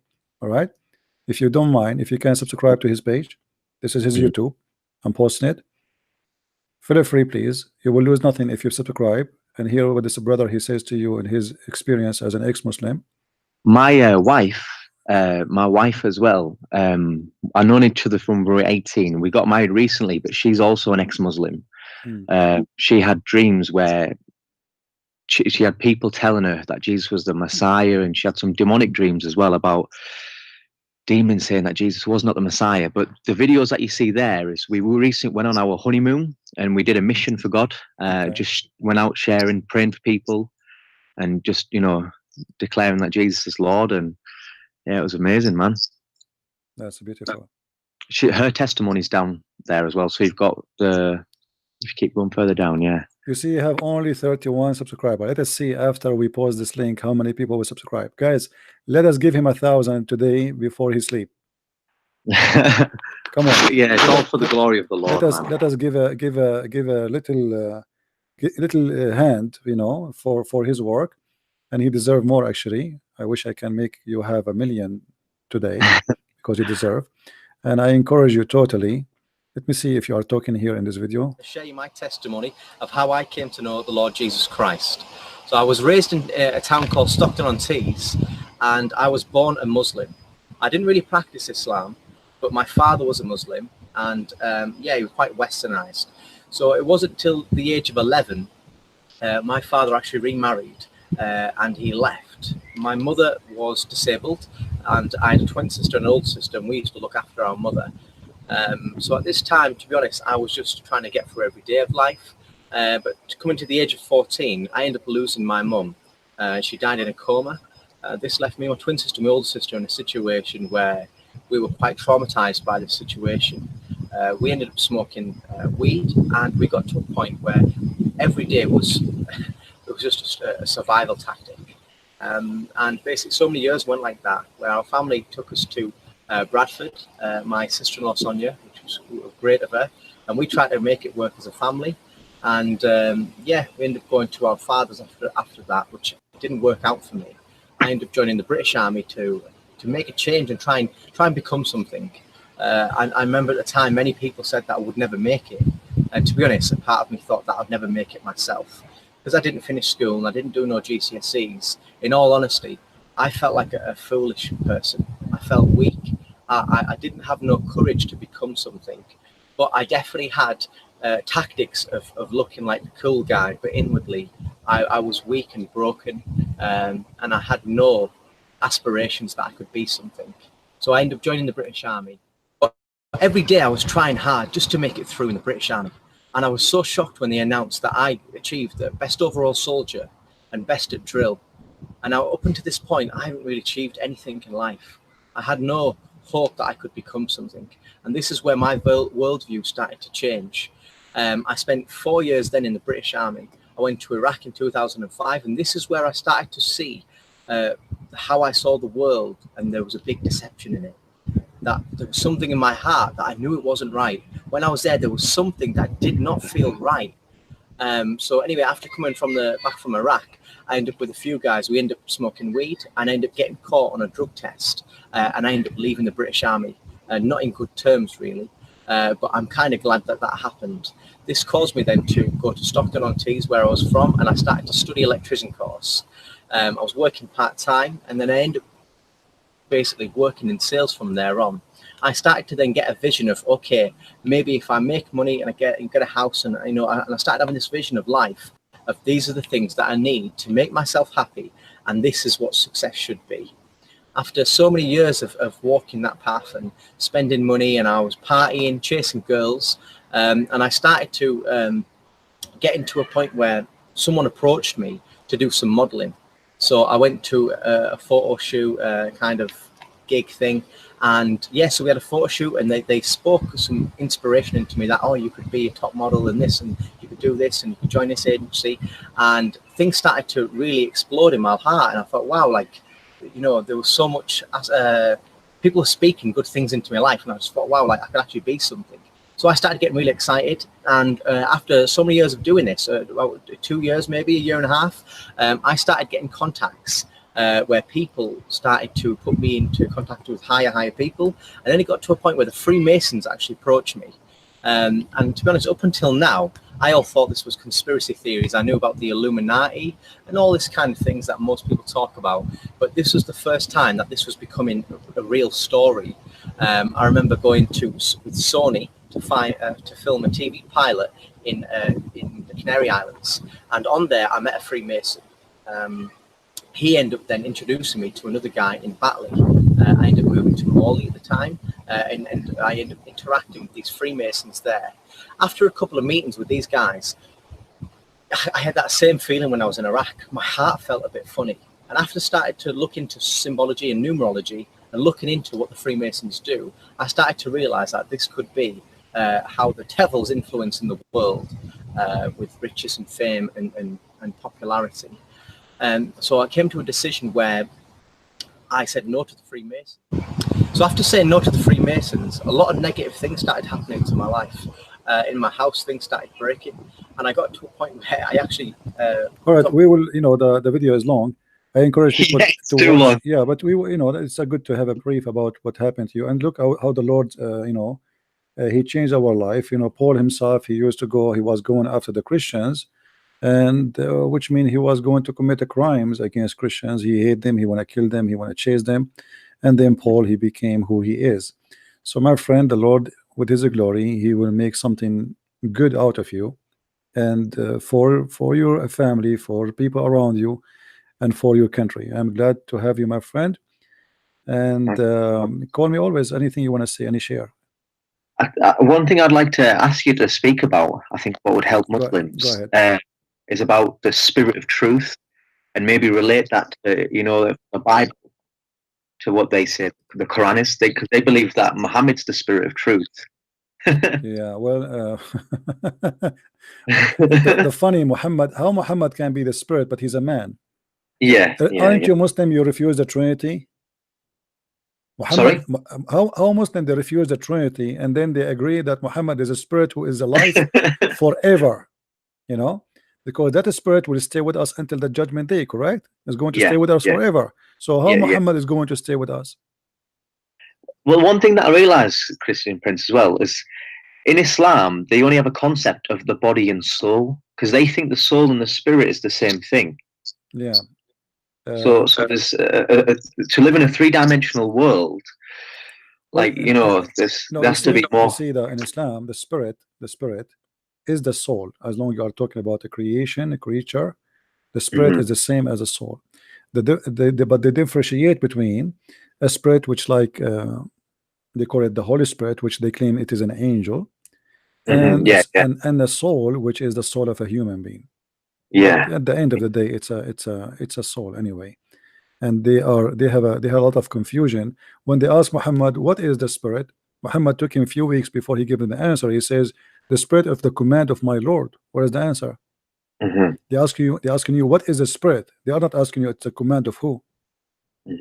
No, Muhammad, he have no idea what the spirit mean and what the spirit is about. Yeah, man. I liked what you posted about the Kaaba with the flooding as well today. That was yeah, that was you know, the Muslim, they say to us that the Kaaba was placed there by Allah, and then how Allah he chose it in the wrong place. Actually, just today, not yesterday, you can go right now and search for flood in Mecca. Just search the last 24 hours videos, and you will find, if I go, let me search here, you will find tons of videos.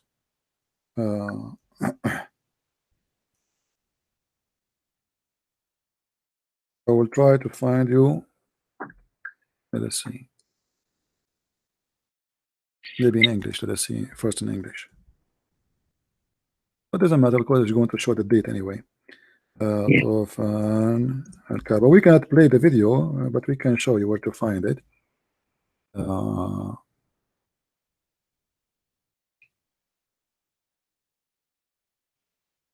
I'm going to make it for the news for today. Here we go. Guys, this is 6 hours ago. Look with me in the screen. Do you see it? Yeah, I'm looking out. It's not popped up yet, but this is 8 minutes ago. This video have no view yet. You know? Okay. Oh yeah. This is just minute ago. This is 6 hours ago. If I make it for the last 24 hours or the last, let us say, 2 days, you will see that the Kaaba, how the flood is killing the city. Look at this. Do you see? Do you see? Yeah. This is the flood. Look at the flood. All of this is the flood. Do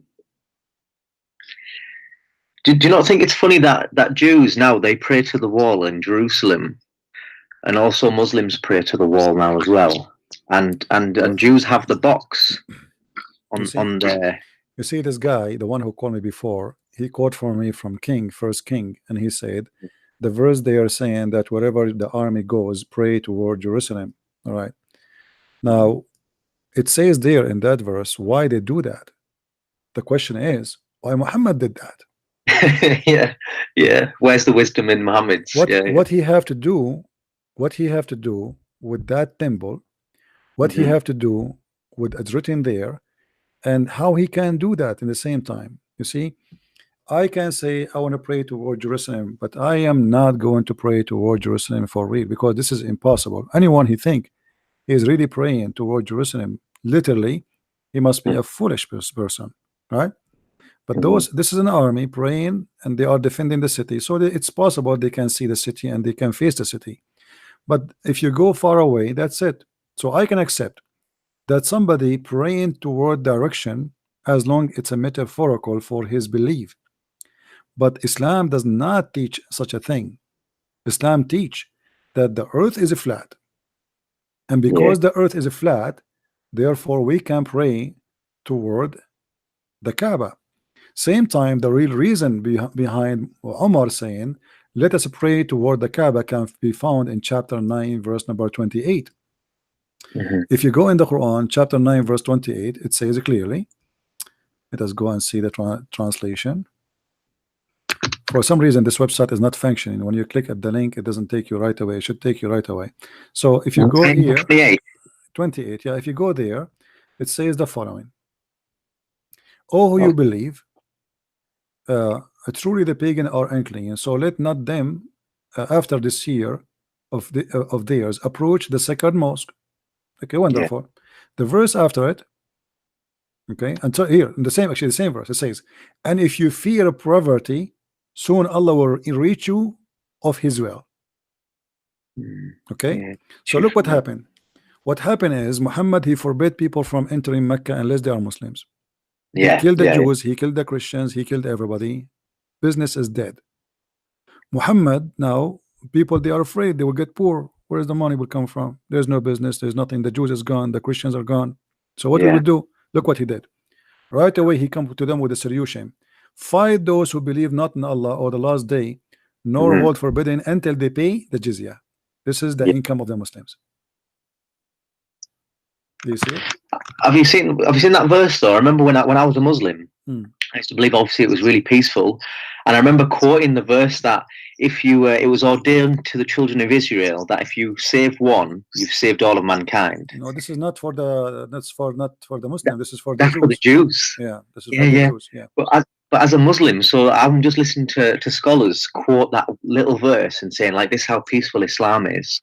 But the verse after it says, but you, O Muhammad, if they transgress upon Allah or cause corruption, cut off their hands and feet and crucify them. And even if you give interpretation for that verse, you will see that it is a crime if you kill a believer in Islam. It's not a crime if you are killing a non-believer. So, as if you killed all mankind. You hear me? Sorry? Your voice is gone. I'm saying the verse you quote for me is not about if you kill a man. It's about if you kill a believer. All right. Okay. So if you kill a believer, as if you killed all mankind. If you kill a non-believer, that does not count. You know. So if you go to the interpretation right away, they will say to you, so if a Muslim man, he killed a Muslim man, as if he killed all mankind. But if he killed an unbeliever, that's okay. All right? There's no problem. But here you notice here, I'm quoting this. Here Muhammad, he made a decision. He took the Kaaba as a place of worship, hoping that will bring and generate money. But the Kaaba will not generate money unless we have a big population and we force them to come to the Kaaba at least once in their lifetime. So how we can do that? And now the people, they fear to be in poverty, and they have problems with money. So what we would do? We do jihad so we can make the Christians do pay jizya. If I change any Muslim to ask to tell me why Muhammad accepted the Christian to worship other God, wrong God, if they pay him money. Yeah. You know, if this is wrong, I mean, he want to kill the non-believers. Okay, why you accept to fight them, but in the same time you don't mind to live and worship the wrong God if they pay you money? What is the ethic in that? If those people deserve to die for worshiping the wrong God, if they don't pay him, he will kill them. If you pay him, you will stay alive. You are fine. Pray to Jesus. Obviously, this guy is a gang leader, and he's trying to convince people that he is a prophet of God, but the purpose is to make money. So, have you noticed as well? You know, like in the Bible, when God creates Adam, the devil says to him that I'm going to make a throne above your throne, and I'll get your creation to worship me.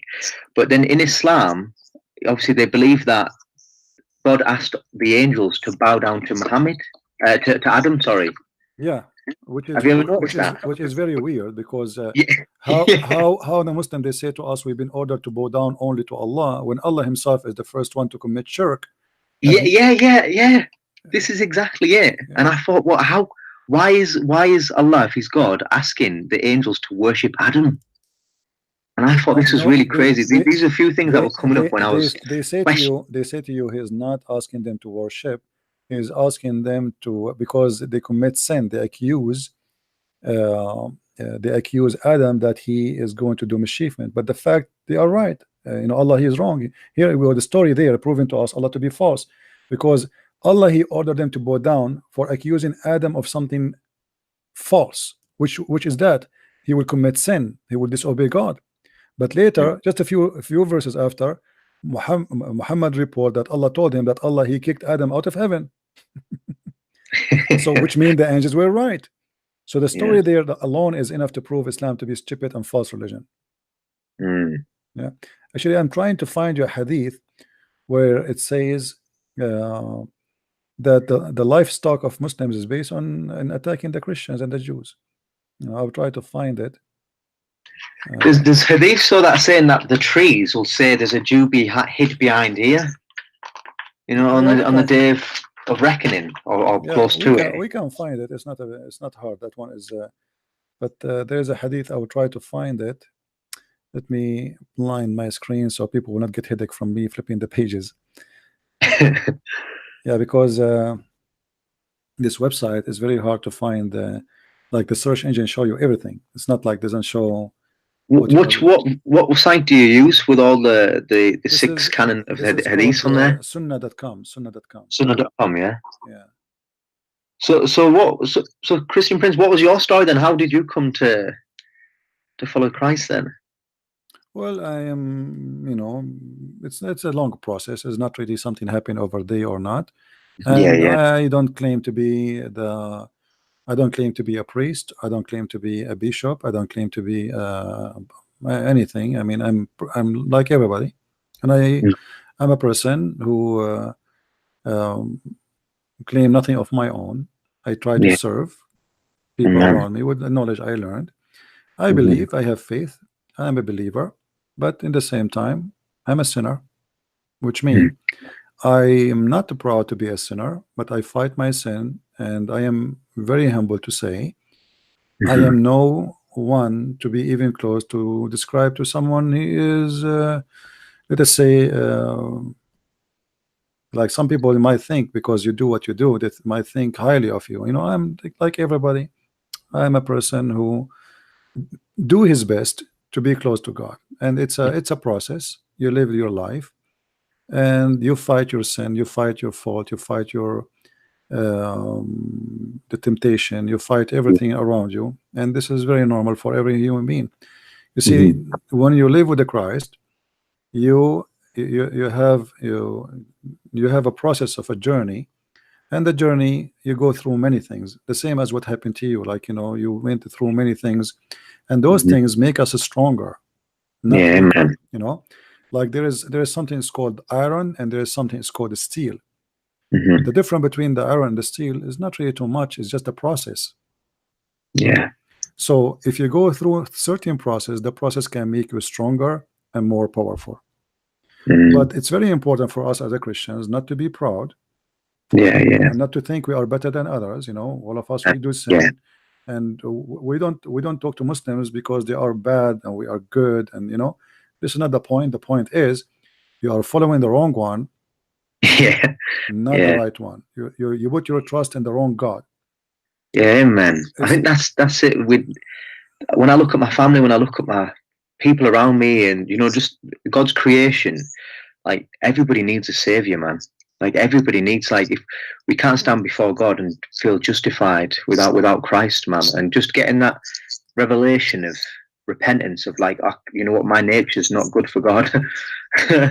Yeah, it's, you know, because remember the Bible says there is no good but God, and anyone he think is good, yeah, obviously he is hypocrite. This is why I always I insist not to consider the word good does not fit for any human being unless that is God himself who came in flesh. You know, all of us, we commit sin, we face temptation, we do hurt others sometime, you know, we do bad stuff, but there is a difference between somebody who wanna live the wrong life as a lifestyle, yeah, and somebody he do wrong but he fight the wrong as much as he can. He do his best, he is sincere in fighting what he go through. Islam teach you, one of the ugly things about Islam, it teach you to live the wrong style. As an example, Muhammad, when he taught the Muslims, when he taught them that anything I do you take from me, which means whatever, even action. So Muhammad, he married a child, she is 6 years old. So now Muslims, what they do, they marry children. You see old men marrying 9-year-olds, and yeah. So Muhammad, by doing that, he made sin a lifestyle. Muhammad, when he flirted with the wife of his own son, Zayd, well, this is not a good example for me to follow. You know, you see, when we speak about, like, as an example in the Bible, Muslim, they say to us, do you know that David was a sinner? Yes, David was a sinner. We are not proud, and he is not proud about his sin. Yeah. David, he cry asking God for forgiveness. There's a huge difference between somebody praise his sin and make it a best example to live, and somebody he admit his sin and ask God for forgiveness. And that, well, I think that's the thing as a Muslim though, because when I did read the Bible before, I was reading it, and as scholars and all that would say, it's like, look, they believe the perfect prophets did these things. So I would look at it thinking, oh, that can't be the truth. You know, prophets are meant to be sinless, and you know. So, but when you read the Bible with an open heart, you can clearly see that these people needed God and depended on God, and it's such a real example today to inspire you to walk with God. Yeah. You know, it's there's a huge difference. We cannot compare. You know, Muhammad he tried to make the Muslim focus in rituals to avoid thinking about the deep stuff. As an example, before you go to the bathroom, you have to think or have to make a certain prayer. Otherwise, Shaitan, he will play with the anus of the Abdul. Now, not only this is stupid, but this is Muhammad is trying to occupy your brain with the stupidity, so you don't think about what he do. So definitely. And even like wuzu as well. Like, I remember getting to the point where if I would fart, I'd think, okay, right, I need to go and do ablution again. Yeah, so if you fart, your prayer is not accepted, etc. So you know, he come with rules. He put too many rules. So you cannot move, you cannot think. See, the more rules I put on you, the more I freeze your brain, because anything you do, it's haram. You cannot question, you cannot ask a question. You can ask question as long it's silly, like, can I shave my private part? This is a legitimate question in Islam, but I cannot ask why the prophet he kissed the stone. No, it's true. That's true, it. Man. He kissed the stone. You don't ask why. He did. We do what he said. We do what he did. We don't ask, you know. But if you want to ask, anything is silly. Is shampoo halal? That is a question. That is a serious question. Brother, I did drink milk with my wife. Is she became lawful for me, or no lawful no more? I mean, silly, stupid question. The guy, he have 10 kids from her, and now he is wondering if he ate ice cream with her, she became unlawful for him. Have you noticed though as well? Like, since becoming a Christian, right? My worship's like, obviously now I've got the joy of the Lord, and I actually celebrate like God's goodness, and I see some of my family still, but they have like they almost, if they're thinking about God, they have to look miserable. Like, they have to look fearful, like, oh no, I can't have joy if I'm connecting with God, kind of thing. Like, have you experienced this when you've been a Muslim coming to Christ? I never been a Muslim in my life, you know. I never. Okay. Thanks God. At the same time, I'm not born of a Muslim family, no. But since I was a kid, let us say, I was under the pressure because you are surrounded by Muslims, right? And they attack you. You know how the Muslims are. Like Christianity is false, a Trinity, blah blah blah blah blah. So you start investigating, see maybe they are right. You know, maybe they are telling the truth. You know, why not? But the more I study Islam, the more I notice how stupid, crazy this cult is. You know, it is a religion making you literally living in disability, even you are not a disabled person. You see, when like as an example, the Bible says you are not allowed to draw or to make a statues or images of anything to worship, right? Muhammad, he's trying to copy the Jews. So what he did, he copied what the Jews they say in the book of Genesis, and then Muhammad, he told them, if anyone draw a picture, Allah will bring him in the judgment day and he will force him to blow his breath into it and so and he will torture him forever. So now anyone he draw a picture, so all the Muslims in the Islamic world, there's no art. That's it. He frees you. He frees your brain of art. Why? But this is not what the Bible says. The Bible says that if you draw an image to worship, you know, you like worship, an idol, isn't it? Yeah, this is not the idea. The idea is not about you drawing or doing art. The idea is if you draw, if you make an idol to worship, that is not allowed. But Muhammad, he take it and he put it in the wrong way, and that froze the brain of Muslims. So they are zero art. You go all the Middle East, right hand brain, isn't it? Yeah, there's no painting, there's nothing, and now they focus on what the ant move, the art, sorry, move to be the art of writing Quran.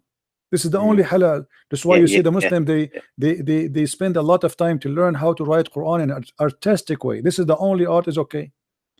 You cannot draw a rose, you cannot draw a flower, you cannot draw a tree.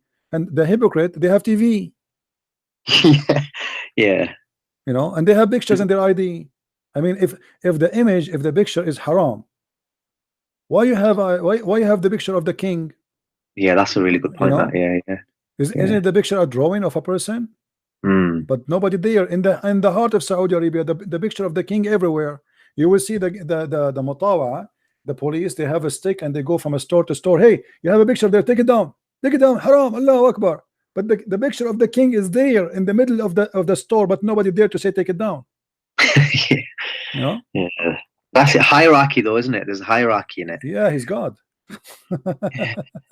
You know, so it's a hypocrisy they live in, and they force Islam on people to stay in Islam. But the second people they have their freedom, they leave. You know, most of Muslims, if you look at the Muslims, even those who they defend Islam, they defend it, but just because they feel it's an like identification for them, but they don't really believe. I remember once follow everything. Let me tell you this. Once I was with some friends, and there was a girl. We were talking about Islam, and then she came. She's wearing short skirt. Her clothes is very revealing, you know. And she sat with us, and I was talking before she arrived. And then she said, "Why you are attacking the Prophet Muhammad?" I said, "He is not a prophet." She said, "No, he's my prophet." I look at her almost her panty is showing, you know. I mean, suddenly this girl, she became aggressive, and she is angry because I'm talking about Muhammad. I said, "But you don't look like a Muslim."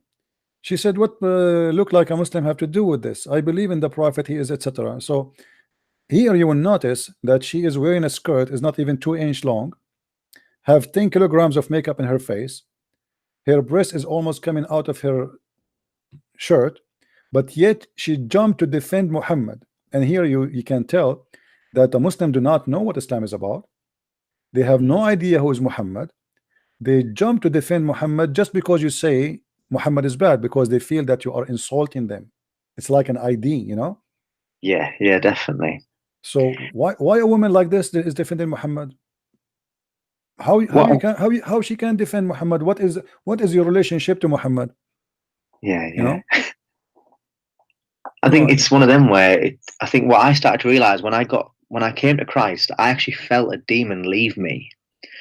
And I've got some friends that are missionaries from America and who love to spend time with Muslims and, you know, like sharing each other's faith. And I remember speaking to them one time, and they were saying that, you know, these Muslims are praying to God. And I said, no, but Allah's not God, is a demon. And I said, when I accepted Jesus, my Lord and Savior, I felt a demon leave me, like actually physically in my body, leave my body.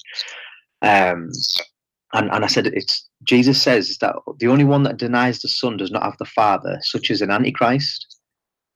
And the Quran is the only book that denies Jesus as the Son.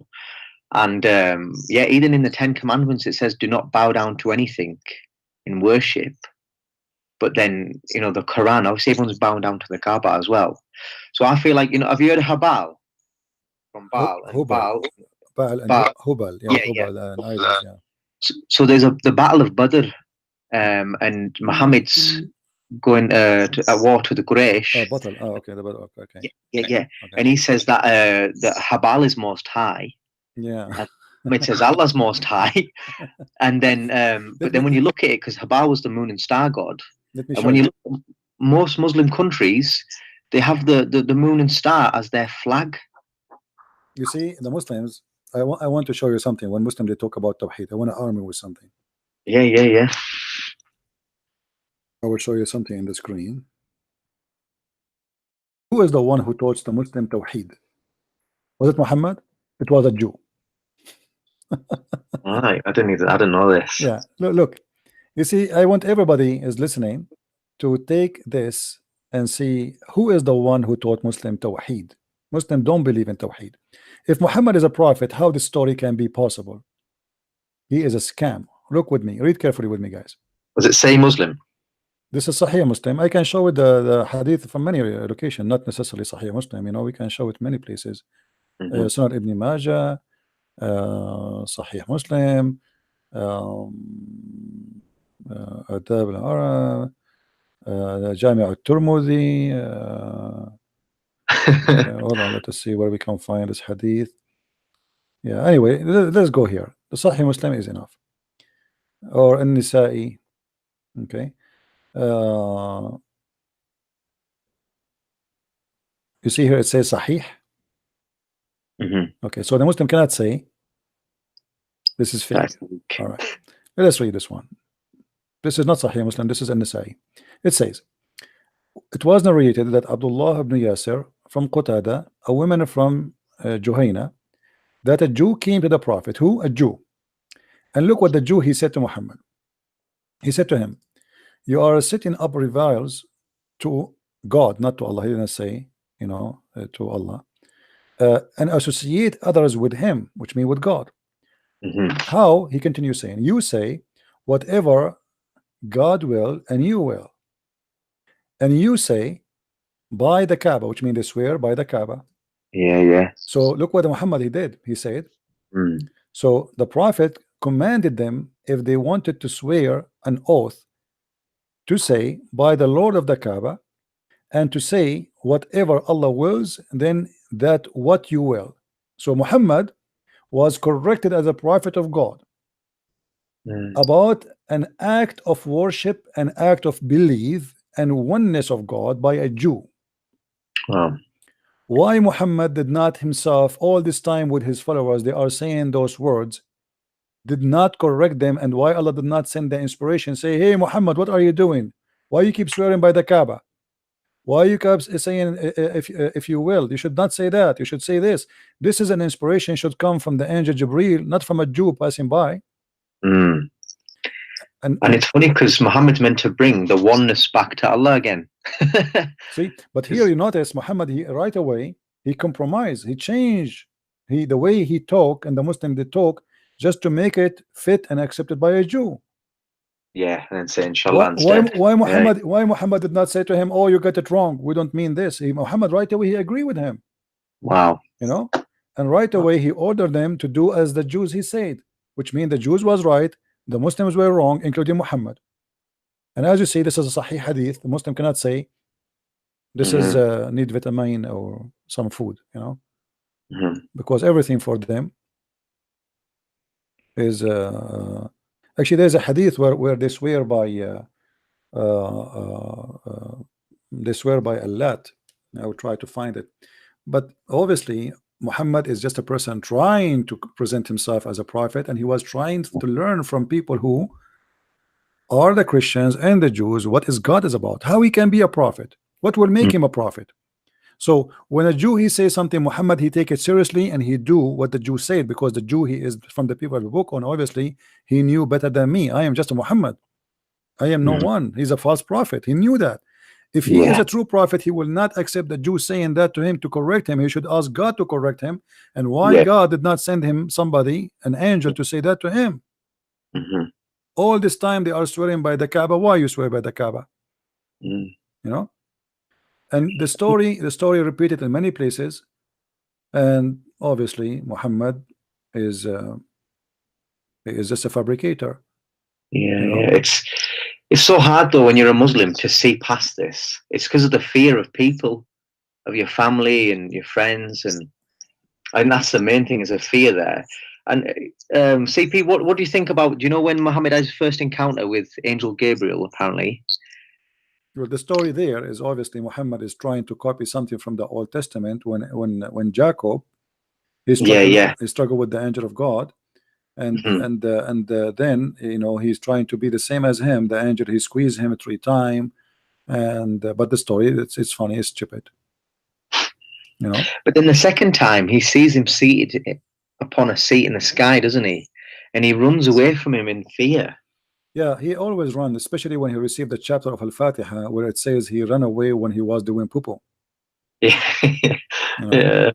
And obviously this can't be from God. I mean, why the angel will come to Muhammad when he's doing poo-poo? Can't he wait until he cleans his bum? CP, I'm gonna get going. I'm gonna let you speak to other Muslims, and I just want to encourage you, brother. You know what? You're doing amazing. You're really pouring yourself out for the Lord to reveal His light to all people. So God bless you, man. And I'll be praying for you daily. So let me know how many subscribers you have, so we can. I'll message you. I'll message you on Facebook. Take care. All right. God bless you, bro. Bye. All right. You see, there's one thing can convince me that Muhammad is a prophet, and that is that his God is the only God he cares for the penis of men. There's no other God he cares for that. He's the only God who will give us 70 years orgasm. The Muslim, they can speak about everything as they wish. They can fabricate miracles, they can fabricate all kinds of things. But there is no way can explain to us how stupid this idea to believe that there's a God who is a vagina vendor. There's a God, each time I sleep with the women, he make a virgin for me. There's a God, he provide me women who all of them look the same, have the same face, the same eyes, the same mouth, the same name, the same color, the same height, and they sing the same song. It's like a Barbie store. And yet they want to convince me that this is God. The idea of having women who they are all look the same. Not only that, Muslims, they claim that when we go to heaven, all of us, we will look like who? Anyone remember? Anyone remember? We will look like who when we go to heaven? Who remember? Anyone? Nobody remember? Joseph, thank you. Guys, all of us, we will go to heaven, and all of us will look like a prophet Joseph. Question: how we will know each other? How I will know who is he, who is who? I mean, if all of us look like Joseph, have the same age of Jesus, 33 years old, we are 60 arm tall like Adam. I mean, this is the most funny, stupid heaven ever. How we will know who is who? All of us, we look exactly the same. How that can be from God? You know what I mean? The idea of believing in such a thing, you have to be mentally ill. And all the women, they look exactly the same. All of them.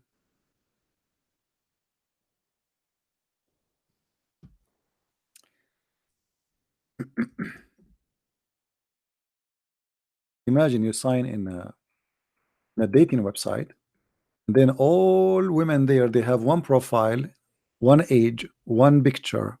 All the men there, they have one age, one picture, one height.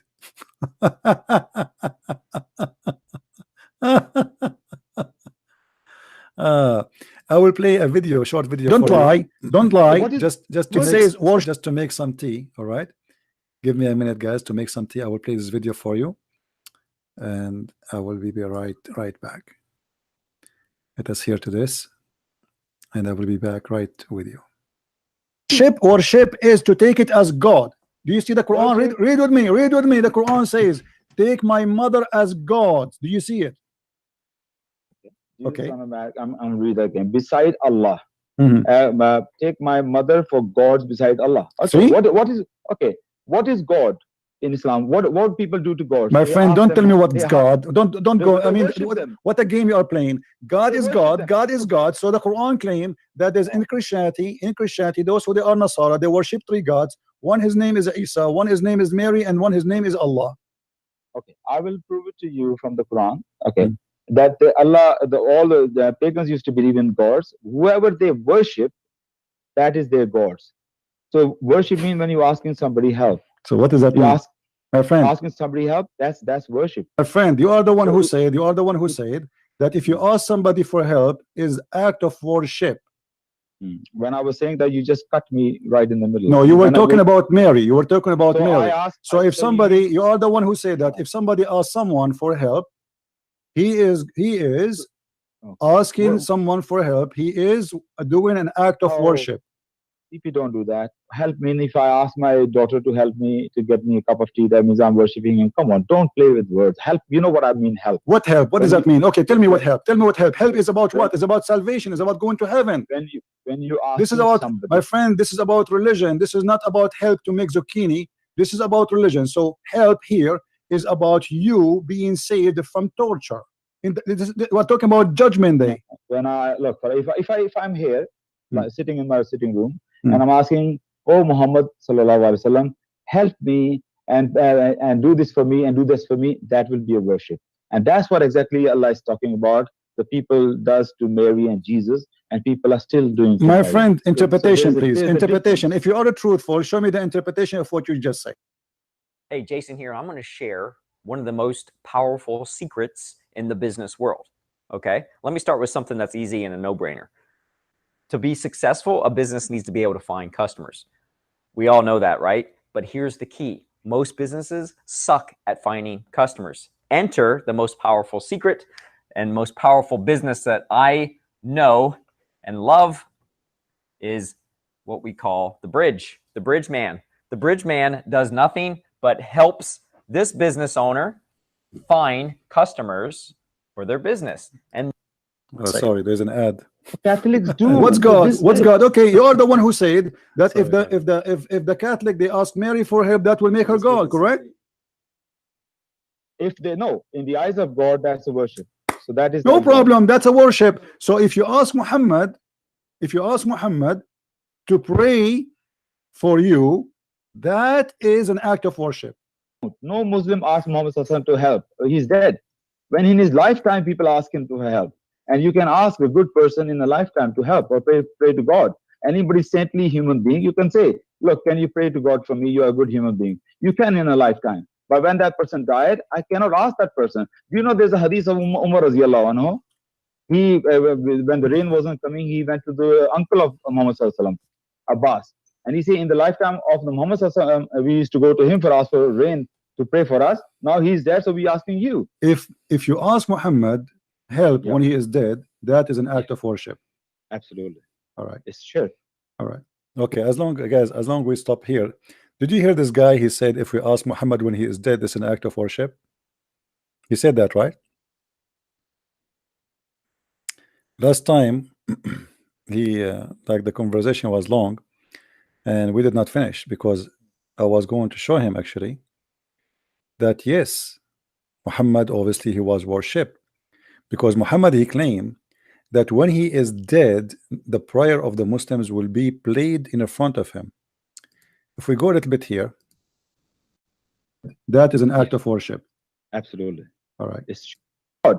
Anybody saintly human being, you can say, look, can you pray to God for me? You are a good human being. You can in a lifetime. But when that person died, I cannot ask that person. Do you know there's a hadith of Umar radiallahu anhu?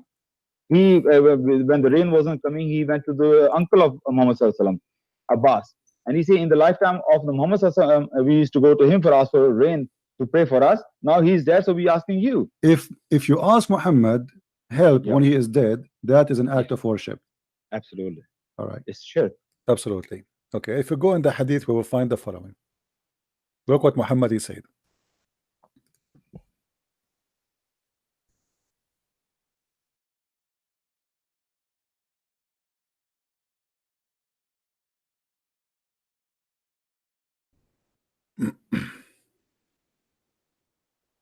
Read and laugh. This is Abbas from the speaker. He's a speaker corner. Okay, I hope he will call again. It says, among the most excellent of your days is a Friday. Who is talking? Muhammad.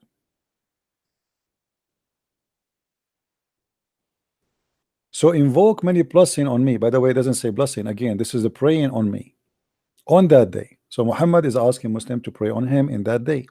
Okay, for your prayer, not a blessing, will be submitted to me. Do you see it, guys? Do you see where the prayer is submitted?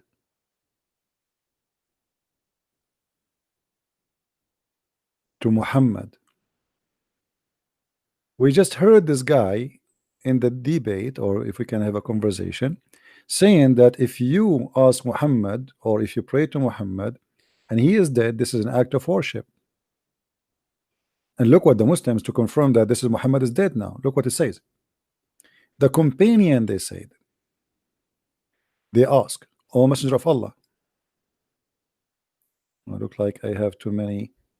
I need to close some programs. Let us close this one. All right.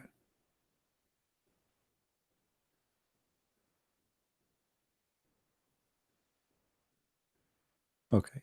They said to him, O Messenger of Allah,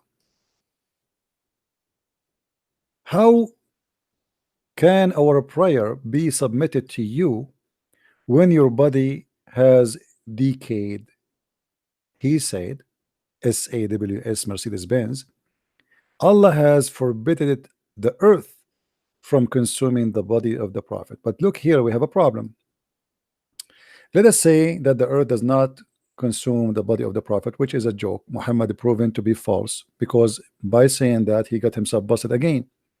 All the hadith report that when Muhammad they die, he stink, and his skin color changed, and his nails changed, and he start farting. But this is not the problem here. The problem is Muhammad, he claimed that because his body is not to be consumed, he is alive, and he is yet in the grave, but he is alive, and all the prayer of the Muslim will be submitted to him. If Muhammad is not God, why the prayer of the Muslims will be submitted to him?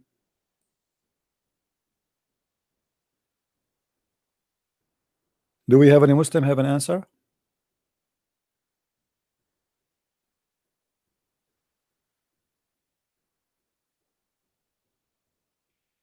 Anyone? How Muhammad is dead and the prayer of you Muslims are going to be submitted to him? Who is he? I thought the prayer will be go to Allah. And you see, they lie when they say blessing. In Arabic here it says صلاتكم معروضة علي.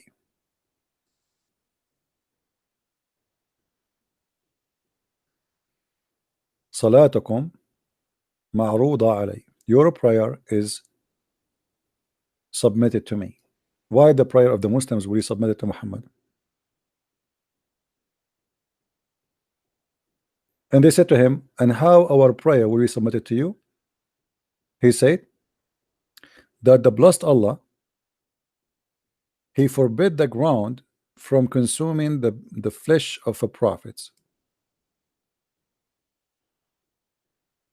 which means Muhammad, he claimed that he's alive. He's not dead.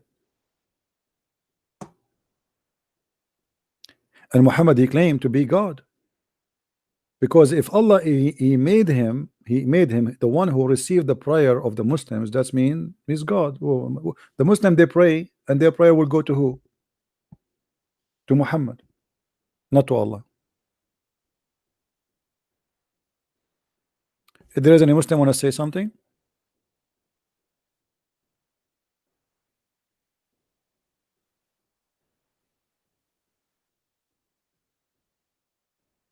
Any Muslim want to have a comment about this?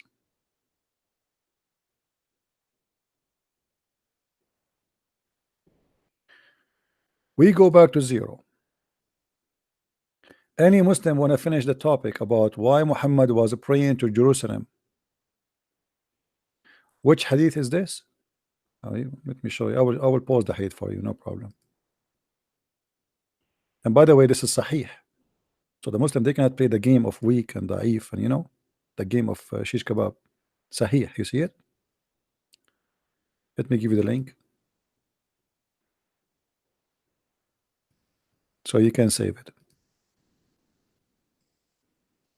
Any Muslim have a comment, or he have a topic to open for us?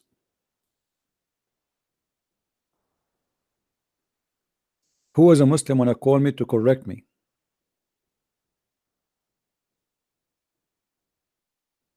Anyone? Why I pray and my prayer submitted to Muhammad? Who is Muhammad? And Muhammad now is dead. Still Muslim, they believe that the prayer of Muslims are submitted to him. Why? How Muhammad can reveal the prayer of 1 billion Muslim every day? Any Muslim can explain to me? In order to do that, you have to be God. Correct, people? If I send you 200 letters a day, you will not be able to review them. We are talking about 1.4, as they claim, billion Muslim praying to Muhammad now. How Muhammad he can receive all their prayer? Yet he is dead. Let us say he's alive. Let us say he never died yet. How a human being can review the prayer of 1.4 billion? Unless Muhammad is claiming to be God.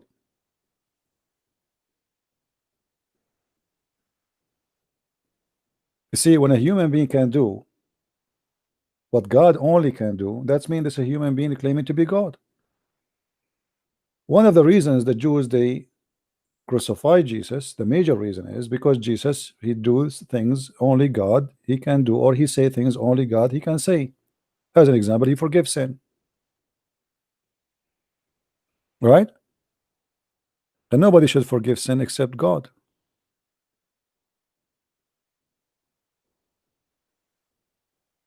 Sheikh Asrar Rashid to have debate with you. Yeah, he can. You want to call me now?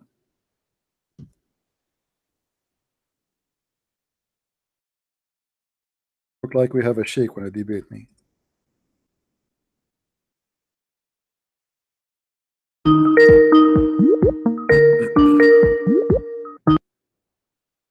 Hello? Yes, my friend. Hi, I want to know when you're gonna get. Sorry? I wanted to know when you're going to get Mohammed Hijab or Ali Dawa, one of them on your show. Well, Because I am here every day. As you see, they are not calling me. What I can do? I'm interested to see the debate. You know what I mean? Why, you know, for me, they don't really. I mean, they are not really important. But I made a challenge for them because they claim to be people who can debate. That's all. Otherwise, they are not really no one. They are just a bunch of kids. And yeah, I'm interested in seeing it. I want to see it. I want you to. You see, if you go and see my videos, I'm putting the name of Mohammed Hijab and Shamsi almost every day in the title of my video. Yeah. Why? To invite. Hoping they will have the courage to do it, right? So what I would do? I mean, I cannot chase them. I understand. I know that. I know that you put their name in the title to invite them to. Yeah, what I can do more. I'm hoping that maybe they will say, okay, you know what, this is a shame. This guy, he keep calling us for the last maybe 10 days. He keep putting our name in the top of his title of his broadcast, and nobody of us is calling him. They never come over. And you know what? They don't even need to. You see, they do not even need to come to my forum here. They can do their own program in their own YouTube, and the same as anyone. I can call them. I will be willing to call them. I will do my live podcast the same as we do now. I will be the one who call. I mean, how easier we can make it more than this? You know what I mean? He can do his live broadcast. I can do my live broadcast. I am willing to call him. If he don't want to call me, I will call. You know, I will humble myself and I will around. They talk, especially Shamsi. Shamsi is the worst of all of them. My friend, he goes around and say, "Oh, Shamsi, I'm going to expose you. I'm going to expose." He says it to everyone. Every single time he's at Speaker's Corner, I'm going to expose this Shamsi. I don't think Shamsi. Nothing. I don't think he have a high school. He doesn't know nothing, bro. Yeah. The same as every day. I'm going to expose you, but one of the reasons they don't debate me is me being known. You see, the Muslim, they are willing to debate you as long they don't see anything they fear from you. That if they can accomplish something in this debate, they will come. They will not hesitate. You see, why Hijab? He don't have a problem to fly all the way to USA to talk to Joe Rogan, but then he can't answer your call. Yeah, but the answer for that, he knew that. Do you understand what I mean? Remember, he went all the way to America to talk to Joe Rogan, the UFC guy. But then he can't answer your phone call on. All of them are the same. On, what's it called? Shabir Ali did the same. All of them did the same. You see, the second they knew who are you, it's the same second they will run away and they will say we want to debate you. And if victory for them is guaranteed, what they will lose if smashing one more name in their way. You know what I mean? Yeah, but who's Joe Rogan? Who is he? Who's that? Joe Rogan. Joe Rogan. Who is Joe Rogan? The UFC guy. He does like talk shows on YouTube. I don't know him really. I never heard. The guy so literally he went on his show in America. Mohammed Hijab. He traveled all that way to talk to that man, but he won't talk to you for free over Skype. Yeah, I don't know him. Over Wi-Fi. Do you understand what I mean? I don't really follow videos of because I will learn nothing from it. But I just watched some of the debate of. I did not even watch, not even maybe 20 minutes of the whole thing. I just forward where Mohammed Hijab was talking, most of it, and I used the video a little bit to refute and get Hijab busted by many stupid things he said. He said a lot of this debate is talking about. The best part for me was when you said on the video that he said Allah is not praying to Muhammad; he's praying for Muhammad. Yeah, see, and then you started to laugh. For me, that was when you see a Muslim, Muslim, made me laugh. my friend. When you see a Muslim after a debate, he make 10, 20 videos to explain a debate. It means he lost badly, because if you want a debate, why you want to make a video about it? A Muslim, he called me. He said to me that there is a kid. His name is Akil, and you said before that if a Muslim he debate me and he start making tons of videos about the debate, it means he was not able to answer. So why you made a video about hijab? I said to him, I wasn't at the debate. You know what I mean? I made a video about the debate because I don't have my chance to talk there. Yeah. What I'm saying, if you were in the debate, why you don't say what you are saying now in the video during the debate? You know what I mean? Yeah. Why after the debate you have to make 20 videos to explain what happened in the debate? Exactly. You were in the debate. I wasn't at the debate. So they do a monologue. That's what they do at Speaker's Corner. They have a debate. You know what they do? They have a debate, and then after they run away from the debate, they ask their guys to come to them, like the favorite channels, and say, look at me, come to me. Okay, so now I'm gonna explain myself. Do you know what I mean? After they've made all their mistakes, they've been destroyed by the Christians. They'll go back and say, oh yeah, look at me, yeah. Let me repair myself. Oh, okay. So all I've said, like Shamsi, you know what I mean? Yeah. Okay. So this is what I'm saying now. All these Christians, they're stupid, blah blah blah. Do you understand? Do you understand where I'm coming from? Yeah, you see that he always does like a monologue after the debate. He knows he made a mistake, so he wants to repair himself, and he's gonna make a video just to talk about explain himself. Do you understand that? And we all know he's wrong. He's talking rubbish. They don't even know. They don't even know what they are talking about. They have a stickers over. They have the Bible, and they have a stickers. They collected like what they call bad things in the Bible. They have a stick in the top of every page.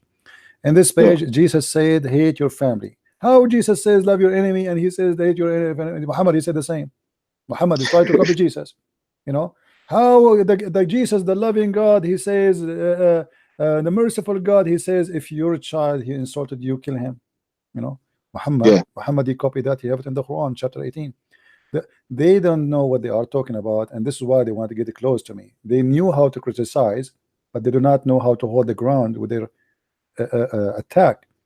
They are just like a cat. I saw this guy with Jacob. Jacob, he was chasing him in the corner, the speaking corner. Jacob, he said after you go after him, "Hey Shamsi, I want to talk to you. Where are you, Shamsi?" And Shamsi is moving like, "Oh, yeah. Hey Shamsi, you know they are waiting for you, Shamsi. I have a question for you." And the guy is sneaking like a snake. And then he claimed that he is a lion in the speaking corner. Yeah, he says he's a lion, but he's running away. Anyway, my friend, everybody here can make a judgment. You see, Muslims are welcome to call me, and here we go. Today we have many Muslims call me, and they did their best. And people, they make the judgment. Either the Christians, they were right, or the Muslim, they were right. I mean, here we go. Who was a Muslim of them? He dared to have his Skype open every day. To be honest, I want a Muslim to call you because I find your show entertaining. It's like every night now. No, ask yourself. Before it was every now and again. Now it's every night. I want to hear Christian Prince, my friend, versus Muslim, because for me it's entertaining. It's the same rubbish every day. There is a question we need to ask ourselves. If Muslims are sure of their religion, why they don't dare to have an open line for anyone to ask question? I want to see this guy, if as an example, Mohammed Hijab or Shamsi, he do like the same as I do, and he have a Skype open, and I will be the first to call him. Yeah. Do he dare to do so? Or Mohammed Hijab? Nobody wants to call Ali Dawa. It doesn't make any sense. Ali Dawa, the nurse of Mohammed Hijab, you mean? Yeah, they are kids. Yeah, they are kids. You know, they and right away after they finished the debate with David Wood, they made a video asking people to donate for them £50,000 a month. You know, obviously it's I mean, okay, you finish a debate and you think you did a great job. Why you are asking for money right away? They will take advantage because Muslim, they thought they made victory, you know. So they are Muslim now, they are willing to debate us or to give us to us. So let us make a video. And they ask every Muslim, we want only, look how humble they are, only 500 people who give. I think I think Islam is a scam. No, listen. Money. A guy he is a speaker corner. Why he need £50,000 a month donation? What he will do with it? He starts saying we need a studio. Studio for what? You're a speaker corner. Sorry. You do what you do in the garden, in the backyard. What studio? You want to buy a computer? You do not need all £50,000 a month. No. Those guys, they are guys. It's a great business. And you know, when you ask the Muslim to donate for you, and you say we need only 500, are you going to stop by with the 500, or you would take even if it's 1,000 donation, 10,000 donation? 500 is an excuse to make everybody donate for you, but still, it's a lot of money. Hijab, he made a video, was saying, and I have it in posted. He said that David Wood is like Islam because he's making a living of it. But the coward he himself, he have in the same video a big sign says sponsor this video with £50. How you are saying the guy is making living from attacking Islam, and you are asking the Muslim to sponsor this video with £50? Exactly. Yeah. You know. Hypocrite. You see, and why you asking for £50? I mean, you don't accept £1. You know, in the Middle East we say shahadum sharat, which mean you know the bigger, the one who big for money. Yeah. He is a beggar, but he put conditions. I don't accept less than 50 pounds. You know, I mean, if you are asking people for donation, first of all, okay, people to donate, but you don't need to say I accept from 50 and above. Yeah. Sponsor this video with 50. Why I need to sponsor this video with 50 pounds? Yeah, exactly. You know, why 50 pounds? What about 49? Is that okay? It's stealing. It's called stealing, isn't it? It's great. And the funny, he talked about David Wood, that he's making living from attacking Islam. Isn't it you who's making living from? But he's making living, and he's making not only living, obviously he's trying to be rich. You know, he's asking a lot of money. Like you see, people they donate for me. You can go and you will find somebody who donated $1. Okay, God bless him. $2. But the thing is, that okay, Islam is pretty much a way people use to make money. Anyway, they don't join Islam because they feel like it's a spiritual thing. It's because they feel like it's a financial or economic and social. So it's like, if I join Islam, now I have my brothers around me. I have enough people surrounding me to help me if I'm in a problem. Or I have people who can give me help when it comes to jobs, for instance. Like, if I don't have any money now and I'm jobless, maybe they'll put me in a shop, one of these Arabic, you know, shops, and I stand there, I work for them. I'm a black guy, bro.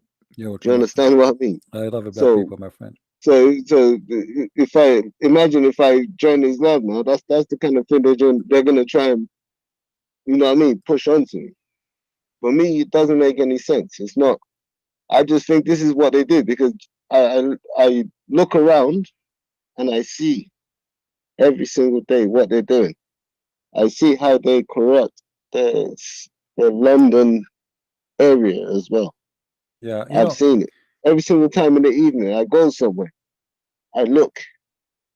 It's always some sort of Muslim guy, Muslim people. Every time in the evening, I look around, Muslim person, Muslim. But do you know what I mean? Yeah, yeah. I go to a Nigerian shop, bro. Yeah.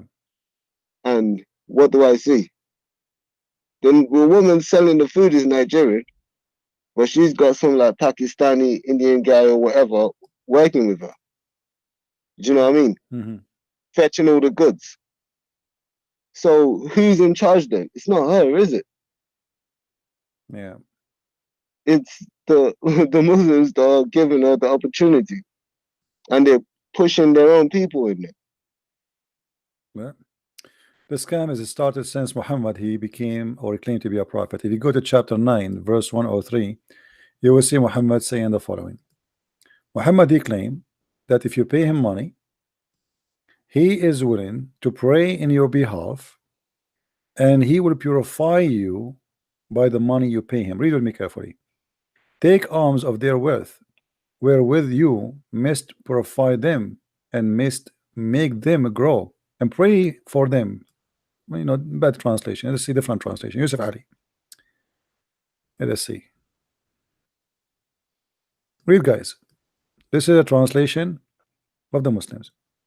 Of their goods take alms, so that those might purify and sanctify them, and pray in their behalf, on their behalf. Question: why, if you pay me, I will pray in your behalf? Any Muslim can explain? Imagine I say right now that if you give me money, I will pray in your behalf. Isn't it? This is obvious. This is a scam. Since when somebody can pray in behalf of somebody because he paid him money? And not only that, he claimed that if you pay Muhammad money, that money you pay is going to purify them and sanctify them. Christian Prince, I just want to say, because it seems like some people are getting it wrong in the comment section. They're saying, look, there is one race, human race.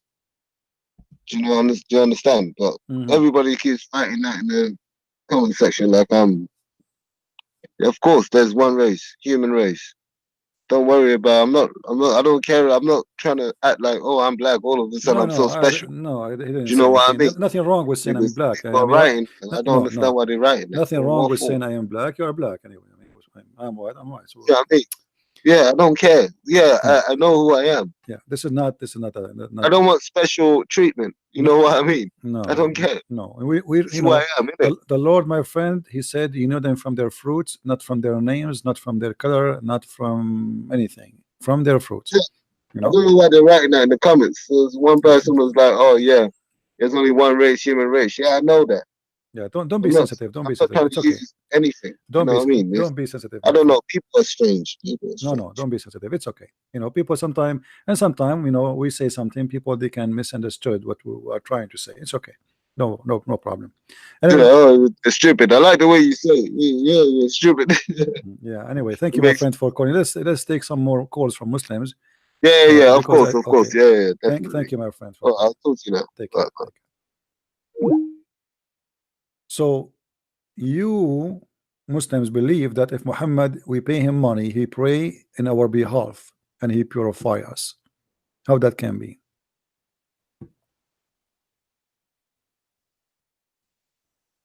Anyone?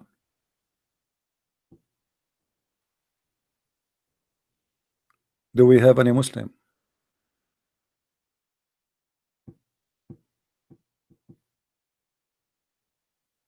Anyone? Who is a Muslim wanna call us? We can change the topic, no problem. We are here with you. Okay, Doris, you can call.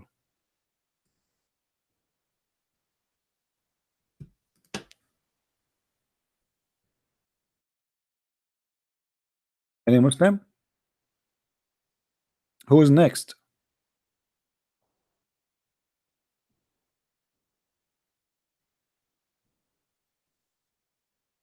When Umar, he said, my God, he agreed with me in 3 things, he got Muhammad busted. Truly, he got Muhammad busted. Look like Muhammad, he don't have anything of his own.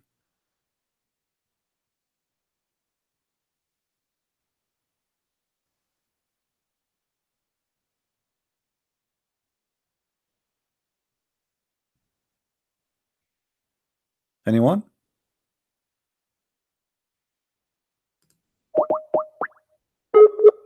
Look like you have a bad internet, my friend.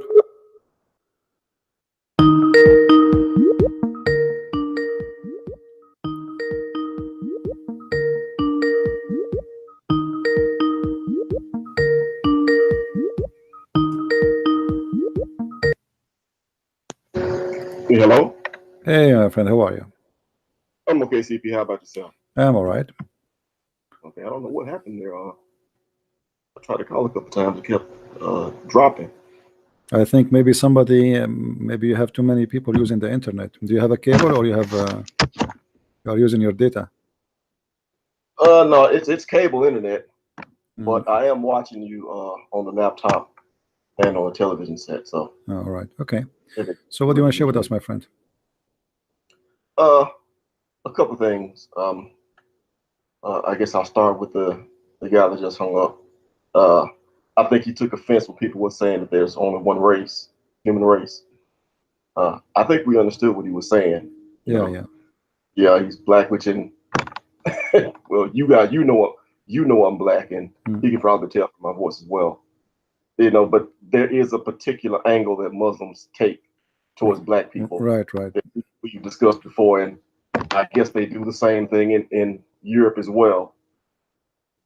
I guess that's what it's evidence. They try to fool the black people, make them believe that Islam is perfect for the black people. When Islam is the most aggressive racist religion ever exist. Oh yeah, and there's literally lines in the Quran that justify slavery and make it lawful for all Muslims through all time. Not only slavery.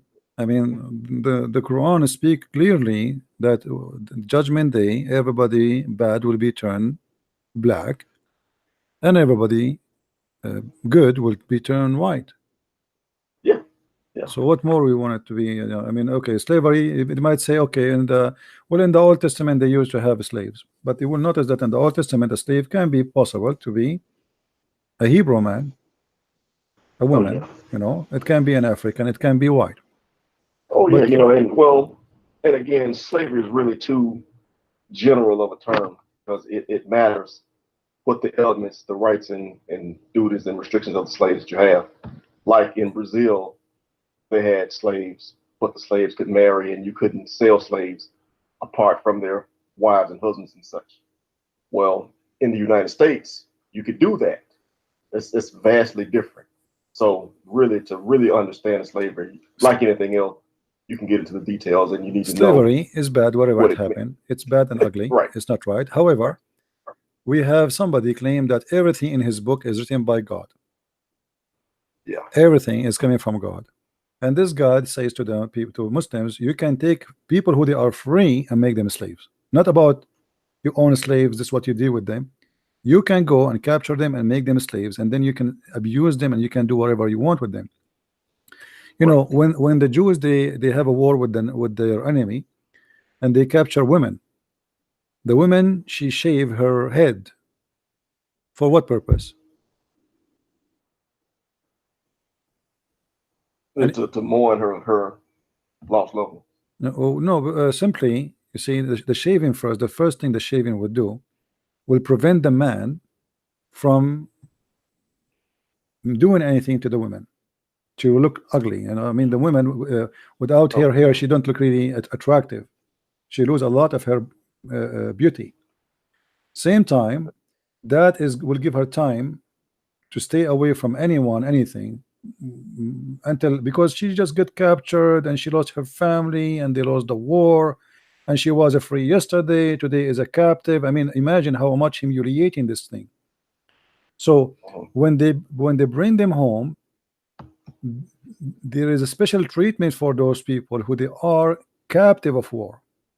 They will not go and rape them. And like, I want a Muslim to call me right now and show me where it says that we got a captive and we go and we take her to the bed and we rape her. Any Muslim want to show me? You know? Good luck with that. Yeah. But we can show you where Muhammad, he took a captive after he killed her father, her brother, her husband, and he raped her less than a few hours after the rape happened, after the slavery happened. Right, it's a completely different thing.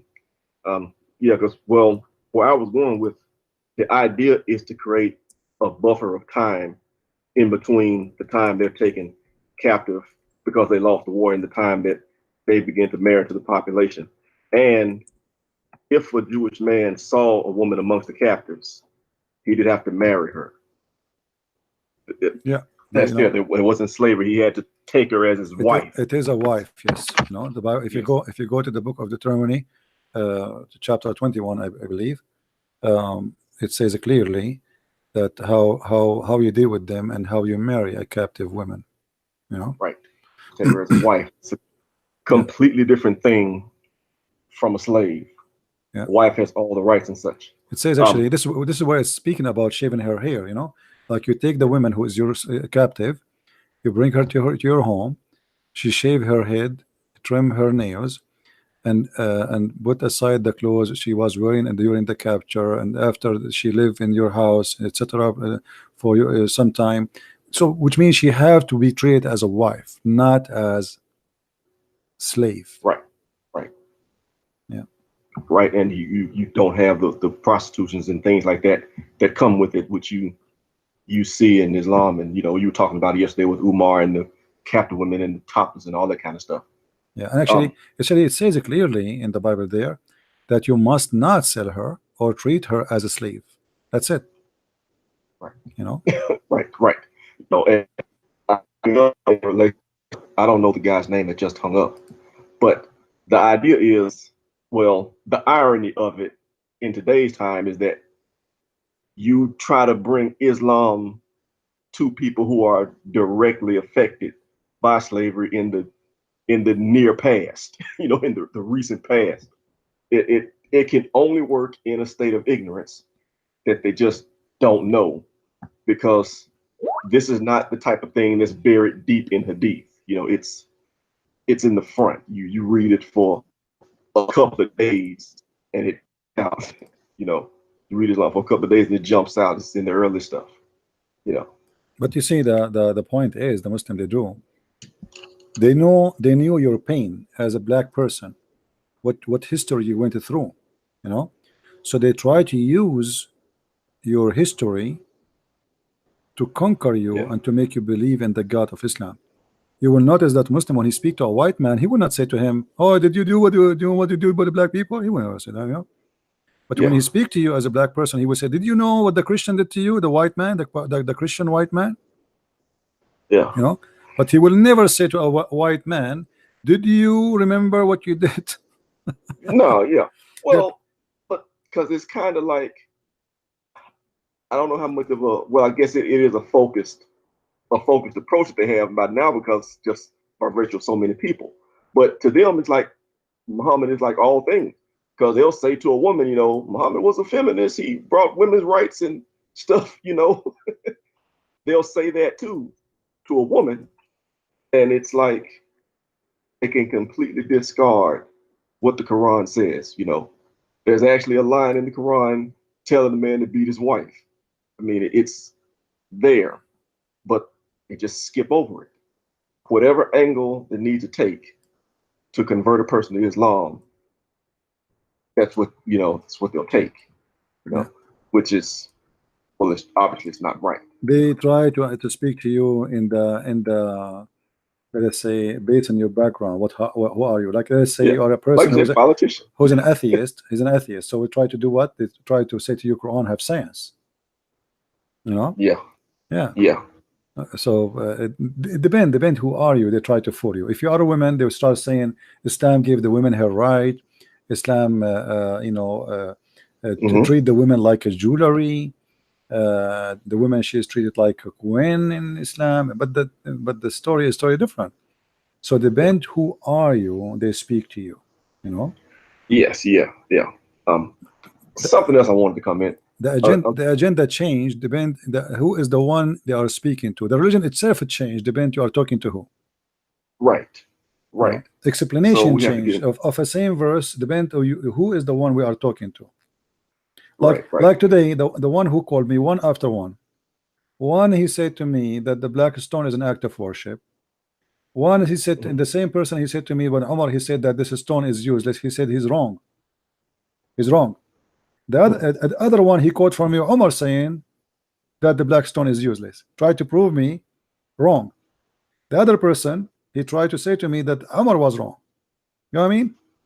Yeah. Depend the person who is trying to talk and his logic, which means the Muslims, they have no agreement about anything, and they are like a person. They are in a ship, and the ship suddenly they notice there is a hole in the middle of it, and the water is coming, and everybody swim in different direction. Right. They do not know which direction will save them, and so they speak against each other in the opposite direction. Right. They need something on the other side to pull them together, so to speak. So you mentioned Jesus, they'll all argue reflexively against Jesus. But if you get them to talk about the Islamic texts and things like that, to try to get into the books to determine who was Muhammad and what Islam actually teaches, then they're all over the place, you know. You mentioned, actually, I don't want to forget this. A girl called yesterday, and she said that she had some Muslim friends that she would talk to, and they were having problems understanding the Trinity, and she called and asked you to explain it. Yeah. You know, I just wanted to say to her, they're yanking your chain. It's not that hard to understand if they just don't want to, you know, they don't want to accept it. But they're just using that as a backdoor attack. And she should not spend all of her time trying to defend the Trinity, but rather ask them to try to defend prophethood of Muhammad or the eternalness, the uncreatedness of the Quran, and they'll start to trip all over themselves. But all this Trinity talk that they're having such a hard time understanding the Trinity, that's you know, they're yanking her chain. That's bull, and she should not fall into that trap. You know, she should listen to you more. Well, you know, and now after I explained the Trinity, do they accept the Trinity? No. Now the question is, why the Muslim don't question that Mary, she is a virgin and she gave birth? But they question the Trinity just because Muhammad he said that. If Muhammad he put two words in the Quran, say the Trinity is true, well, all the Muslim nobody will question it. That's right. As simple as that. Or if he had got the Trinity correctly, which he didn't. He did not even quote the Trinity correctly. We asked them who are those Christians who believe in Mary and Jesus and Allah as God. We cannot find them. Yeah, but I just because he sounded like a young girl, and I just didn't want her to be deceived, thinking that this is an honest criticism, that they're honestly having problems with this. No, they don't believe it because they just believe in Muhammad, but it's not hard for them to understand it. She should go on offense and ask them, hey, the Quran. So is the Quran created or is it uncreated? Okay, well, is it Allah or is it not Allah? Why? And they can explain, go on offense because they're trying to win over again a young girl. She shouldn't fall for that trap. Well, I don't think she will fall in such a trap because she is listening. I believe she is learning, and they will notice that Muslim they have the oppose of Muslims to Christianity, not because Christianity makes sense or does not make sense. It's simple that Muhammad he said, and whatever Muhammad he said, that's it. Yes, simple as that. As simple as that. That doesn't make sense that Jesus have no father. Why? Yeah. Why Muhammad have a father? Yeah. Why everybody have a father except Jesus? Explain to us, Muslim. They have no answer. Yeah. What the point?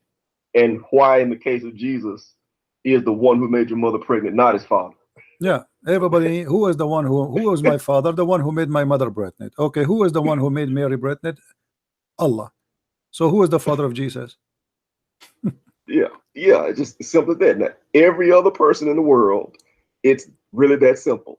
The one who made your mother pregnant with you is your father.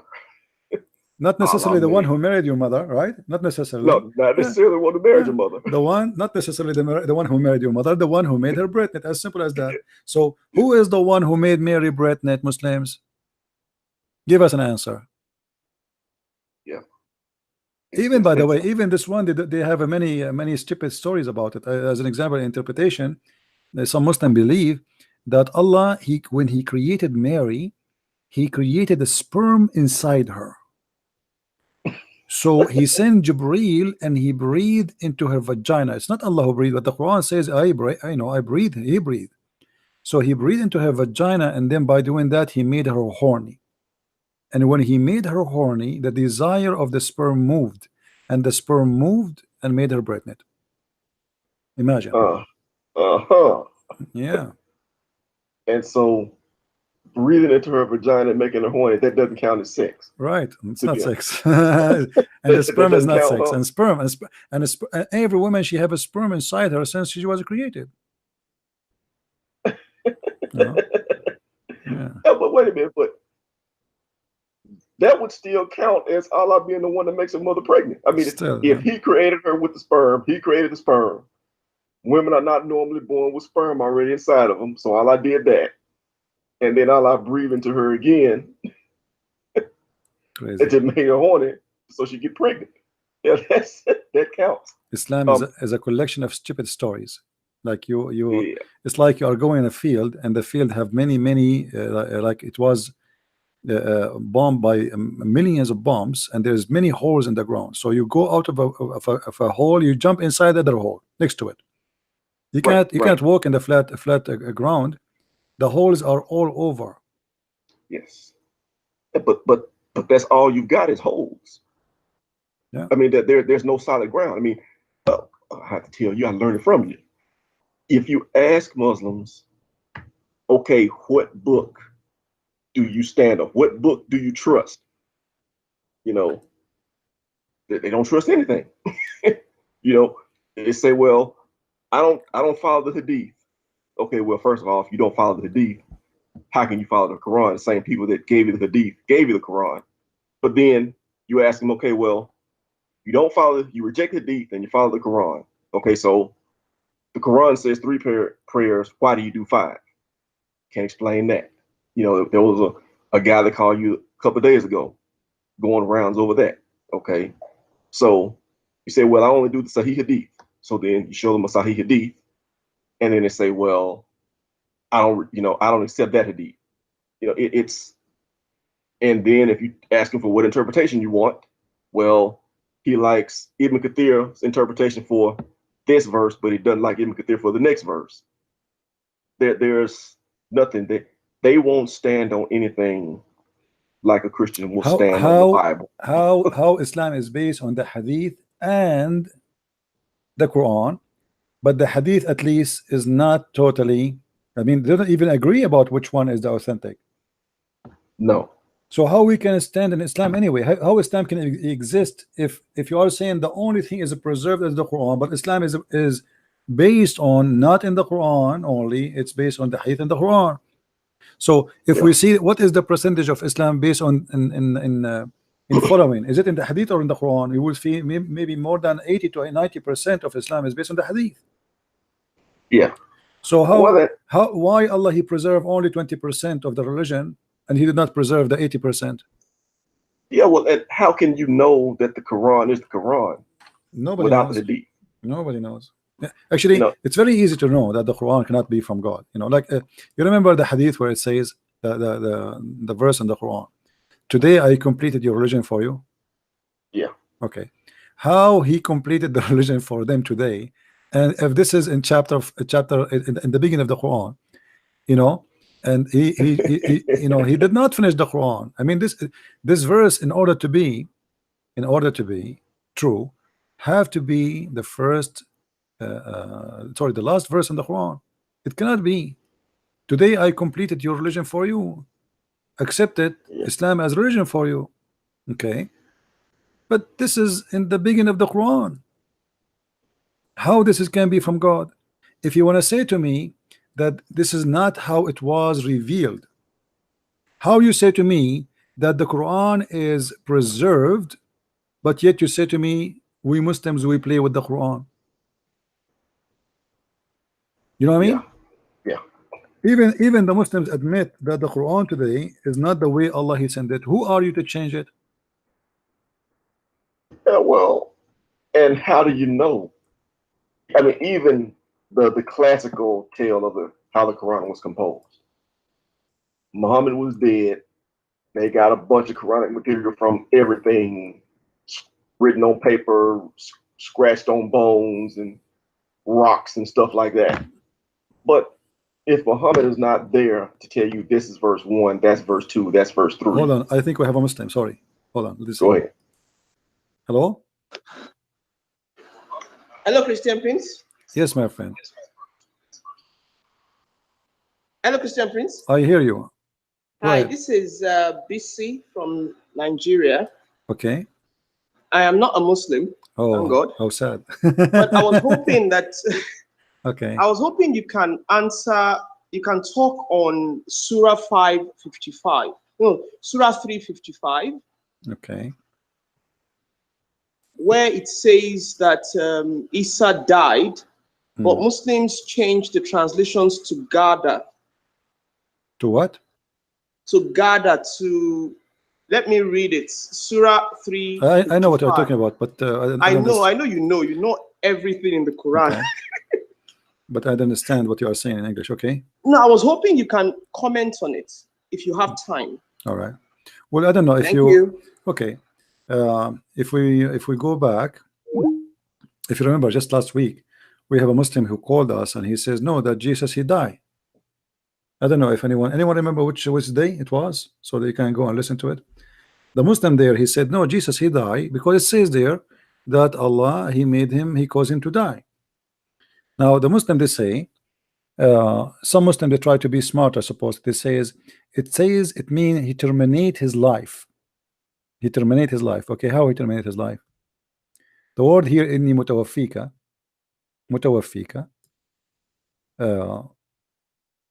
which mean I will cause your death. And when you try to be smart and you say to me, he meant that he is going to terminate life. Look at the translation here. I am gathering thee. What gathering thee? Like what? He was in the ground like seeds. What do you mean gathering thee? Is Jesus many people? How we can gather Jesus? I'm gathering thee. Allah saying to Jesus, I'm gathering thee. What does that mean? Collecting him? Fast translation. If we click at the translation here, let's see how this thing here work. Okay, let us see if we can highlight all the translation just to show you how Muslim they play with the translation. I'm going to use all the translation which is available in their software.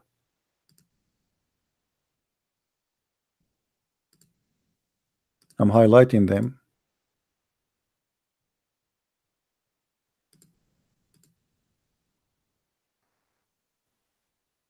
Okay, if you read all of them, look at this.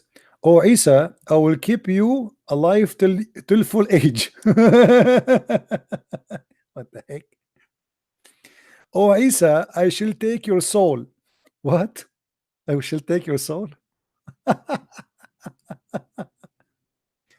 All right. O Isa, or Jesus, I will take you to myself. Where is the verse says I will cause your death? It's gone. This guy, he took it all totally off. Isa, verily shall I make you thee die. See, here there's a different story. Every translation is different. The same sentence. Isa, verily I shall make thee die, and I am lifting thee to myself. So this guy, he is trying to be more honest, that Allah will cause Isa to die, and then he will take him to heaven. Continue. O Isa, Jesus, I will take you and raise you to myself, and clear you of forged statement. What is the statement of Jesus will mutawaffi is gone. It's not in the verse no more. This guy Maududi, when Allah said, oh Jesus, I will recall you and raise you to me. See, here we go, another fast translation. I will save you from your enemy, I raise you to myself. Save you from an enemy? What is that?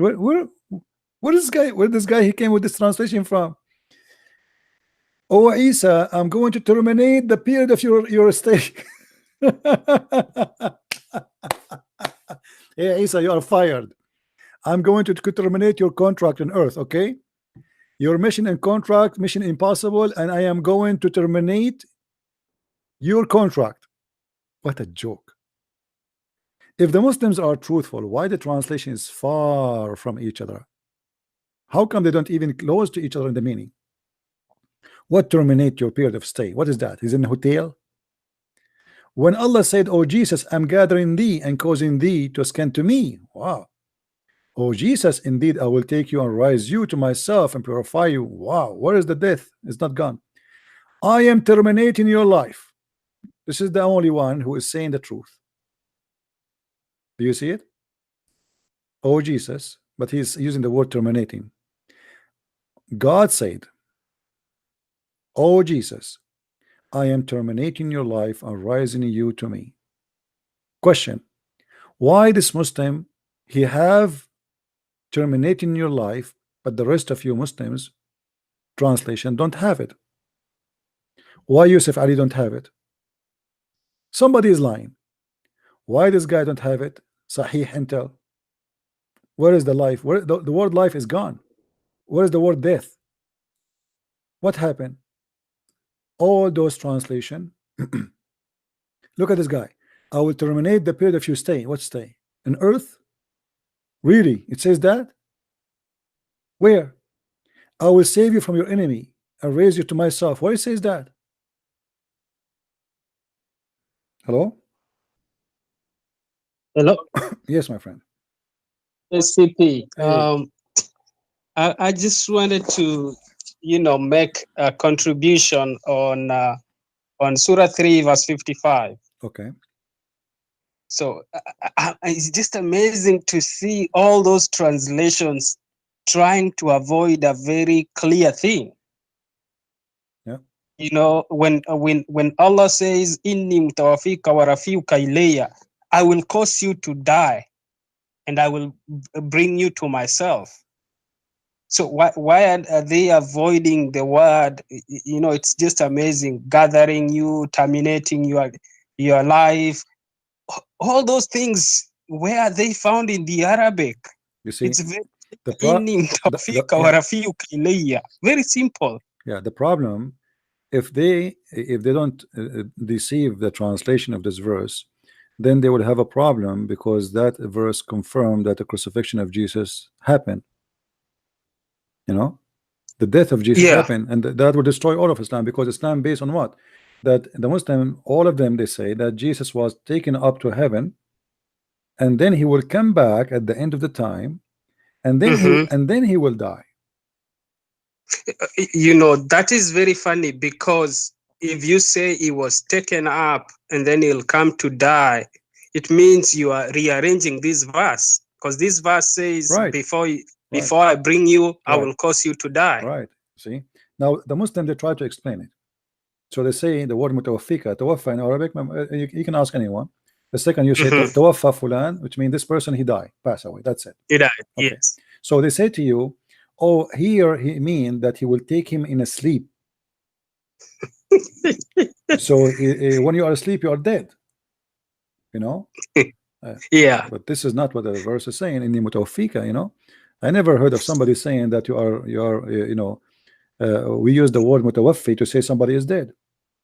You know, I think they point to the verse in the Quran where Allah says that He's the one that causes you to die and then causes you to resurrect in the morning, you know, during sleep. But if you look at the way Allah has used the word, it means death. And that's why the other verse that you were discussing, Surah Al-Ma'idah, verse 116 and 17. Hold on, we have a Muslim, hold on. Forgive me. Okay. Hold on. Hello? Oh, we lost him. Let me call him. This is the same guy.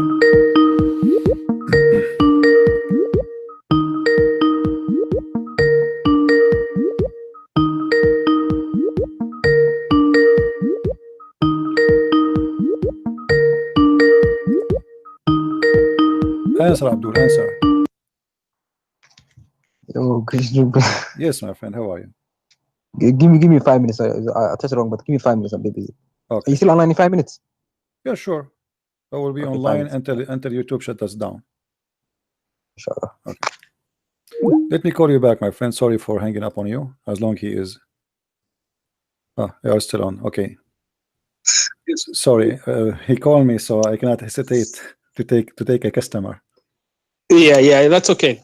Now, I also, maybe just to make a confusion on chapter 9, so October, verse 130. I mean, verse 30. Yeah. Allah says, I don't know whether it's Allah speaking or Muhammad speaking. He says that the Jews, they say Uzair is the son of God. Yeah. And the Christians say the Messiah is the son of God. And then at the end of that verse, and that's something I wanted you to confirm to me on the Arabic part. He says, may Allah's curse be upon them, or may Allah destroy them. May God. Now I'm wondering if the Quran is Allah's speech, if He is the one speaking. Yeah, because if and Allah, He's saying, may Allah curse the if you go Christians and the Jews. Okay, if you to whom is He praying? To whom is He asking? Yeah. Which God does He want to curse the Jews and Christians? Right. Well, He is God. Yet the Quran is eternal. It can be before we were created. Yeah, can be found all over the Quran. You will see that there's verses speaking about may Allah. May Allah. Now, how Allah is the one is talking, and yet He says me. All right. Yeah. That's very funny. It looks like somebody is speaking on behalf of Allah and begging Him. And for me, I was using this verse, to say that Allah prays, because it's clearly the Quran is not the words of Jibril, it's not the words of Muhammad, it's the words of Allah, according to what Muslims have always told us. So if it's Allah speaking, and then He's saying, may God destroy Christians and Jews. So that when you say may, it's a prayer. Yeah, it's a request. So it's upon God to either destroy or curse the Christians or not. But at least he is making a prayer to God that God will destroy the Christians and the Jews. Yeah, you see that actually in many places. As an example, if you go to chapter 17, verse number 79, it says, "Asa, asa an yab'athaka rabbuka maqaman mahmuda." May Allah, give you a high place. May Allah. But who is the one who's talking? So the Muslim, they will say to you, well, Allah here is saying to him, pray and ask, and pray harder, so Allah may give you a high. But Allah, Allah, He can confirm if you will have or not. Why He's saying may, maybe? Do He knew what Muhammad will be? Do He knew what Muhammad is going to be? Yeah. What maybe? If you go to any Islamic translation, if I change now, if you go to Yusuf Ali as an example, and I type the word maybe or may, may, you will find that how the Quran is full of may.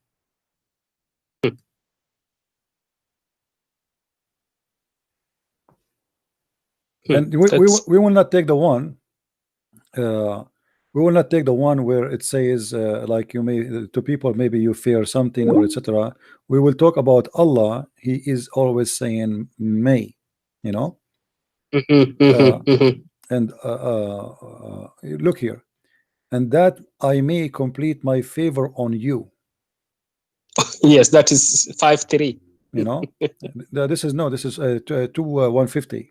All right. Okay. Yeah. So what do you mean I may complete my favor on you? Is it I'm going to complete, is it completed, or maybe I will complete? What does that mean? Okay. And you may be guided. Okay. What may? So there's tons of places, or like when the Quran speak about Allah, that it is He who created the earth and the heaven for you. Who is talking? Allah. Why Allah saying it is He? And even swearing by He, when He says "Waman khalaqa dhakara wal untha," so he's actually swearing by another one who created male and female. Yeah, Allah is all knowledgeable. Anyway, let us give a chance for the Muslim Abdul to call. Maybe we can find some. Maybe we can find an Abdul. Yeah, thank you. Yeah. All right, my brother. Thank you, my friend. Thank you. Take care. Call me, Muslim, the Muslim guy. We have this guy when I call. Or he is just trying to send text.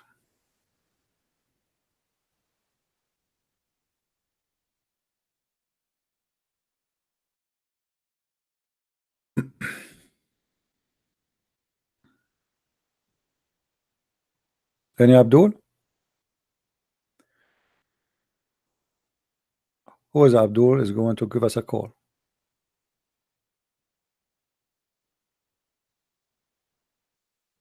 Anyone?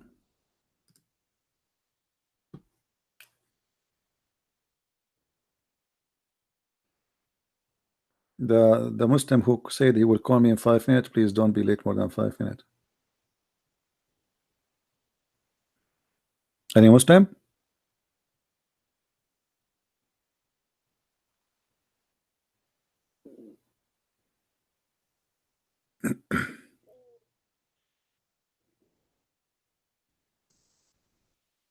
Let us give him a call. Is it 5 minutes already? The guy, he said 5 minutes. This guy, he went for a few hours and he did some homework and he came with something. Let's see what he came with. Maybe he did sharp his teeth. This is the guy who could not answer us why his prophet was praying toward Jerusalem. Maybe he did some search in Google.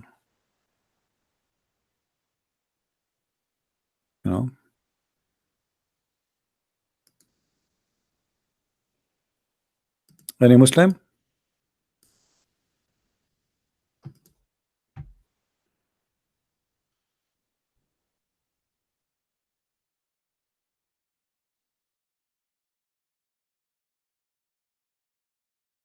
All right, so like I receive a message from somebody. He's an ex-Muslim. That's wonderful. Good for you, my friend. Happy to hear you. If you feel you want to talk, you may call me. Feel free. But I am live on air now.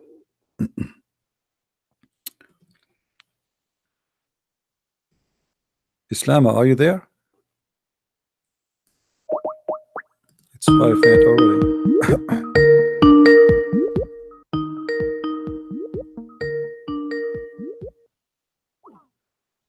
No, he's not answering now.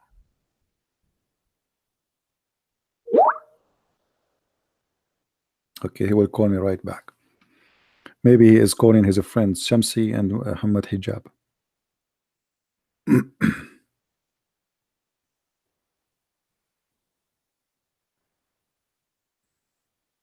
Mayday. Guys, invite your friends. Why we have only 600 people? What's wrong?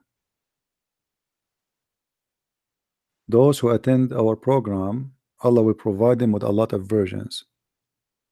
And the women, Allah will make them 70 times more pretty.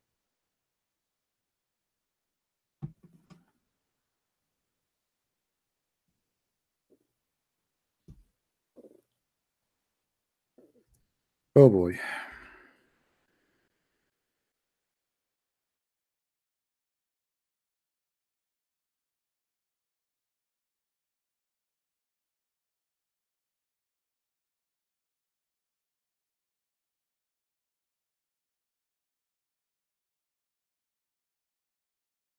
And Abdul, I'm waiting for this guy to call. They will call me.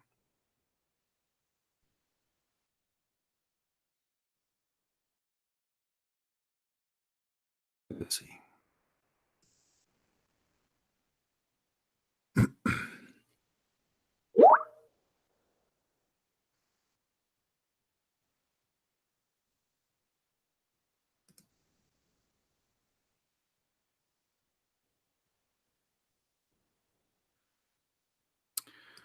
Where we can find, okay. I advise you, my friend Nathan, you are asking me to get my book Sex and Allah. You'll find tons of reference about those things. Sex and Allah, value number 1 and value number 2.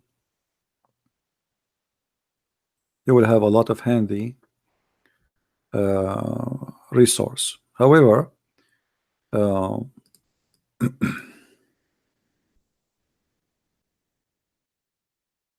if we go in the Quran,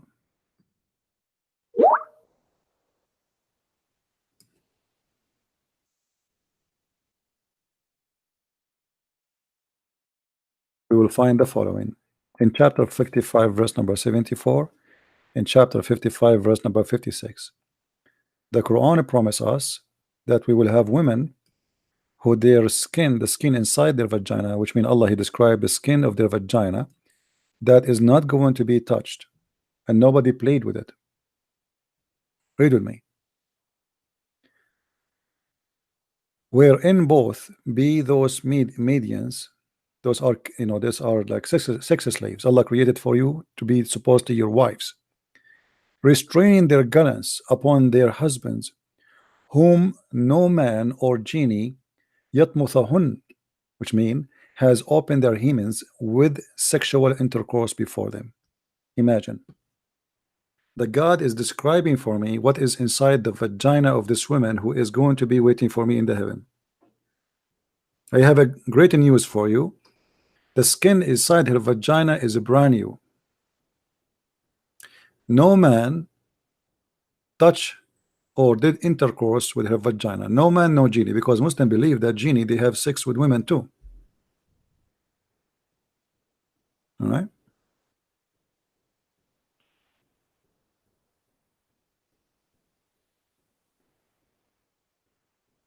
And Abdul?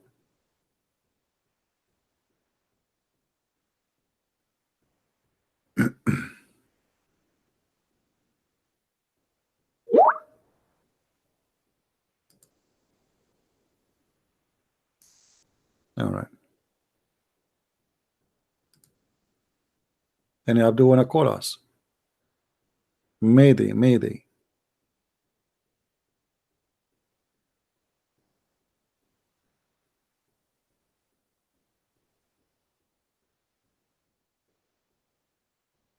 Nobody?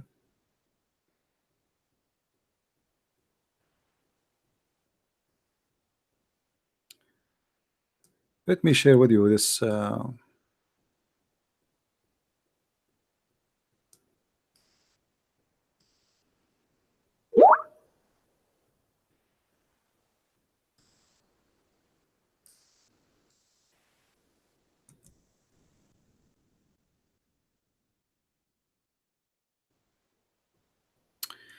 An example of the Muslims lying when they translate their hadith. This hadith here, you will see it says that Allah will ask the Muslims, what do you want me to give you more when you go to heaven? What else? What are you asking for? The Muslim, they will answer and they will say, hasn't thou not brightened our faces? It doesn't say that. It says, didn't you made our faces whiter? What more we want? It doesn't say brighter. And those who speak Arabic, they can call me right now, and I challenge anyone to say to me I'm lying. Allah is asking the Muslims, what more I can do for you in heaven? And you say to him, didn't you make us whiter?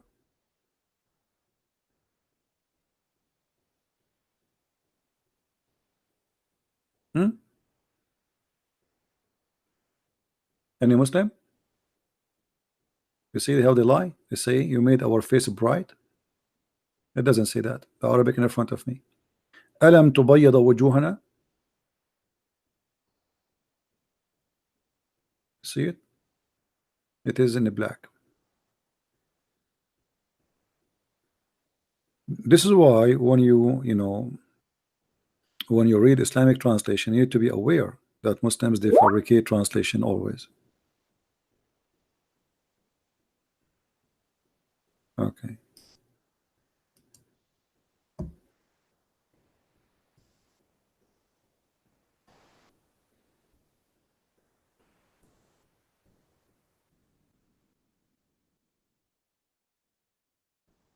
Any Muslim have a comment? And by the way, one of the funny things about Muslims, when they go to heaven, they will have no hair, and they will have eyeliner over their eyes. Why? I mean, how that can be? I mean, how ugly that is.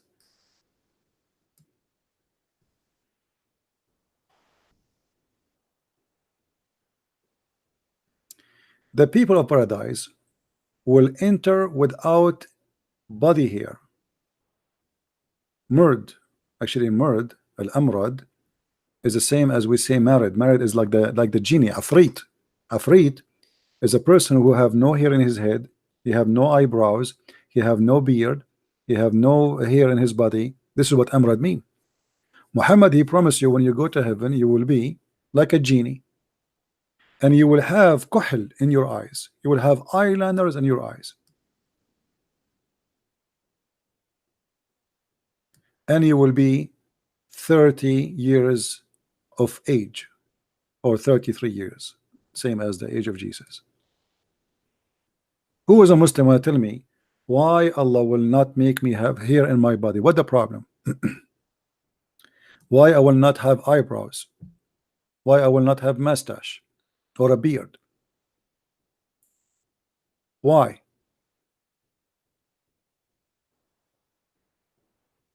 Any Muslim? What is the wisdom behind this? I mean, why the man will not look like a man no more? Because simply what you are saying to me here, that in the heaven of Allah, all men, they will look like a female. They will have eyeliner, and they will have no hair in their body. What is that would do? Will make you pretty? Why eyeliner in the eyes? Any Muslim? Allah is going to put eye makeup on us. Who is going to do the eyeliner for me when I go to heaven?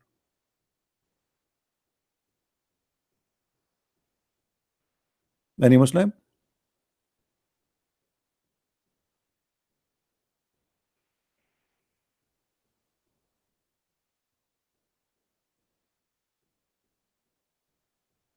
Who is a Muslim have something to say?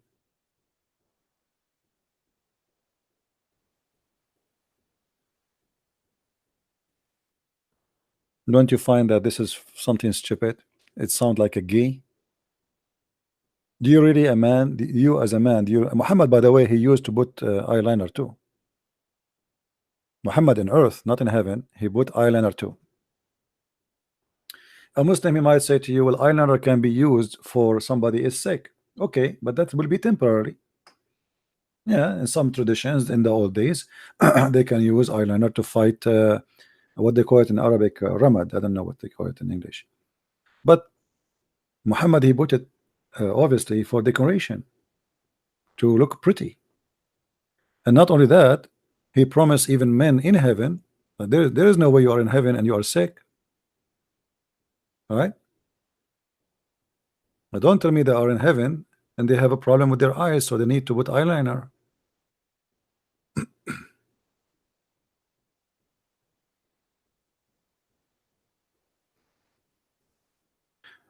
As an example,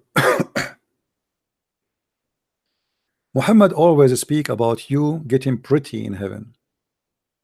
There's a hadith where it says that in the heaven there is a market, and you go to the market. You see, remember the hadith about the market where you go and you find images of women and men to have sex with them? You remember it, right?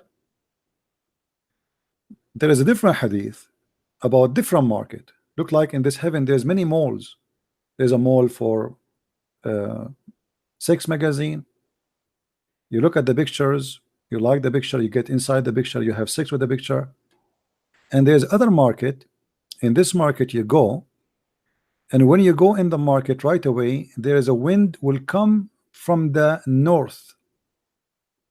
Wind will come from the north, and this wind, when it come to you, it make you more pretty. Anyone knows why?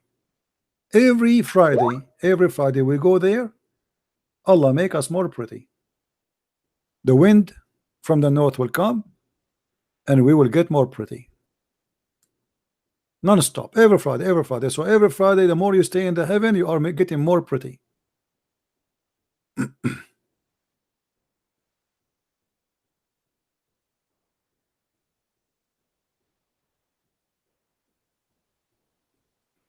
Yeah, you can call, no problem.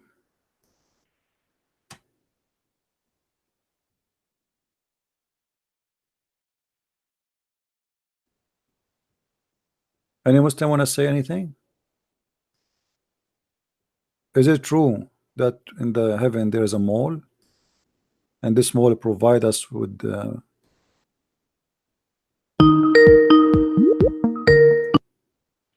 hello? Hey, Christian Prince. Hey, my friend, how are you? Quite well, enjoying your content as always. I had a quick question for you. Sure. With respect to Quranic text criticism. Okay. I didn't know if you were familiar with the Quran gateway or not, but gateway. You mean the gate to hell or to, and heaven? It's the first time that textual variants in the Quran are going to be publicly available on the internet. It's a project that's been in the works for a while. So far, the scholars have photographed 3,000 variants. Oh, this is a website you are saying? Okay. That's correct. And I'm one of the beta users, and it's fascinating. I mean, I'm looking now at, Surah 11. So far, they've cataloged 398 variants with images. And I was wondering, how do you think Muslims are going to respond to this? I mean, for the first time publicly, you're going to have demonstrable proof that the Quran has not been perfectly preserved. I was wondering if you think their arguments are going to shift and how they will. If you can send me this project website, would be good, so we can see Absolutely. I'll send it to you in Skype, okay. But know that it is not public.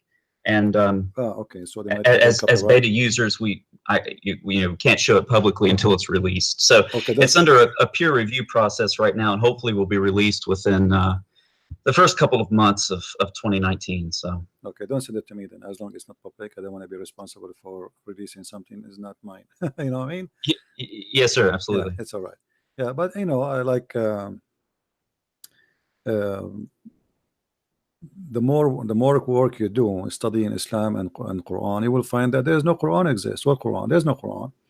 The Muslims, they say, even the Muslims, they call the book they have between their hand Mushaf Uthman.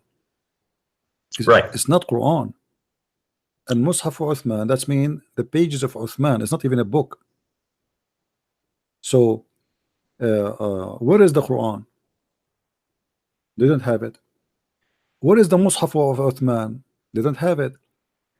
If you open the Quran in page A, it's like it's like titled as A because it's not a number, you know, it's a letter A. It says there that this Quran is according to recitation of. Okay. The second you say recitation of, it's mean there is no book, correct? That's correct. Otherwise, why we say recitation? You know, they are concentrating in the recitation because they don't have a book. So this is a book according to recitation of Hafs, according to recitation of Asim, according until we arrive to Muhammad. So where is the book?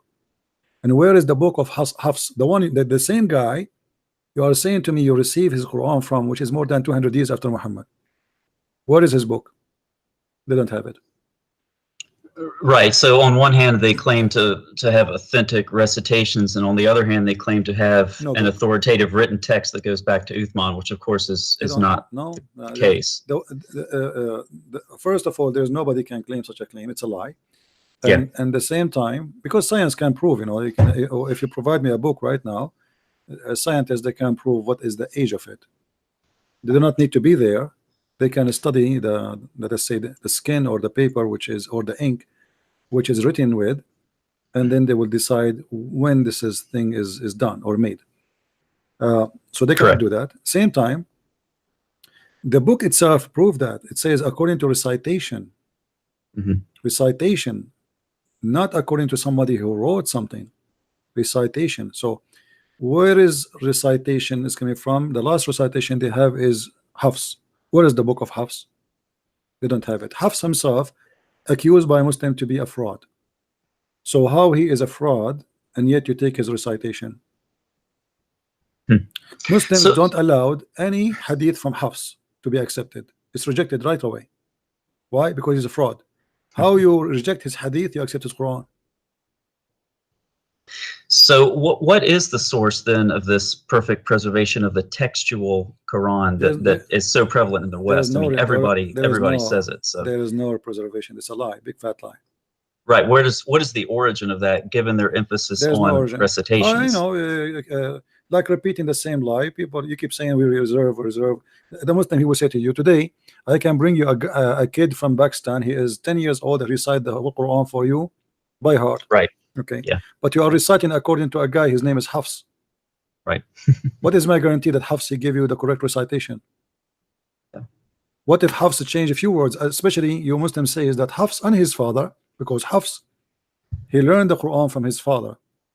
Him and his father both are accused to be fraud by Muslims, not by Christians. Yeah. Hafs, he learned the Quran recitation from his father Asim. Asim is not his father from like he's a stepfather. So as long as the Muslims they agree that both of them they are fraud, then how you can guarantee that this is the correct recitation? They say to you the most accurate recitation between all the Muslims is the recitation of Hafs and Asim.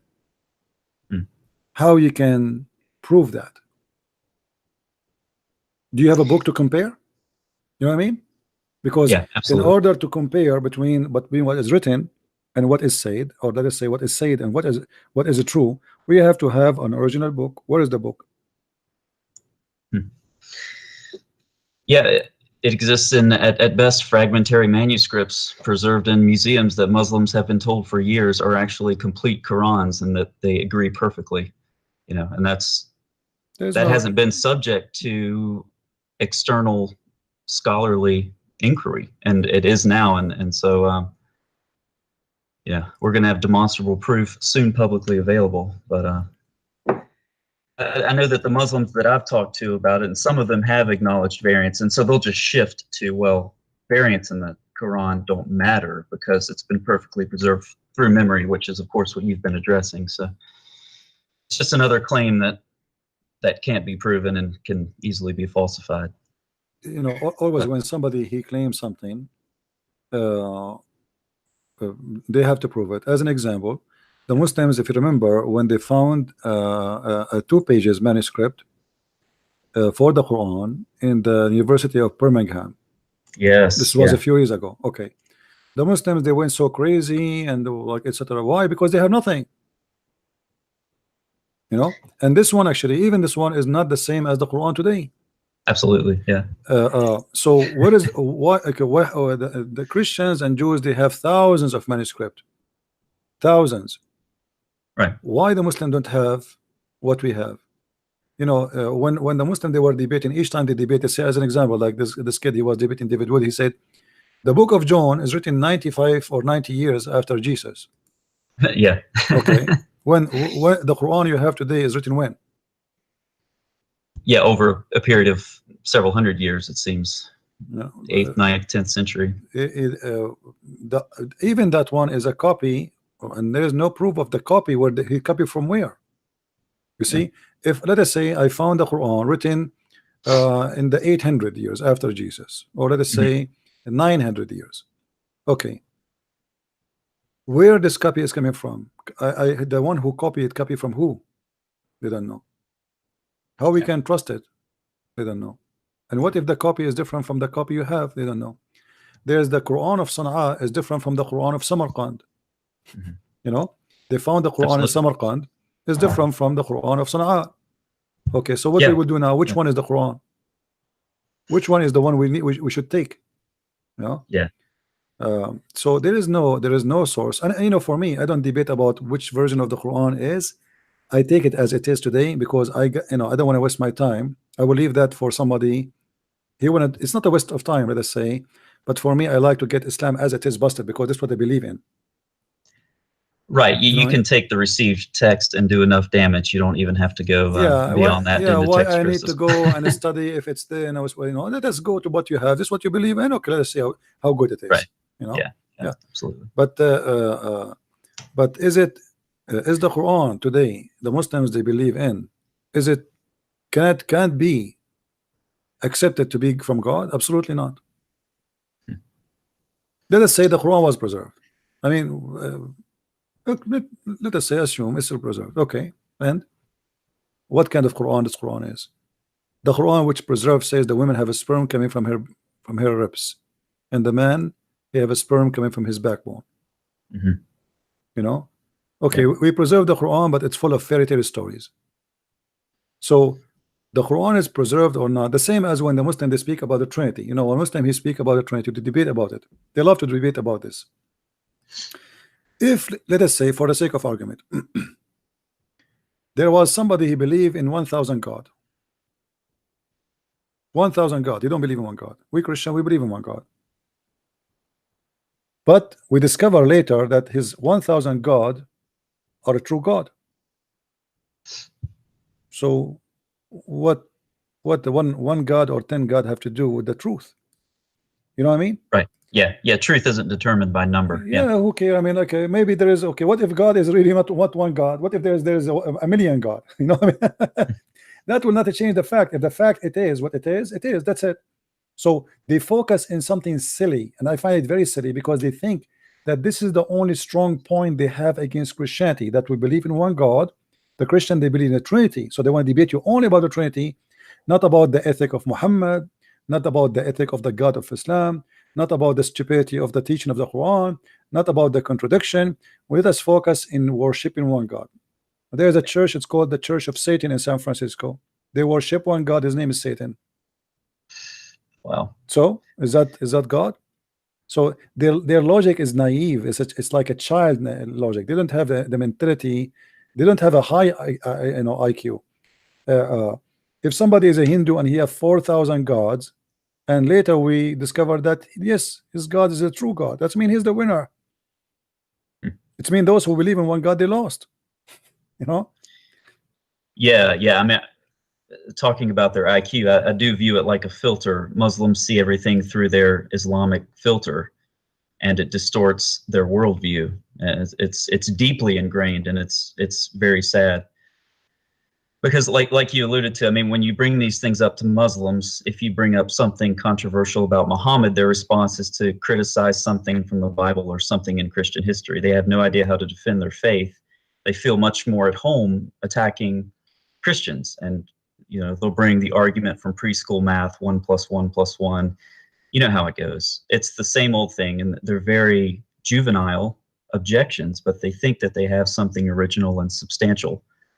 And it's sad, really. But yeah, I just wanted to kind of get your opinion on that. And obviously, being a native Arabic speaker, when this is released publicly, I'll send you a message, and I'm sure you'll have fun going through all of these erasures in the Quranic manuscripts and the textual variants. And it reminds me of when Shabir Ali would debate David Wood or James White. He would always say, well, there's a textual variant, and it'll be interesting when Muslims want to quote various ayat from the Quran. We'll be able to say, actually, wait, there's a textual variant there, and they'll finally get served back to them what they've enjoyed serving out to Christians for so many years. So yeah, well, the Muslim, they can defend their Quran as they wish, and it doesn't hurt me really.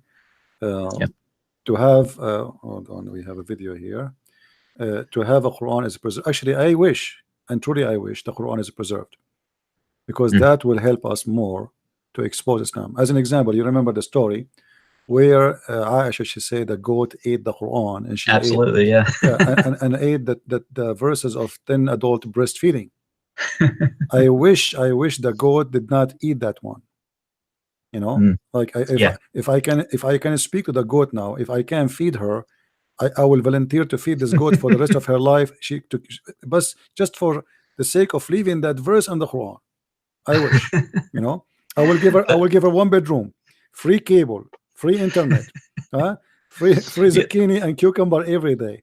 That's comical. I've never thought about it like that. I told a Muslim about that recently, and his response was, where do you come up with this stuff? And I said, it's in your own sources. It's amazing how many Muslims don't know about this stuff that's in their authentic narrations. But yeah, that's a unique way of looking at that. Yeah, I wish the Quran were preserved. He said, Umar al-Khattab, he said the Quran was 1,025,000 letter.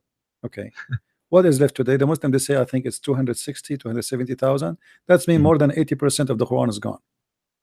Yeah. So imagine we are exposing Islam with the 30 or 20% of it. It will be a lot nicer if we have the rest of the 80%, because you will find a lot of poo-poo more. Yeah, I'm sure it's a lot of good stuff in that 80% that dropped out, for sure. Yeah. So I wish time will come and we will discover more chapters in the Quran. Somebody will dig somewhere, will find more stupid things, so we can love more. But what we have now is more than enough to prove to us that Islam cannot be from God. Yeah. Yep, you do a great job exposing that. So thanks for taking my call, CP. Thank you, my friend. Thank you. I enjoy listening to you. Feel free always to text me and update me with your project. Absolutely, will do. Okay, take care. God bless. Bye bye. Where is the guy? This is the Muslim guy. Wanna call me? What happened to him? Did he take a nap?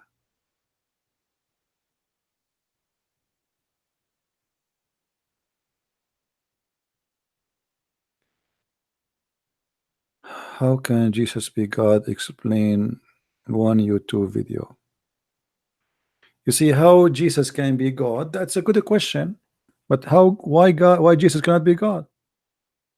If Jesus, he was able to do what nobody can do except God, if Jesus never commits sin, if Jesus is perfect, if Jesus is what God is always be and was, why he cannot be God? Even the Quran described Jesus as someone who can do things nobody will. Name for me in the whole Quran someone he have power like Jesus. Muhammad, he have zero. Muhammad, he claim miracles nobody witness. Muhammad, he prophesy of things that are stupid and they do not exist. Muhammad, he claimed the moon split and the judgment day started, but nothing happened. So when you say to me how you can show me that Jesus is God, well, how he cannot be? The only the excuse the Muslims they have that Jesus was in a form of a human, but that can be debunked easy. Isn't it the Spirit of Allah came to Mary as a human? They say to you, yeah, this is the angel Jibreel. Okay. When the angel Jibreel became a man, was he a man at that moment, or he was an angel still? They say to you, he was an angel. That's wonderful. So how an angel can be angel and man in the same time, if this is impossible for Jesus to be God and man in the same time? You know what I mean, guys? If an angel who is a lot less power than God can do that, why God cannot do what an angel can do? Because in order to have such a power to be a man and to be an angel at the same time, that is something special. That is superpower, right? To be both in the same time. Are you saying to me that angel is more powerful than God?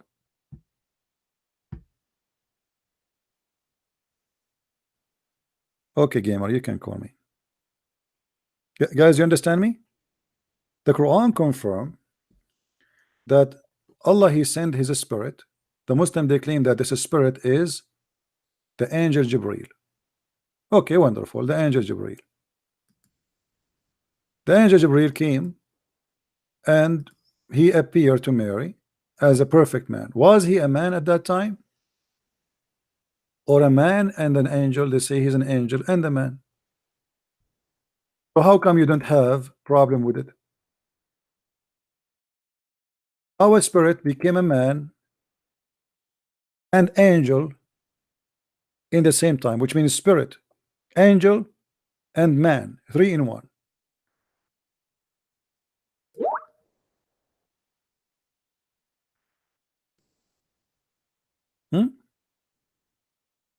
Chapter 19, verse number 17.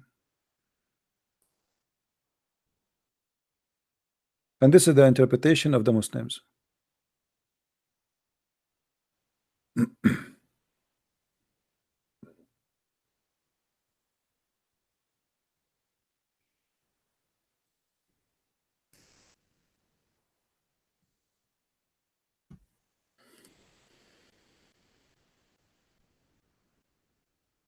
All right. Only, my friend. Here we find the hypocrisy. He appeared to her as a perfect man. Muhammad himself, he claimed that the angel Jibreel, he came to him as a perfect man. Was Jibreel an angel or a man at that time? Right? Was Jibreel an angel or just a man at that time? They say he's an angel. Okay. How he can be in two nature in the same time? The hypocrisy is amazing. They accepted that one being can be in two nature in the same time when they want, and they reject when they want. Hello? Hello, my brother CP. How you doing? Hey, my friend. I'm not a Muslim. Sorry, I know you was Don't waiting be for sorry. an I'm just joking with people when they say. Don't be sorry, my friend. I'm happy for you. Go ahead. First of all, I want to thank you for everything that you've been doing, exposing these Abduls and everything. Right. And you know, the environment, me myself, I'm living it, is infested with Abduls. Like, whenever this is my problem, right? Whenever you say something about Jesus being God, they're always like getting ready to, like, they just want to tear you open. I just don't know. And then you ask them questions they cannot give you the answers to. Well, you know, because a human being, when he try to answer with his own logic, he fail. If they use the logic of their God, it's going to be horrible. So what they do, they try to go in denial stage, avoiding the question and the answer. That's true. You know, if the Muslims answer me based in their teaching, they will be in trouble. Here we go. As an example, Jesus cannot be God. Why? How God can be man and God in the same time? Okay, I will go with your logic. How Jibreel is a man and an angel at the same And can time? be God. Yeah, I think can be angel at the same time. Yeah. Because if you refuse that this is that cannot be two and one in the same time, like this guy was debating David Wood, he says to him, how I'm going to recognize who is who and who is he? Okay, here we go. We have an angel. His name is Jibreel. Which one is he? I watched the debate. That debate was I don't know, but we should stop giving it to these people. Why I say that is because, you know, if they're like, we like sons of God, right? We are proud of it.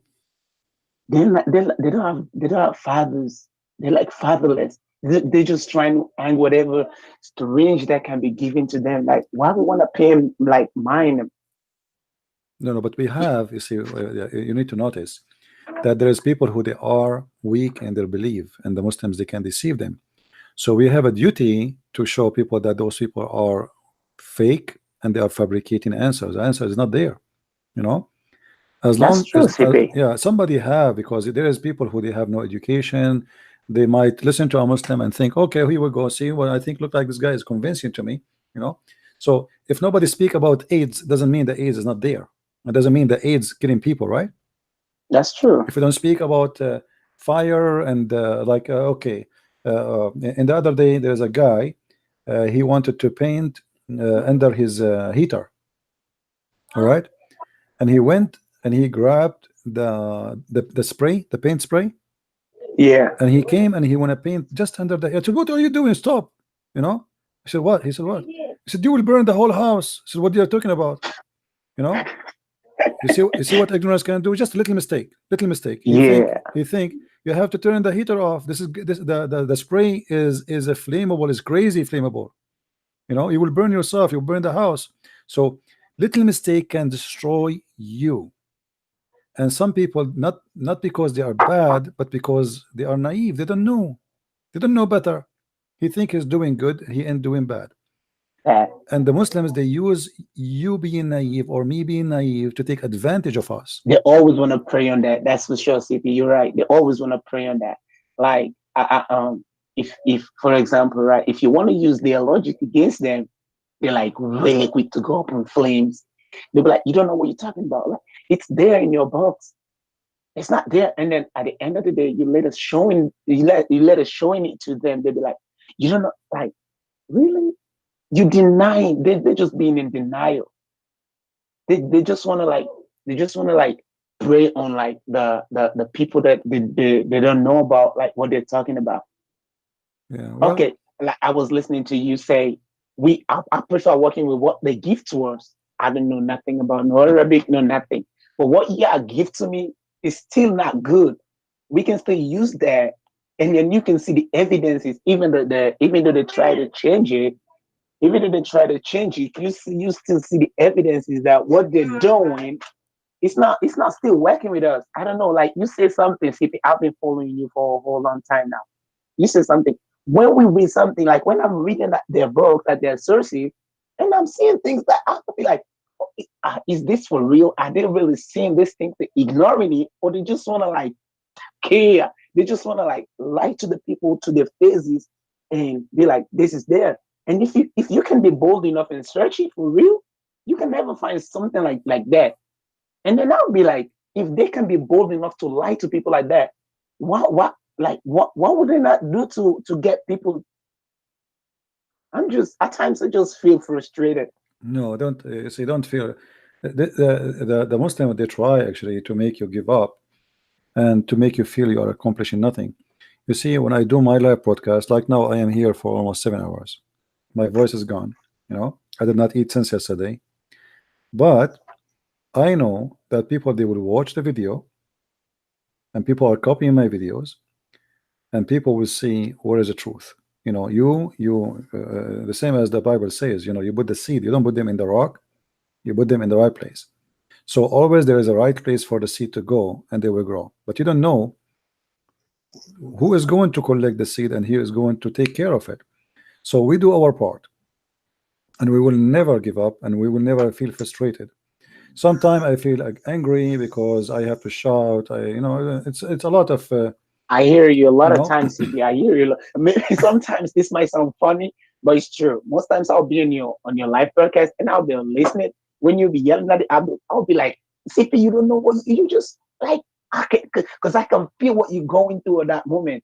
I've been dealing with these people for like some time now, and then I feel to myself, I'll be yelling to my be like, brother CP, don't just drop the call, because it's either they know what you're talking about, they're still trying to lie to people, or they don't know nothing about what you say, what you're telling them.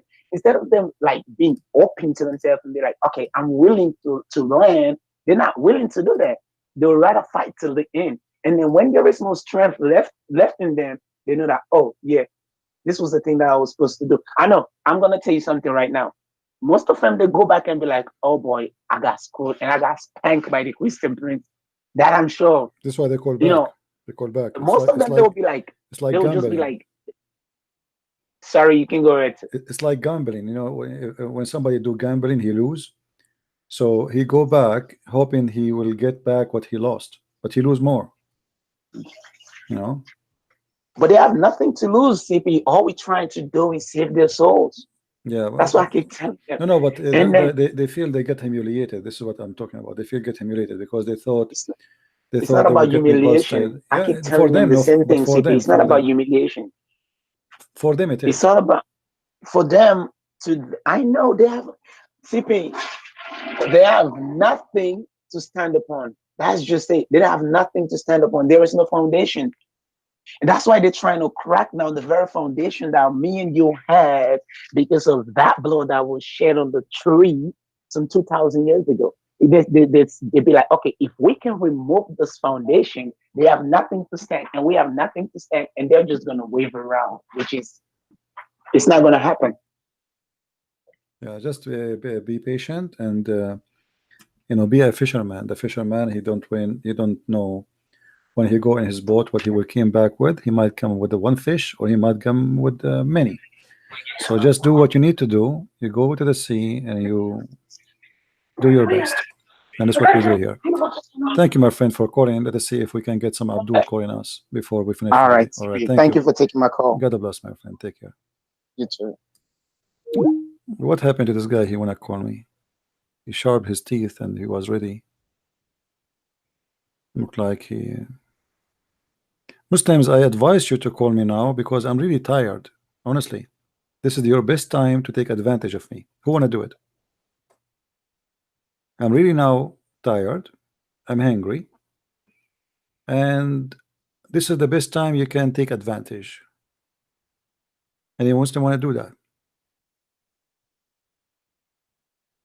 I think will take you this time maybe 30 seconds to take me down because I'm really tired now. Anyone wants to want to do that?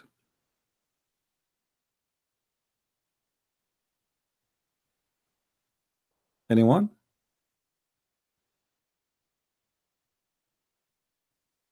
Hello?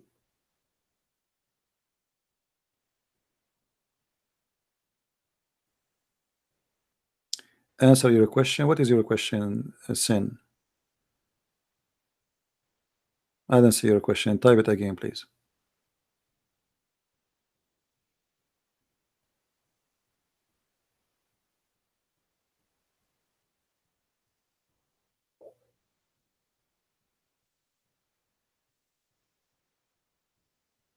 I don't see your question.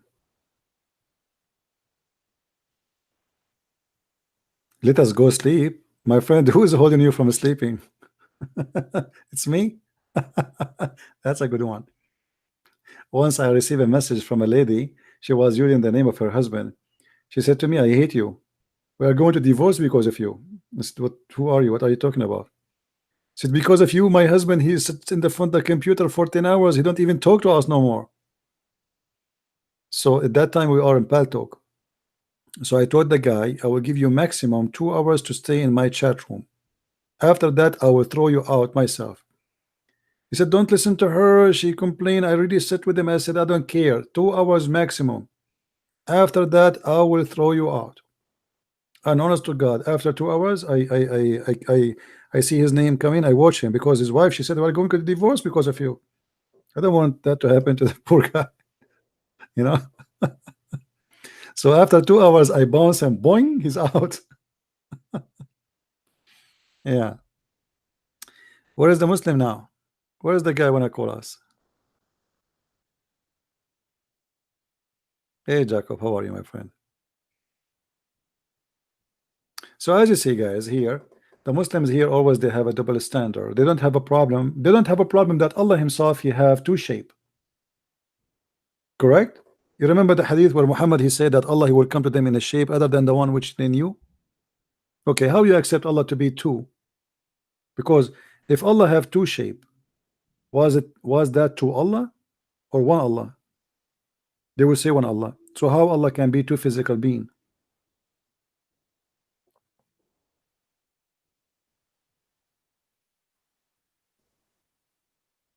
Any Muslim can explain to us?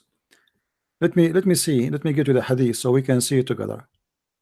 Maybe we can get Abdul encouraged to call us and explain to us what's wrong with this story here. There is something, obviously, something very wrong. Let me look for the hadith.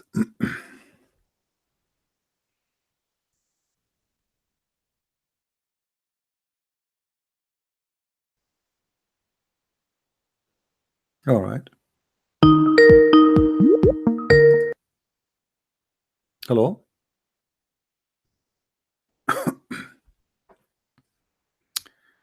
Hello.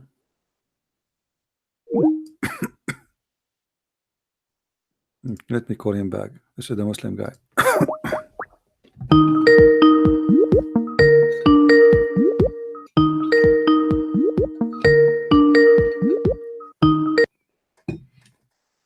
Hello.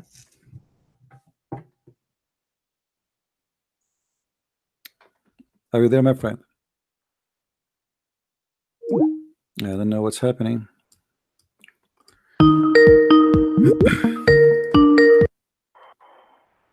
Hello. Yes, you hear me, my friend? Yeah, can you? Go ahead. I don't know if you were listening to us. Did you listen to us? What we're talking about? No. Still me. Okay, we were talking about Allah. He have a shape, and Allah He changed His shape. What do you think of that? Oh, I thought we were gonna go back to what we were talking about earlier. No problem. But we can talk about this and we can go back to that earlier. No problem. Okay. What's your question? What do you think about Allah changing His shape? Changing His shape. Hmm. Yeah, Allah could do what He wants. Okay, see, here we go. You see, guys, Allah He can do whatever He wants. Okay, can Allah be a man? No, He can't. See? No. Why laughing? I don't Okay, you just said Allah can be whatever He wants. The second I said to you, Allah, can Allah be a man? You said no. Okay, anything that befits His Majesty. Well, I have to put that in now. Yeah. What? Anything that befits His Majesty. What fit? Does it fit Allah His Majesty to have a foot? No. Befits His Majesty. Coming down as a man, becoming finite, becoming reducing himself to time and a specific location is that doesn't befit His Majesty. You feel me? Who said so? No. I'm telling you. No, you are telling me who is the one who said to doesn't fit His Majesty? What does that mean? Okay, read with me the hadith. Read with me. Okay, hold on. I have. Okay, I want you to confirm. I want you to confirm to me. Okay, are you saying if Allah took the form of something, and that will not be in agreement with His Majesty, you Muslims will not accept Him? Becoming the form of a man goes against the rational mind. Okay. Logical mind, your brain, your intellect. Let us say not necessarily a man. What if Allah He come to you in different form, but you don't like it? Don't try to trick me. Why I don't? I want to trick you. I like to trick Muslims. Why not? I love to trick them. You're trying to corner us and say, yo, why did you do this? Oh, your God did this. Oh, wow. I'm asking you. I want you an answer. Allah He cannot be only as a man, or He can be in other form. Can He come in other form? Can you hear me? Can He be in other form, or only the one as a man He don't like? Okay, let me give you the criteria. He cannot restrict himself within time, within time. You feel me? He cannot be finite at the same time be infinite. He cannot be what? He can't be finite at the same time be infinite. That's contradictive of nature. His nature is contradictive. He cannot be carnite, incarnate. What does that mean? Explain to me. Finite and infinite. Infinite and finite. Can't be both of them together. Okay, so explain to me, please. My English doesn't help me. What does that mean? What do you mean? What does that explain to me. What is that term you use? He cannot be this and that. What is this and what is that? Finite. What does that mean? Come on, man. You need to know. No, I do not know. I'm asking you. I want you to explain to me what does that mean to understand you. Yeah, limiting yourself, finite. Okay, so if mission. you are inside the physical body, you are limited, correct? Okay, guys, did he say that? If Allah is inside the physical body, he is limited. Do you confirm that again? No. You heard what I said to you. You see, after 2 seconds, just because I repeated what he said, he swallowed it again. No, I never. I just repeated what he said. He swallowed it. He don't want to. You just said that to me. Why you want to swear the words? Isn't it you who just said to me? If Allah is inside a physical being, he is limited. No. You heard what I said to you. Don't try to throw man what I said to you. You heard what I said to you. Let me repeat myself. I said to you, he cannot be finite and infinite at the same time. That's contradicting his nature. His nature is contradicting. Okay, itself. so if Allah is inside the physical being, he cannot be what? Oh, you can't hear me. He can't be what? Did you hear what I said to you again? Do you want me to repeat myself like a parrot again and again? You need to explain to me because I don't want to misunderstood you. Okay, Bismillah. Oh. I said to you, if God, let me give you an example. Jesus, he said he became a man, correct? Okay, am I correct? So what? Jesus became a man. Yeah, not Jesus became a man. Jesus is a man. No, he became a man. He's not a man in the beginning. God became a man. Yes. So he became a man. No. Jesus became a man. No, Jesus is a man. Yeah, he became a man. No, God became a man. No. Don't tell me no. This is my belief. Are you going to make me say what you like me to say? No. The second person of the Trinity became a man. Don't say God became a man. My friend. Hold on. No, don't do second person. There's nothing called the second person and third person became a man. The word of God. This is what the Bible says. The word of God is God, and the word became a man. Okay, that's the second person in Trinity. This is how he appeared to us as a person. Yeah, that's the second person in Trinity. But Jesus, it is not the man became God, it's God became a man. Yes, that's what I said to you. Jesus became a man, whether he was God at the beginning. God became a man, not Jesus became God. You're playing. Okay, now we go back. Don't try to change topic. Allah is the affinity of Allah. What does that mean? Okay. What does that mean? Hello? Hello?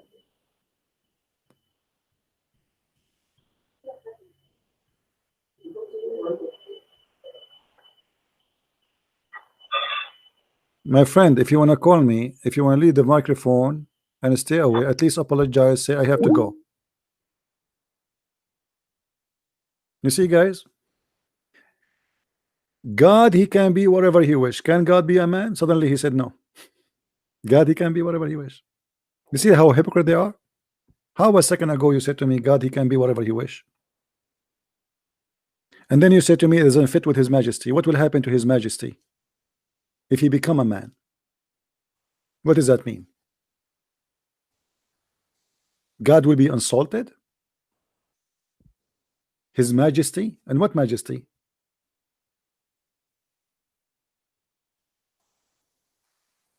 Stupidity is dangerous. Their God, he can be whatever he wish. Can he be a man? Right away he said no. So your God cannot be God. We call God Almighty, for he can do whatever he wish. When God, he is limited for what he can do, what he can be, then he is not God. Somebody might say to me, can God be scenarios? If you want, he can. Why not? But this is against his, who is he? It's not about he cannot. This is not about he cannot. This is about he will not. Otherwise, committing sin is very easy. It's very easy to be a rapist. It's very easy to be a thief. It's very easy to be a hooker. But it's very hard to be a woman who work 10 hours a day to get the minimum wages to feed your children.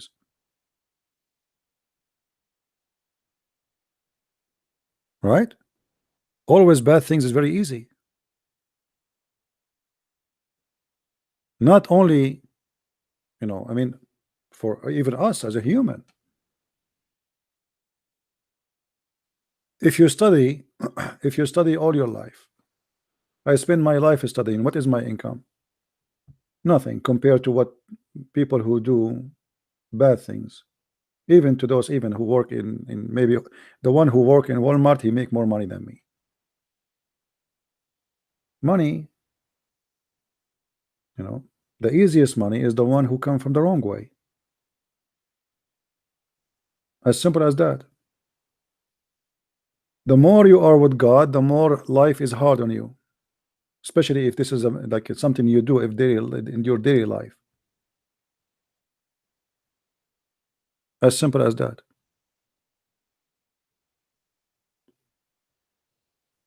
If a woman, she is 18 years old, she want to make real money, all what you need to do just to take off her panty and you will see how the money come. A decent woman who work all day behind the cashier machine dealing with all kind of crazy people to make $7 an hour. Before she arrived home, she spent what she made in the whole day to feed her children.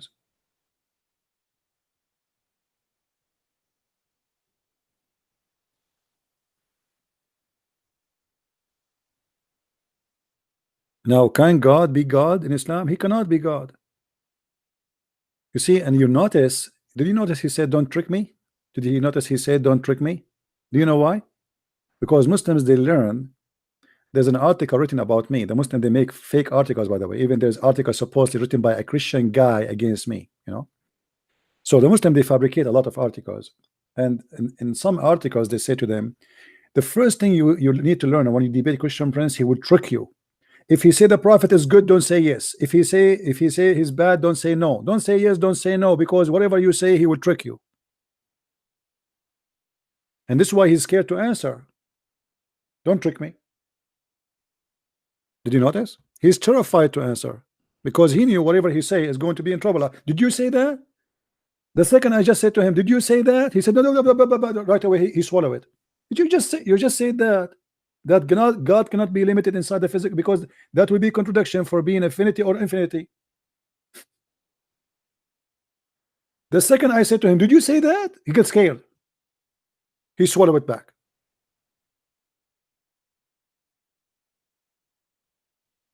Because he's terrified. Okay, what is coming next? What does this guy here for me? Uh-oh, he's digging a hole.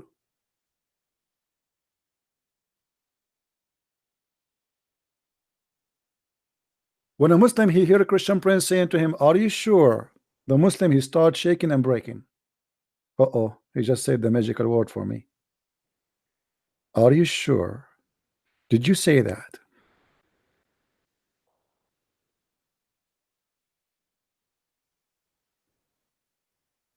And now look, he hang up. He claimed that his internet is bad. The fact we hear him very well, we hear the sound. I don't believe that his internet is bad. Let me call him back. Let me see what happened.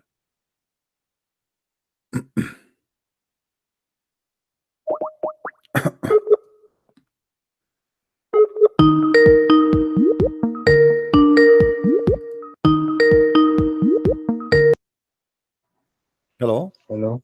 Hello? All right, my friend. So let us go back to zero. Can Allah be inside the physical limited space? Can Allah be in limited? I told you my criteria. No, I'm asking, my friend, I am asking a specific question. Can you give me a specific answer, please? Okay. Okay, can he be inside a specific limited space? Yes or no? Can you be in a specific limited space? That's too vague. That description is too vague. No, I'm saying to you, no. Well, it's not too big. It's not too big because as long yes, as long it is limited, as long it's limited, it's limited regardless of the size. It can be limited in what? Limited in what? Limited in space. what? Space. In what space. matter? You know what? Space. Time. Dimension. Space and dimension. Because you are the one who mentioned to me the infinity. The infinite is infinite or not infinite. Okay. So can Allah be inside a space which is limited? But it depends what space you're talking about. Can you just can you stop if there is a space for you, if there's a space for you, is accepted that Allah can be inside. Yeah, just explain yourself, then I'll let you know if this You is see, possible or you not. keep saying to me, explain. I just explained. If there is a space in your imagination, in your knowledge, in your belief that Allah, He can be inside and that will not harm His majesty. What is the space He can be inside? He hang up.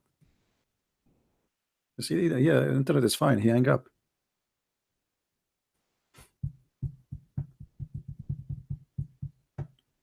Unbelievable. Let me call him again.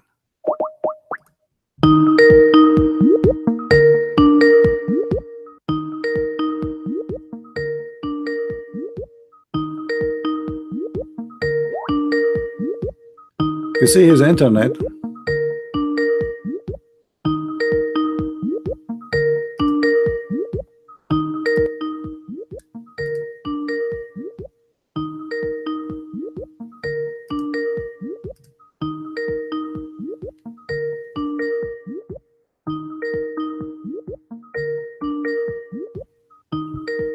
So your internet is working because this is why.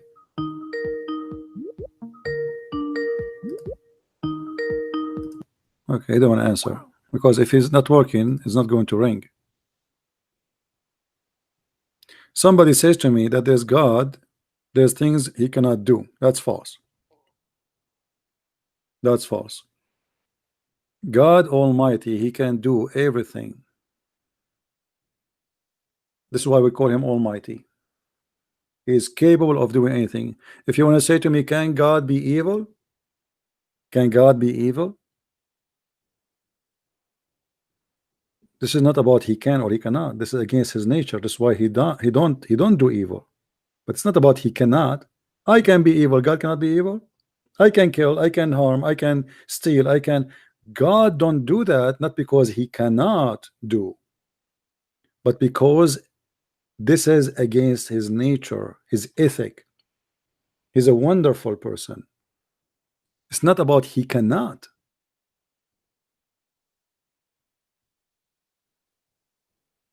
God cannot lie. This is not about Him. He cannot. That's because this is against His nature. It's not about He can or He cannot, because anyone can tell a lie. You know what I mean? When we say God do not lie, that's because this is against His nature. He's always decent.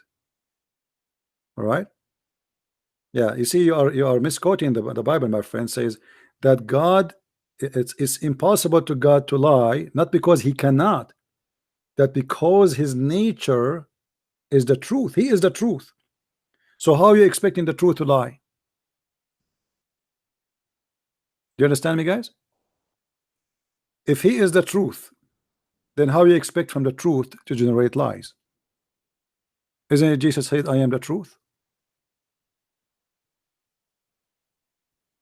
The truth provide the truth only. But it's not about Him able or not able. This is not about the ability. This is about the nature. Yes, my friend. Hello. All right, we go back to zero. So can God be infinite and yet He's inside a space? Can He be infinite? Oh no. Okay, so if Allah cannot be inside a space, why Allah is a physical being then? No, that's beyond. That's not what I said to you. I said to you. Let me explain myself to you again. He is not bound by time. On the other hand, time? What time? I'm not talking about time. Did I mention time to you? Yeah, that was my criteria. No, I'm not talking about time. I'm talking about physical space. Is Allah is inside the physical space? Physical space. Is Allah is inside the physical space? I did not mention the word No, time. I said no. No, He cannot be. No, you can't be. Okay, here we go. We have a hadith in front of us. Your prophet, he said that Allah, your God, He will change His shape and He will come to you in a shape other than the one which you saw first time. Okay, how Allah, what shape Allah He have, and how He changed His shape? Check this. YouTube. Is on YouTube. And when our Lord come to us, we will recognize Him. But with this, look what it says.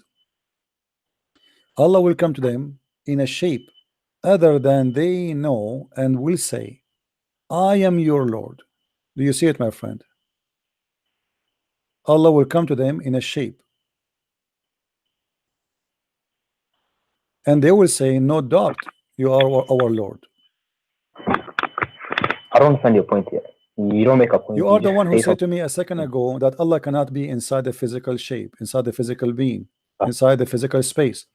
When your prophet said that Allah, he will come to you in a shape. Shape is a shape. Where do you say it? Where do you say that? I can't see it. It's in front of you in the screen. Allah will come to them in the shape. It's not there, Chief. Huh? It's not there. What do you mean not there? Guys, oh, sorry. Let me see it in screen. Sorry. The screen is not on. It's my mistake. Okay, here we go. I highlight it for you.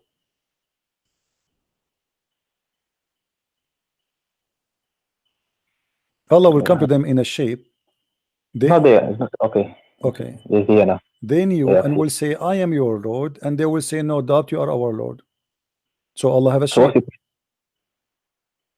So, you okay? No, this is not a question. You said to me that Allah cannot be inside a physical shape. See what you do now. You're doing gymnastic on words now. Okay, let me tell you what I said to you. I said to you cannot be bound, limited. What do I mean by limited? When your Lord, when your supposed alleged God, which is not a God to me, came down as a human being, he became limited within time. He was bound by time and a specific location. That does not befit the Creator, the majesty of the heavens and the earth. You cannot be bound by time like us humans. We're the creation. We are bound by time, not him. You see my point I'm trying to make to you. You, on the other hand, brought me something. I say, Allah will come to them in a shape. They know and will say, I am your Lord. Okay. Is Allah inside that shape, or he's outside the shape? No. How does this correlate with what I asked you? What? How does this correlate with what I asked you? I'm asking you, is Allah is inside that shape, or he's outside the shape? He says Allah will come to them in a shape they know and will say. So he will come in a shape they will know and they will say, I'm your Lord. So what is this? How is this? Okay, Allah is where Allah is located now. Is he inside that shape, or he is outside the shape? I mean, my question is very simple. Even a child in the age of 9, he knew what I'm saying. Is he inside that shape, or he is outside that shape? The word shape has the shape, whatever that shape is, whatever, it's a shape. Your prophet, he said a shape, so we have to respect your prophet. Well, your prophet, he said it's a shape. So is he inside that shape, or he's outside the shape? I don't think he says he will come to them in a shape they will know. So wherever the Creator is, we don't know. We say lazy come to shape, we cannot comprehend him. So wherever he is, he comes to them in a shape. You feel me? That is a necessity. That is bound by time. So the shape of Allah, whatever it is, you are going to accept it. Is that what you are saying? Yeah, but it's different to yours. So there is no way. There is no way you will reject Allah if he is a shape you don't like. Maybe he came in the shape of a man. You will not reject him if he came to you in the shape of a man. No, he won't. He will not do that. So Allah always will come to you in a shape which you like, and it's okay. So I'll tell you why he won't do it. Because he denied. Okay, because it's what? Because he's what? Because he's what? Calm down. I'll bring you the verse why he cannot come in the shape of a man.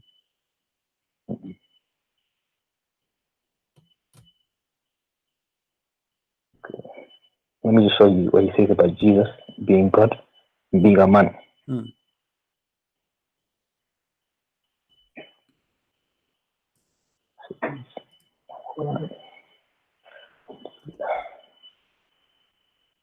Where's the ayah that says, how can Jesus be God?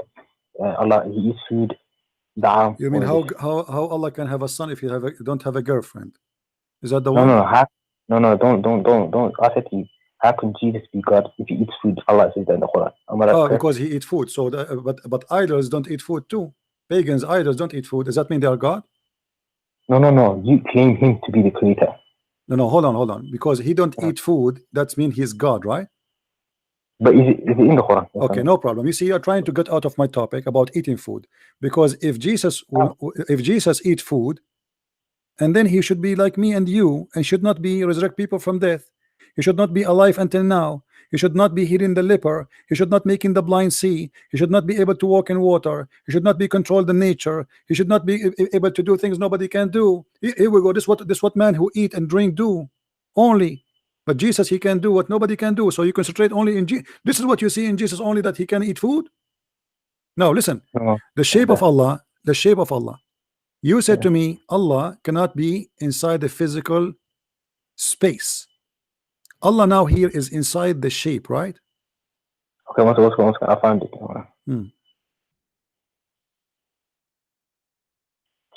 يا أهل الكتاب لا تغلوا في دينكم ولا تقولوا على الله إلا الحق إنما المسيح عيسى ابن مريم رسول الله وكلمته ألقاها إلى مريم وروح منه فآمنوا بالله ورسوله ولا تقولوا ثلاثة انتهوا خير لكم إنما الله إله واحد سبحانه أنه يكون له cycle. So the Messiah, son of Mary, was but a messenger of Allah, and his word which he directed to Mary and a soul created at a command from him.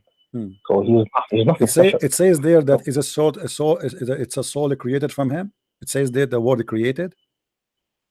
It's in brackets. Yeah. It says there the words the soul created from him, or you are adding things up.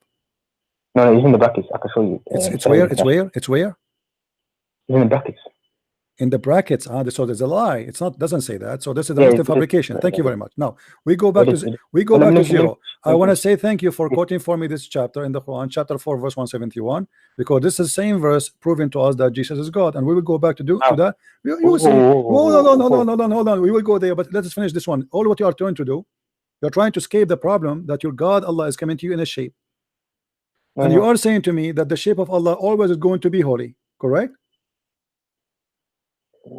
Yeah. Okay, and Allah will not come in a shape which is not accepted. Is that correct? Yeah. Allah will not be in a shape, any shape you Muslims don't accept. No. Do you say that there? Let me read that again. Okay, Allah will not be in any shape which is not fit with His Majesty to the point you Muslims will reject. No, I didn't say that there. Okay, what you will say is tell me. Blah, blah, blah. Okay, make it clear for me. Allah, when He come in a shape, do He come in a shape fit with His Majesty? Yes or no? No, He comes in a shape that people recognize. Okay, sheep recognize. Does it fit with His Majesty or doesn't fit with His Majesty? Yeah, obviously it fits His Majesty. It's fit with His Majesty, which means there's no way you Muslims will not accept His shape, because if you don't accept it, this means it does not fit with His Majesty. You're confusing yourself. You see, you are trying to escape away because you are terrified and you are scared to answer. Allah come to you in a shape. Is that shape always fit with the majesty of Allah, which will make you accept Him? No. Yes. Okay, so you are confirming to me, because maybe later you will say I did not say that. You are confirming to me that Allah will never come to the Muslims in a shape which they will not accept. The Muslims will never accept. No, you didn't say that. A shape that we will recognize. This is another question. The shape which you will recognize, is that the shape of Allah or it's not the shape of Allah? Yeah. Okay. If somebody come to you in a shape you don't recognize, are you going to reject him because he is Allah or because the shape is not true? No, you can't reject. He says that we will recognize him. This is a prophecy. You cannot reject the shape of Allah, correct? Correct. Okay. So as long it's Allah, it doesn't matter what his shape is going to be, you accept, correct?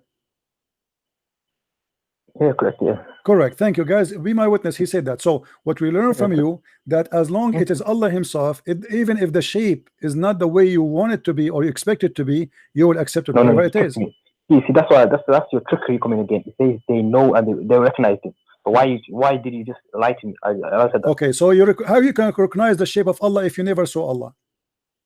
See, the prophecy. So what prophecy? Okay, describe for me Allah. As long you just said they will recognize, everybody heard you. They will recognize the shape of Allah. Do you know the shape of Allah? No, this is a prophecy that my friend, this is another question. There's another question. I know it's a prophecy, but in order to this prophecy to fulfill, your prophet already he died, which means there's no more information to come. Did your prophet told you? Did he told you how the shape of Allah look like? I don't see in the afterlife. My friend, this is another question. This is another question. This is not the question. If your prophet already is dead and he told you his message and it's gone, if there's any more prophet to come and tell you about Allah, if there's more prophet to come and tell you about Allah, or that's it, Muhammad is the last prophet. Jesus is coming back. This is another question. Is there any prophet will come and tell you about Allah's shape? No. Okay, so how you will recognize the shape of Allah, which you will recognize in the judgment day, if you do not know how he look like?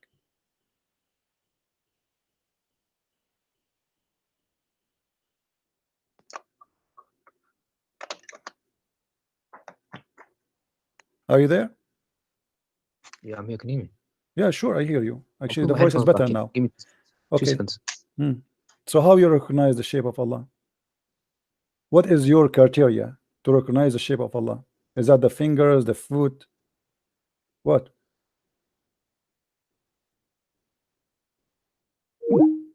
Yeah, hang up. Hold on, guys. I need a minute.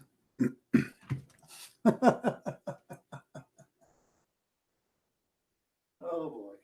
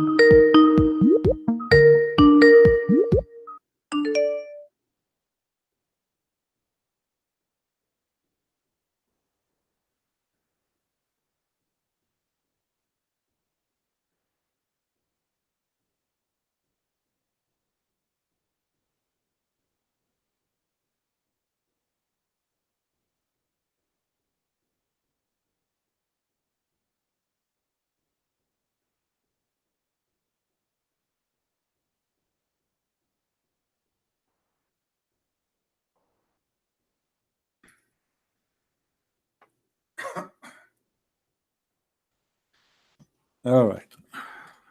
He did not call back, huh?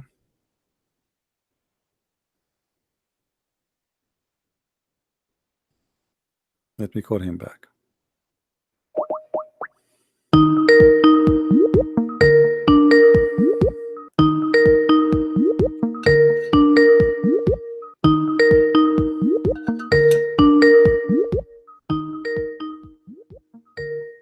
I don't think he will answer.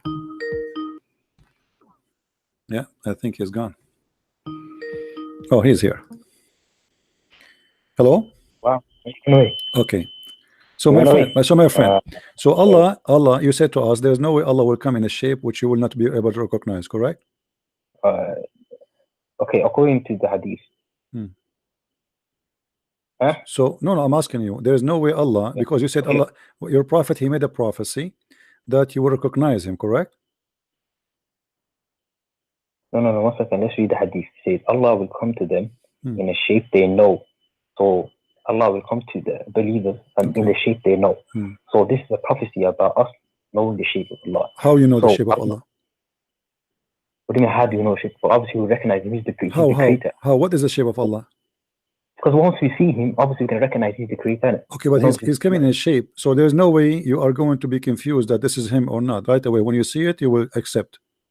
Obviously, he's not same as us. He doesn't look like us.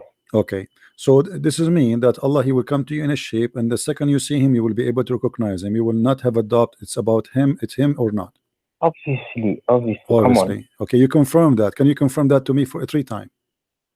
I'm telling you right now, you will recognize it. Yes. 100%. Okay, so you confirm to me there is no way, there's no way that you, when you see Allah, you will not recognize him. No way.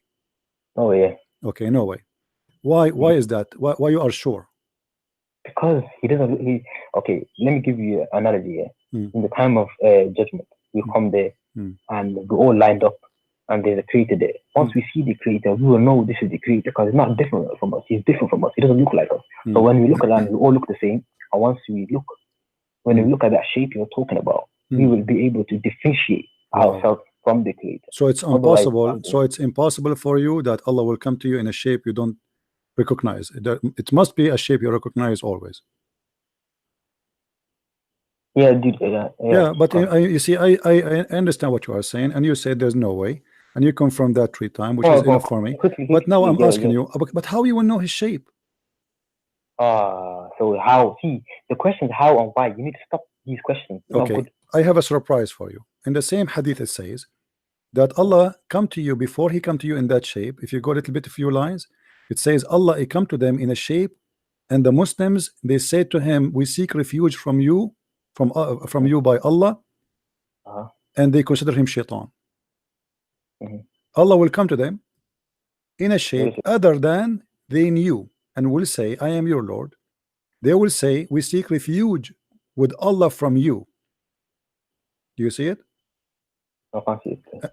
And you are the one who said to me, there's no way, and I made you say that 3 times, and you confirmed that to me, that because Allah is a glorious, amazing, there's no way you will not recognize his shape. So how the Muslims were not able to recognize the shape of Allah here? What's wrong? Okay. Allah, yeah, I can't see this. What you're talking about? It's in the front of you. Okay, I don't know.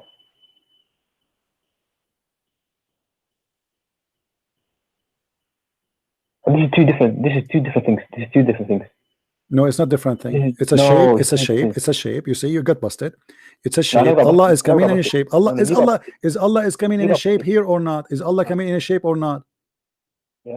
Okay, he's coming in a shape. What the Muslims would do? They will reject him. They will reject the shape. And you are the one who confirmed to me that there's no way. Calm down. Okay, I'm coming down. I'm you know, you are the one. Everybody is laughing. Everybody is laughing. It's recorded. They can laugh. That's your entourage. They can laugh. No, you are the one who said that. I'm not me. I asked you 3 times. You confirmed to me that there's no way Allah will not be recognized because his shape is glorious. Yes, I told you. Okay, so what is the shape Allah? Okay, so now no problem. What is the shape Allah now is coming with, which you Muslims will not recognize? Let me explain myself. I will reiterate what I said to you, so everyone can hear what I said to you. I will not even backtrack. I said to you, I gave you an analogy. I said we're all in the day of judgment. The believers, the non-believers. We look at each other, we all know with the creation. But once we look at the creator, we'll be able to differentiate ourselves from him. Didn't I say that or not? What's so wrong about that? What I said to you? What's wrong with that? You said to me So that the shape. What's wrong with that? You asked me to. Did you say something to me? Should I say to? Why you are asking me to calm down? Are we fighting? Hold on. Don't you want me to answer you? You said something to me. Shouldn't I answer you? No, you said I got busted in terms of unbelievable. My friend, you are the one who confirmed that there is no way Allah will come to us in a shape which we will reject. And I asked you that 3 times, and you confirmed that 3 times. Now you see it in front of you. Okay, now let us go. You got busted. Everybody's laughing. Now, why you will reject the shape of Allah? What's wrong with this shape? No, calm down. What's wrong with this shape? What's wrong with this shape? No. You said I got busted. I'm saying I never got busted. So okay, people will judge. No problem. No, they can judge their offense. No problem. Okay. Now, why Allah shape the Allah of Allah is coming to you with this shape? You Muslims will reject him, and you consider him shaitan. Can you show me? Can you give me the book of the hadith? And then whatever. You see, a second ago you never asked about the hadith number, but now because things is getting really bad for you, here we go. This is Sahih al-Bukhari. This is authentic hadith number 6573. Can you scroll up as well so I can read the context? So you just highlight. Yeah, no problem. Here we go. Let us go. No problem. And after this, I have to ask you a question as well. I want to ask you a question. No problem. Here we go. The people, they ask Muhammad, can we see Allah? Can we see Allah? They are talking about seeing Allah literally. He said, well, and he's talking about day of resurrection. He said, yes, you are not going to have hard time to see him the same as you look at the moon and the sun. And then here he is talking about, he's telling them a prophecy, as you said, that Allah will come to you in a shape other than the one which you know. And then the Muslims will say to him, we seek refuge from thee by Allah, which means they consider him shaitan. You confirm to me that there is no way the Muslims will not be able to recognize the shape of Allah because His shape is holy. Obviously, no, you're going too fast. Obviously, the shape is very ugly to the point No, Muslims. you're going too fast. Too fast in what? I never read it. You just skipping. Oh, okay, let me give you the link. Let me give you the link. You can read it on your own. Okay. Go. Here we go. This is the link. Inshallah. Today I will show you how you're busted. Let us see. Already we are busted. Already, my friend. I know. To prove to you, Jesus is not God, and the Bible is correct. Okay. Yeah, right. You know, you prove to me Jesus is God from the verse you quote me from chapter 4, verse 171. No, I never. You will find out. Okay, I will show you. I will show you. Okay, I will show you. Okay. Now read for me. Allah turned to be the devil. Oh, this is long hadith. It doesn't matter. It's going to take you a few minutes to read it. Who cares? Some people say all that. Obviously, Allah is the devil. No. Your book is the devil, not us. Okay, let us see. Crowd, excuse me.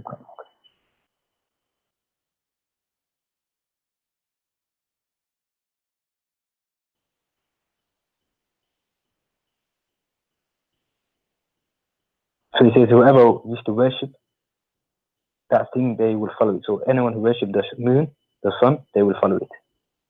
So anyone who worshipped false deities, they will follow them, including the hypocrites. Allah will come to them in the shape.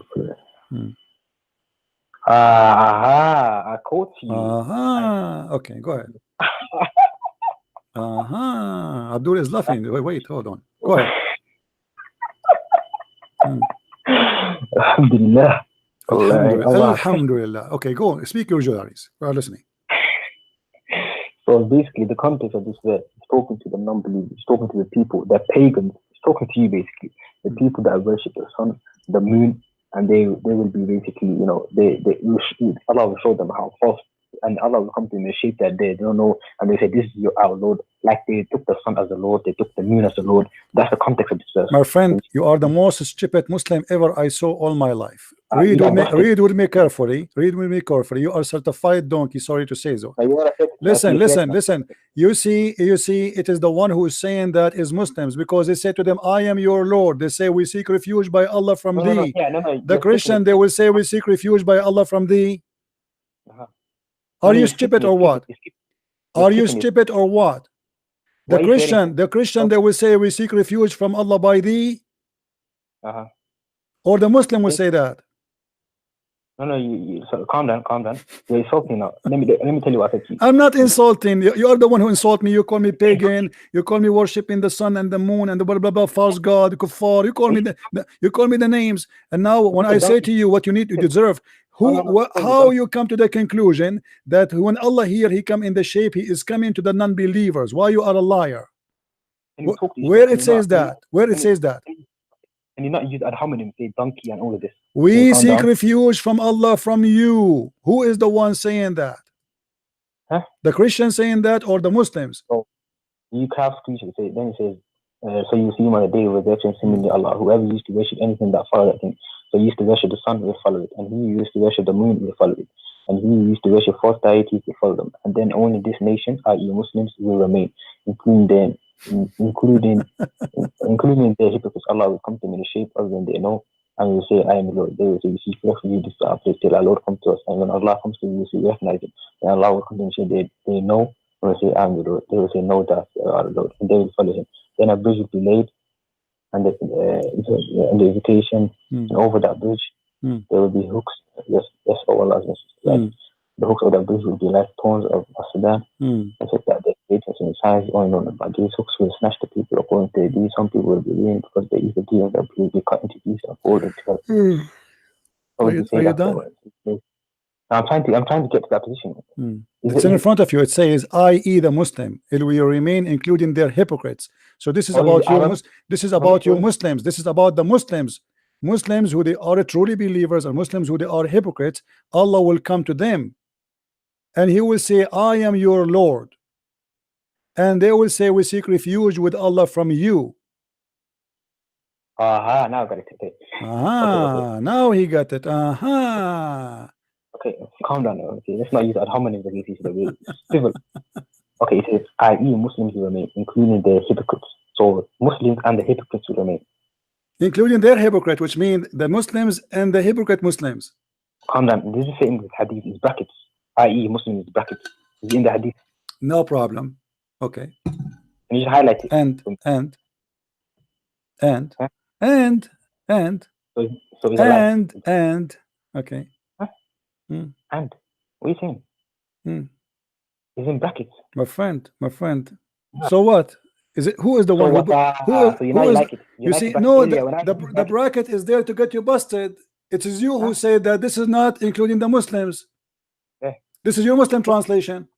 Oh, you have to be. Okay, hold on, guys. The Muslim, they got him busted, not me. Be my witness. He said this is not for the witness, not for the Muslims. But the bracket there, i.e. the Muslim, is made by who? Is that something Christian Prince he added, or this is rare in your website? Okay, can I just interject a quick second? So earlier I gave you the verse and I used the brackets. You said that's in brackets, it's not there. So why are you lying? So right now you like the brackets. Why do you have this agenda? I'm not saying it's there. I'm saying this is your Muslim explanation. It says i.e. the Muslim. You deny it's for the Muslims. So the translator, he got you busted to confirm that this is what it's meant. Thank you very much. Who is the one who put the i.e. Muslims? Is that the Christians or you Muslims? Calm down. I see the game you're playing now. Earlier when I used it, why did you stop me? Why did you say you're lying? Why did you call me a liar? Because you say this is for the Christians. No, calm down. You got busted now. We caught you. So earlier when I used it, why did you say I was lying? You are lying because you said this is for the Christians and for those who worship the sun and the moon. Okay, but here it says that your God Allah is coming to you and he is going to say to you, I am your Lord. And look with me, the one who worship the sun, he will say, we seek refuge with Allah from you. The one who hold on, let me show you how stupid you are. The one who worship the sun, he will say, I seek refuge by Allah from you. No, calm down. Okay, listen. This is what it says. Okay, the monastics will be tricked. Calm down, my friend. How somebody worship the sun, he will say, you are not our Lord, we seek refuge with Allah from you. If person worship the sun, he will say, you are not our Lord, we will seek refuge to the sun from you, not to Allah. Okay. So they are seeking refuge to who? They are those to know their religion. What are they? Are they seeking refuge to Allah or they are seeking refuge to the sun? Okay. Is this a monologue or is it dialogue? Can I just speak for 1 second? Okay, sure. Let's focus on what you're saying. You're talking about what you say, and then only this nation will remain, including the hypocrites, and Allah will come to them in a shape as they know, and they will say, I'm the Lord. They will say, we seek refuge with Allah from you. This is our place. We will not follow you till our Lord will come to us. This is the munafiq. This is not the Muslim. This is the munafiq. Aha. This is my explanation. Abdul, you are an official certified donkey. Sorry to say that with you. Because the munafiqeen is the Muslims too. Yes, but the munafiq doesn't matter. Allah is coming in a shape, right? My friend, hold on. In front of you, it says clearly that those people, they believe in Allah. In the beginning, you said to me, this is the one. Look how you change your mind now. In the beginning, you said to me, Alhamdulillah, those are the Christians, those are the one who worship the sun, the moon like you. Those are, and now you admitted that those are the Muslims, but they are the liars Muslims. No, I never read it, so I refrained. I was wrong there. Okay, now, okay. I will go with you. I will go with you to the end of the road to see how many lies you create in the coming 15 minutes. Now, okay, hold on. What we learn from this, that Allah is coming in a shape other than the shape which they knew. Is that correct? Is that correct? Okay. Who is the one who says we seek refuge from Allah? Is it only the liars or all the Muslims? Okay, let's read it again. It says, read it again. Go ahead. Here we go. No. Okay, you're saying that I'm lying. You'll find out who's lying today. You're lying, my friend. Yeah. Okay, I'm lying. Yeah. Okay.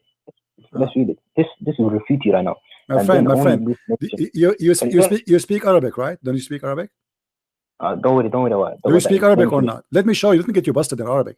وتبقى هذه الأمة فيها منافقوها فيأتيهم الله في غير الصورة التي يعرفون فيقول أنا ربكم فيقولون نعوذ بالله منك هذا مكاننا حتى يأتينا ربنا. So this is the nation. Muhammad is speaking about his nation, including the hypocrite inside the nation. So all the Muslims, Allah will come to them. Allah will come to all the Muslims. That's exactly what I was saying to you. Exactly. Okay. Exactly. Thank you very much. So Allah will come to all the Muslims, and the Muslims still. Okay, hold on. Okay. Oh yes, you're right. He will come to all of them. The Muslims will recognize him, but the Munafiqs won't. No, read with me carefully.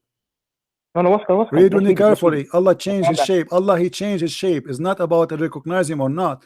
Allah changed the shape. He changed the shape. Read with me. Allah will come to them in a shape other than they knew or they know.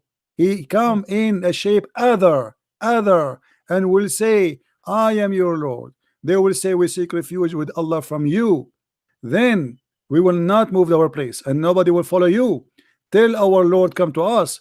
And then when the Lord come to us, we will recognize him, as you said to me before. And then Allah, listen carefully, and then Allah come to the same people, the same group. Then Allah come to them in a shape which they knew, and then he will say, I am your Lord. And then they will say, no doubt you are our Lord. You got busted 20 times in 5 minutes, my friend. So this is the same people. They reject Allah for he changed his shape. Now hear the problem. It's not all the lies you said. It's not all the things you got busted with. No, the problem is now you have two Allah. You have Allah number one, and you have Allah number two. Which one you follow? Okay, let me help you. Let me reiterate what I said to you. I'm not going to move from this point until one of us are defeated. You sure? Okay. He says here, and then only this nation will remain, including the hypocrites. So the Munafiqs are there. You understand that? Don't say I was lying. It says this. And Allah will come to them in a shape other than they knew, and will say, I am your Lord. They will say, we will not follow you till our Lord comes to us. And when our Lord comes to us, we will recognize it. Then Allah will come to them in a shape they know, and they will say, I am your Lord. They will say, no doubt you are our Lord. They will follow him. So the first time when he came, that's the Munafiqs. I believe that's the Munafiqs speaking. My friend, it says then only this nation, i.e. Muslim. Do you see it? No, that's right. That's your brackets. Don't be stupid. No. Only forget about the bracket. Delete it. Erase it if you want. No problem. It says then only this nation will stay. Muhammad, he spoke about the other nations who worship different God. Correct? Only this nation will stay. Will remain in there, including their hypocrites. So the majority is not the hypocrite. The hypocrite is including between the Muslims. Allah will come to them, and in a shape other than the one which they knew. So this is a new shape. This is shape number, let us say shape number 2. And then he will come to them and he will say to them, I'm your Lord. They consider him shaitan. They say, we seek refuge with Allah from you, and this is our place, we will not follow you.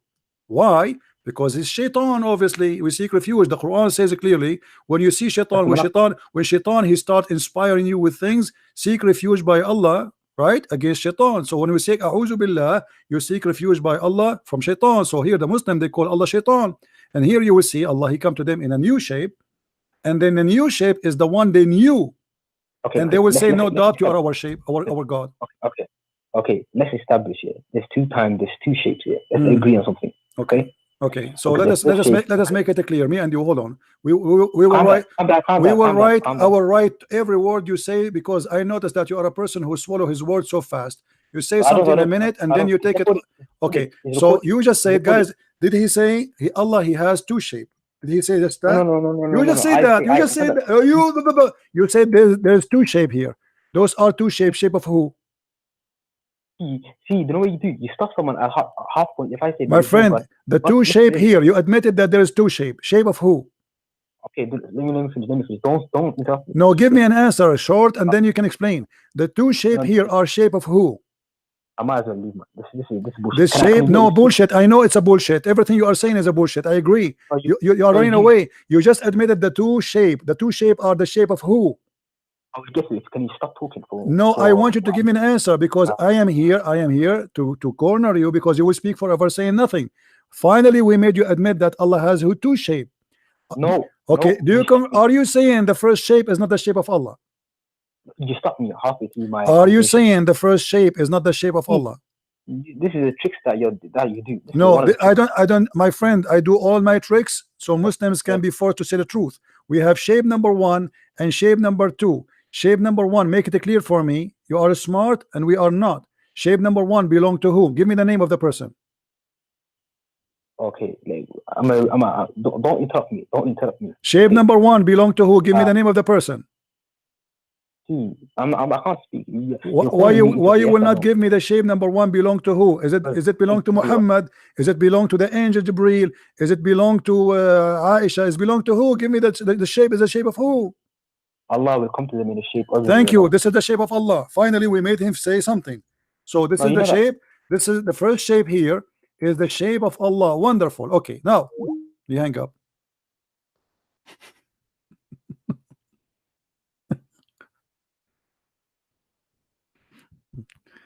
You hang up.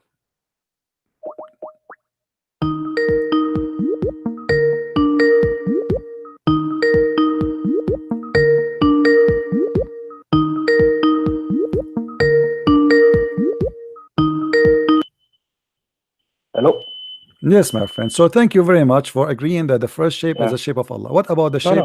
The shape the second shape. What the second shape is the shape of who? Okay, calm down. Do not interrupt. My friend, I'm talking to you, please. The second shape, just to make it easy, the second shape is the shape of who? This shape here, the second shape. Give me a name, please. Both of them is Allah. Thank you very much. God, did he say the word both? Did he say the word both? Okay, both. Let me write it because later he will say I did not say that. Both shape for Allah. Okay, I will move it and I will put it here so everybody can see it. So now, so we have an agreement. We have an agreement, me and you, that Allah have both shape. Okay, now Allah have both shape, which means two shape. Which one of them is Allah? Oops.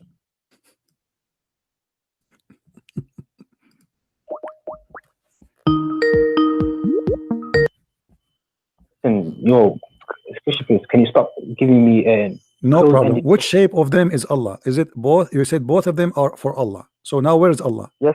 Where is Allah? You heard me say it. In the shape number 1 or shape number 2? Can you let me speak? Can you have a sure? Go ahead. I'm listening. Go ahead. I'm listening. Okay. So the first one, when you're saying we say we seek refuge, and you're saying I interpret this verse. This is the munafiqs. The munafiqs are not able to recognize because they're hypocrites in their nature. They are hypocrites. That's a lie. That's lie. Because it says the nation and the hypocrites, Allah will come to them. It doesn't say the munafiq will not recognize. You're a liar. Secondly, this is not my question now. Forget about it. I don't care if it's the hypocrite or not. Allah will come to them in a shape other than the one they knew. So it's a new shape. It's a new shape. It's a new shape. And you are the one who admit it's both shape. Did you say both shape? Listen, can you let me finish, man? You just say they are two shape. Now, Allah, where is Allah now? In shape number 1 or shape number 2? Listen, the two shapes in terms of what's it called, the munafiqs are not able to recognize Allah at all because they're munafiqs, their nature. The second, the Muslimun are able to recognize Allah. They're both Allah. However, the munafiqs are not able to recognize. Abdul, I don't want to insult you, but you are forcing me to say that you are a certified donkey again, because you see in front of you it says Allah will come to them again. Allah will come to them again, to the same people, the same people. Allah will come to them again. Do you know how to read? Do you know how to read? Do you know how to read? Do you know how to read? Read with me carefully. Read carefully. Then Allah will come to them, the same people, in the shape they know. So first time what happened, he come to them in a shape which they do not know. Second time he come to them, the same people, in a shape which they know. And this is why they rejected the first shape and they accepted the second shape. Calm down. Let me help you. Let me help you. Yo, please help me. Please help me. Okay. Let's set down a premise, a foundation where we all agree. Okay. Allah is talking to the Muslimun, the nation, and also the hypocrites. He's talking to two different people. Correct? No. You are a dirty liar. You are a dirty liar. How? You are a dirty liar, because here we go. It's in front of you in Arabic and in English. In front of you in Arabic and in English.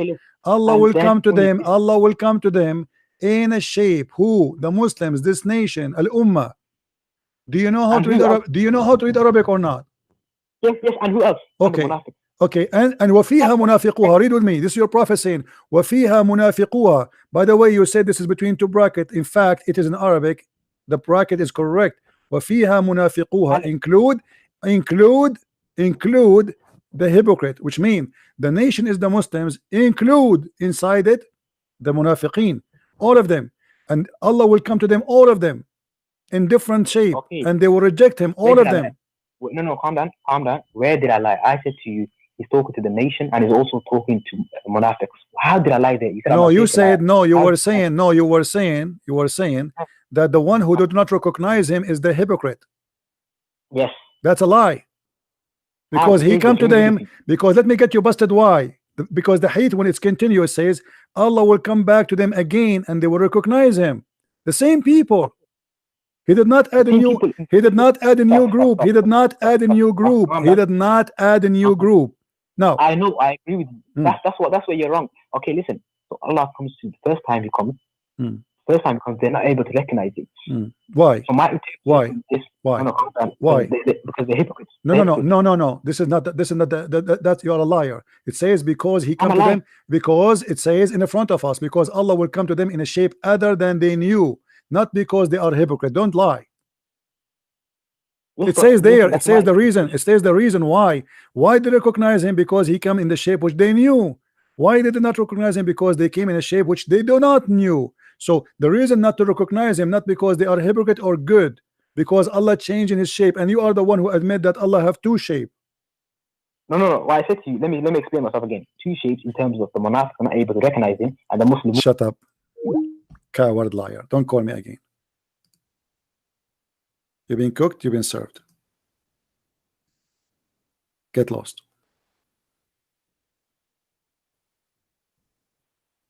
If you go back, you will see how he was confirming that there's no way Allah will come to them and they will recognize him because he is all high majesty. Then I scroll up down a little bit. It says, I have a surprise for you. It says they will recognize him. Now he have to play the game that this is about the hypocrites. It doesn't say that. Including the nation, including the hypocrites. Allah will come to them all. And this is your Muslim translation. This is your Muslim translation.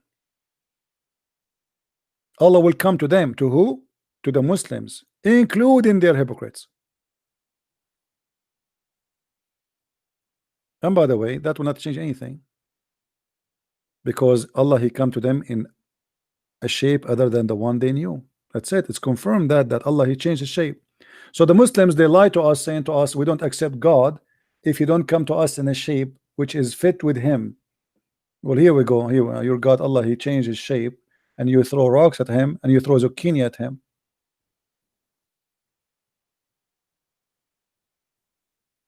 And now we have two Allah. We have two physical beings, because remember, Allah is a physical being. How Allah, the physical being, he transformed his shape? What happened? Right? What happened?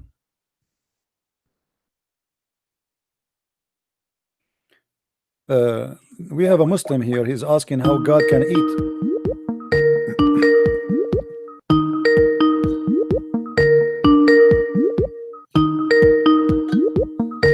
I'm calling Abdul. More barbecue in the way. This guy, he will not answer. I don't think he'll have the courage to answer.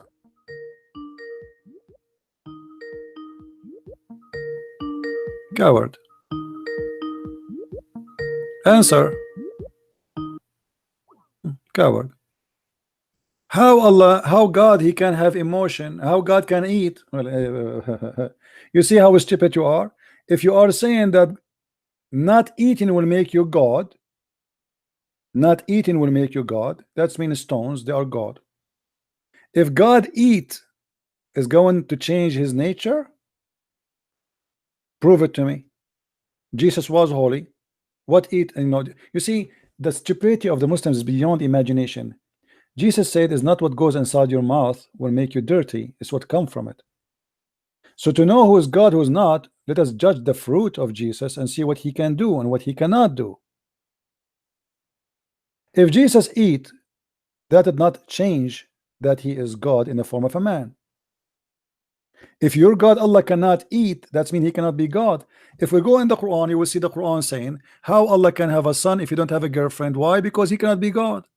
Your God Allah, he confirmed to us that he cannot be God unless he have a girlfriend, and that is a clear evident that Allah cannot be God. What kind of God he need a girlfriend in order to have a son? That is stupid to say, right? That officially is stupid to say. How God can be God, yet he says I cannot have a son unless I have a girlfriend? You explain to me. Our God, he can give Mary a son, yet she don't have a boyfriend. How Mary she was able to have a son, yet she don't have a boyfriend? I'm using the same logic of your God. You see, your logic. Allah is debating the Christians, right? Okay. How Allah confirmed to us that he cannot, why he don't have a son? Because he don't have a girlfriend. Well, who is the stupid say that the God of the Christians, he have a girlfriend, her name is Mary, and they have a son, his name is Jesus? Any Abdul?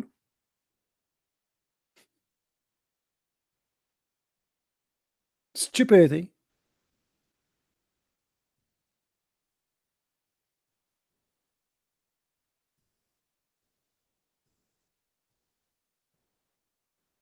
Stupidity is amazing. Your God cannot have a son because you need a girlfriend. I'm going to sign the name of your God in a dating website, and we will make some Christian to donate for him. بديع السماوات والأرض أن يكون له ولد ولم تكن له صاحبة. Very funny. Chapter 6 verse 101. How Allah can have a son if you don't have a girlfriend? What a stupid religion. That can be logical if the one is talking is Muhammad, but that cannot be logical if the one is talking is God. That can be logical if the Christian believe that God have a girlfriend and they have a son from him, from her. But this is not what the Christian believe. No Christian believe that God have sex with Mary and they have a son, his name is baby Jesus. So when he say, how can he have a son when he has no consort? He is just a question his ability. Not only proving to us that he is disabled, he is a question himself, the ability of himself. How can he? That is a logic of a human being. If you ask me, oh, Christian Prince, why you don't have kids? Well, I will say to you, how I can have a kid? I have a woman. That makes sense. But this is for me. I'm limited. I'm not God. That's why I said that when we say God is almighty, what make him almighty? Because he is capable of doing anything he wish. There are things he don't do because it's against his nature, but not because he cannot.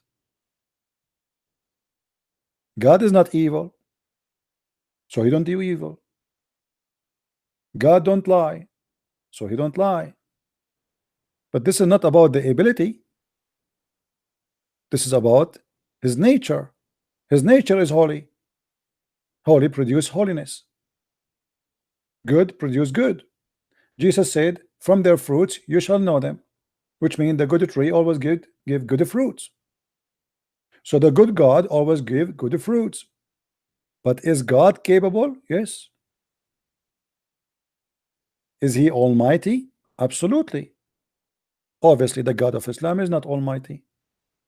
Same time, what is the point of this game? Allah come to us in a shape other than the shape which they need. I mean, what the point of this? Especially Muhammad, he told us the prophecy and told us a story. Here we go. Now, if I was there, I will know that the first shape is not is Allah. Correct, guys? Just to show you how silly this thing is. There's a guy, his name Al-Quran Al-Karim Kamilan. Call me, my friend. Mr. Quran, call me. Guys, if I tell you a prophecy that you go, you see someone, he look like a Trump, and you think he is not a Trump, but the fact he's Trump. And then Trump will go and will change his shape, and he come to you in the shape which you know, which means the real Trump. But now you know exactly what you should do. You should say to him, "You are my Lord." So what the point of this prophecy? Stupid. And why Allah is changing his shape? Are you able to speak French? No, my friend, I don't speak French. The only French I know is un, deux, trois, quatre, cinq, etc. And qu'est-ce qu'il y a, qu'est-ce que c'est? Bonjour. However, we Arab, we are very smart. We can speak French anytime. Just add "lu" in the front of anything. That will make it a French. So when a Lu Abdul call me, I say to Lu Abdul, "Lu, are you stupid? Lu, are you crazy? Lu, are you mad? Lu, are you whatever, you know?" Just add "lu" in front of any word. That will make it a French. Ça va, ça va. Yeah. I speak all languages except the one you know. I am Allah. Have you ever heard God? He speak only one language. Adam, when he was made, he said, "Hachu," and Allah, and then Adam, he said, "Alhamdulillah." Look, what the heck? Adam, he speak Arabic before all mankind. Who taught him Arabic?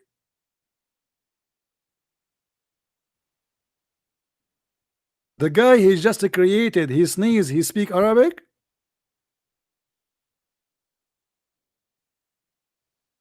And none of the Muslims ask where those stupid stories coming from.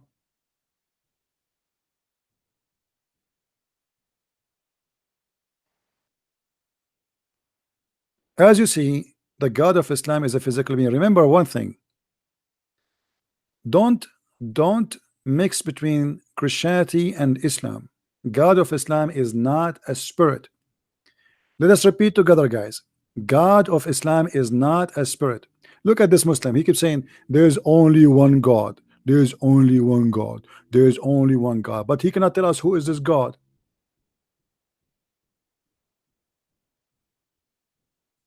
A Muslim is like a coin machine. You make a hole in it, and all the coins they come, and all of them are from one size. Boing, boing, boing. One God, one God, one God, one God. But the second you ask him, who is your God? He don't know. Call me Mr. Quran. Here we go. The other guy is saying there's no God but Allah, and Muhammad is his messenger. Look how stupid this statement is. You are a mushrik. You associate the name of God with the name of a man. How dare you to say that Allah and Muhammad in one line? Are they equal?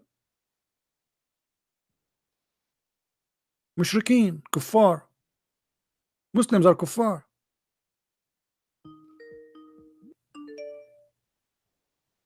Who is the guy trying to call me?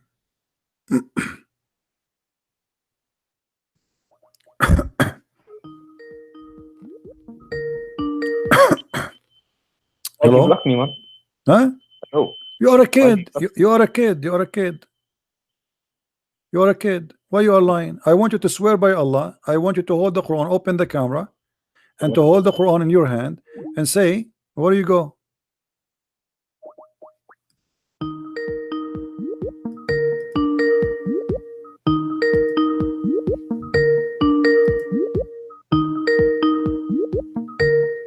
Potato, he didn't even answer.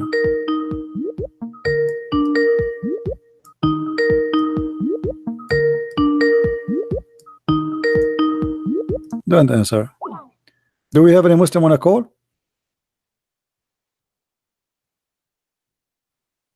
The second you start going in denial, I'm not going to waste my time with you.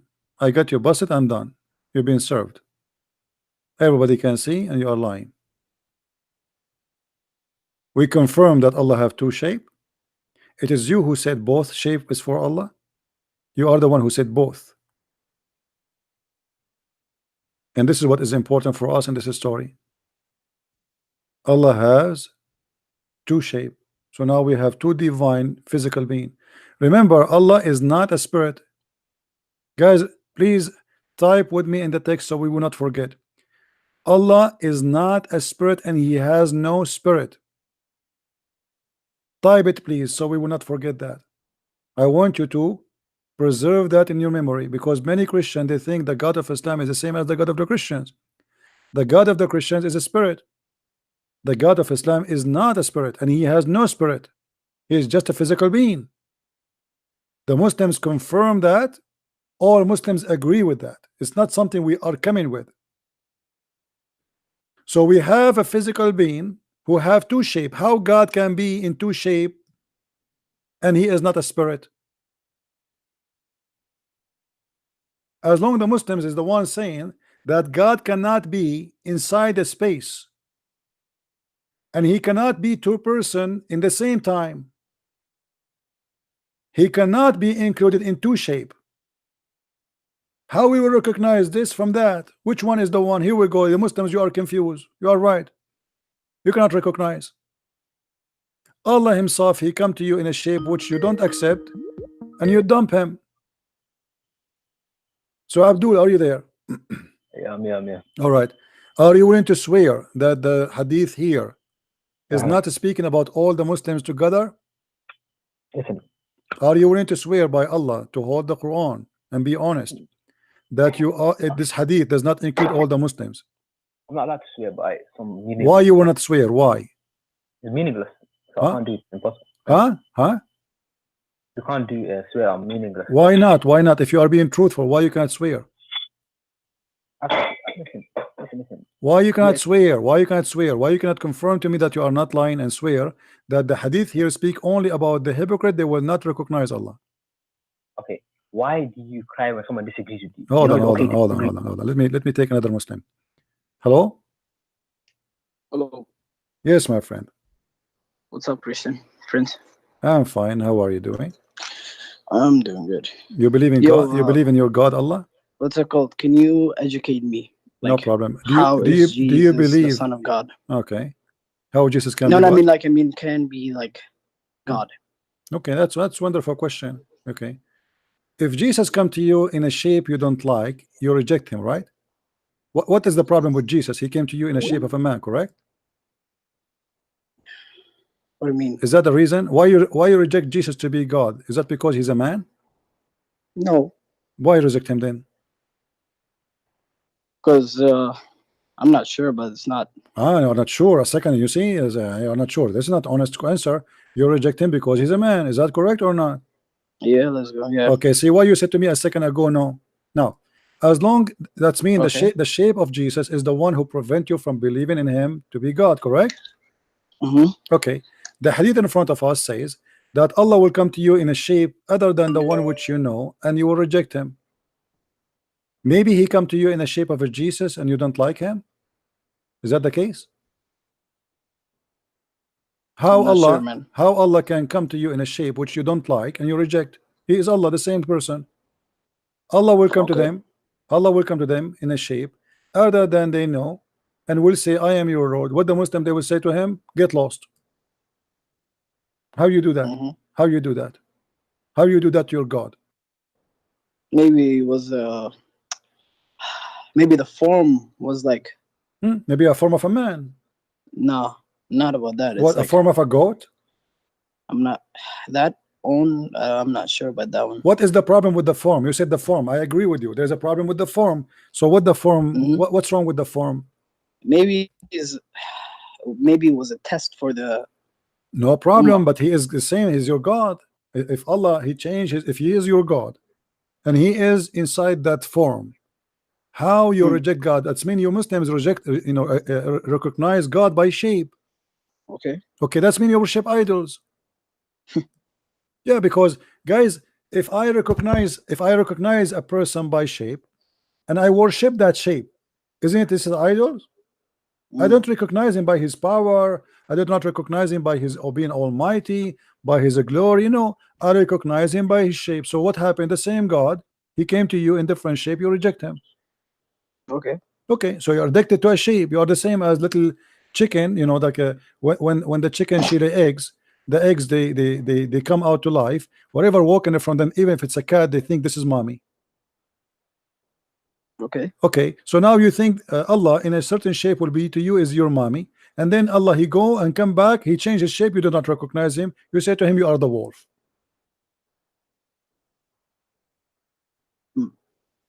That's mean you Muslim don't have a God. You are following an idol. You are worshiping a shape. Your God is a fixed shape, and you don't accept your God himself, even if he is himself coming back to you to be in any other shape except the one you like. So you are the one who decide who is Allah or not. It's not Allah who decide if he is Allah or not. Okay. That's mean Islam is a crazy. Islam is false. Secondly, here, when Allah he took the second You shape, what say happened? so. What happened to the first shape? As you see here, Allah he changed his shape. He came in a shape other than the one they knew. That's wonderful. Okay, and then they rejected him. Then Allah he come back in a new shape, and they will recognize him. All right. Okay. What happened to the first shape? Because I think there's one of the hadith that the Prophet Muhammad describes how what's it called? God looks like he has a hijab. Allah have a hijab. Oh, okay. He's wearing a burqa. Like he wears it to. So if Allah is wearing a hijab, then you will recognize him. If Allah is not wearing hijab, you will not recognize him. I'm not sure about that, but that hadith. And why Allah is wearing tells us, hijab? Like why Allah is wearing hijab? Because he's there, like the brightness will destroy heaven. Yeah, and it's the a very earth. strong in light. Yeah. So Allah now is that shape how that can be shape, but it's a light, because light is not a shape. But doesn't the hadith say that he will come in a form? My friend, yes, it says a shape. It's a shape. Okay. Yeah. So this is how he is a light, but he is a shape. I'm not sure about that, man. Can you put the light?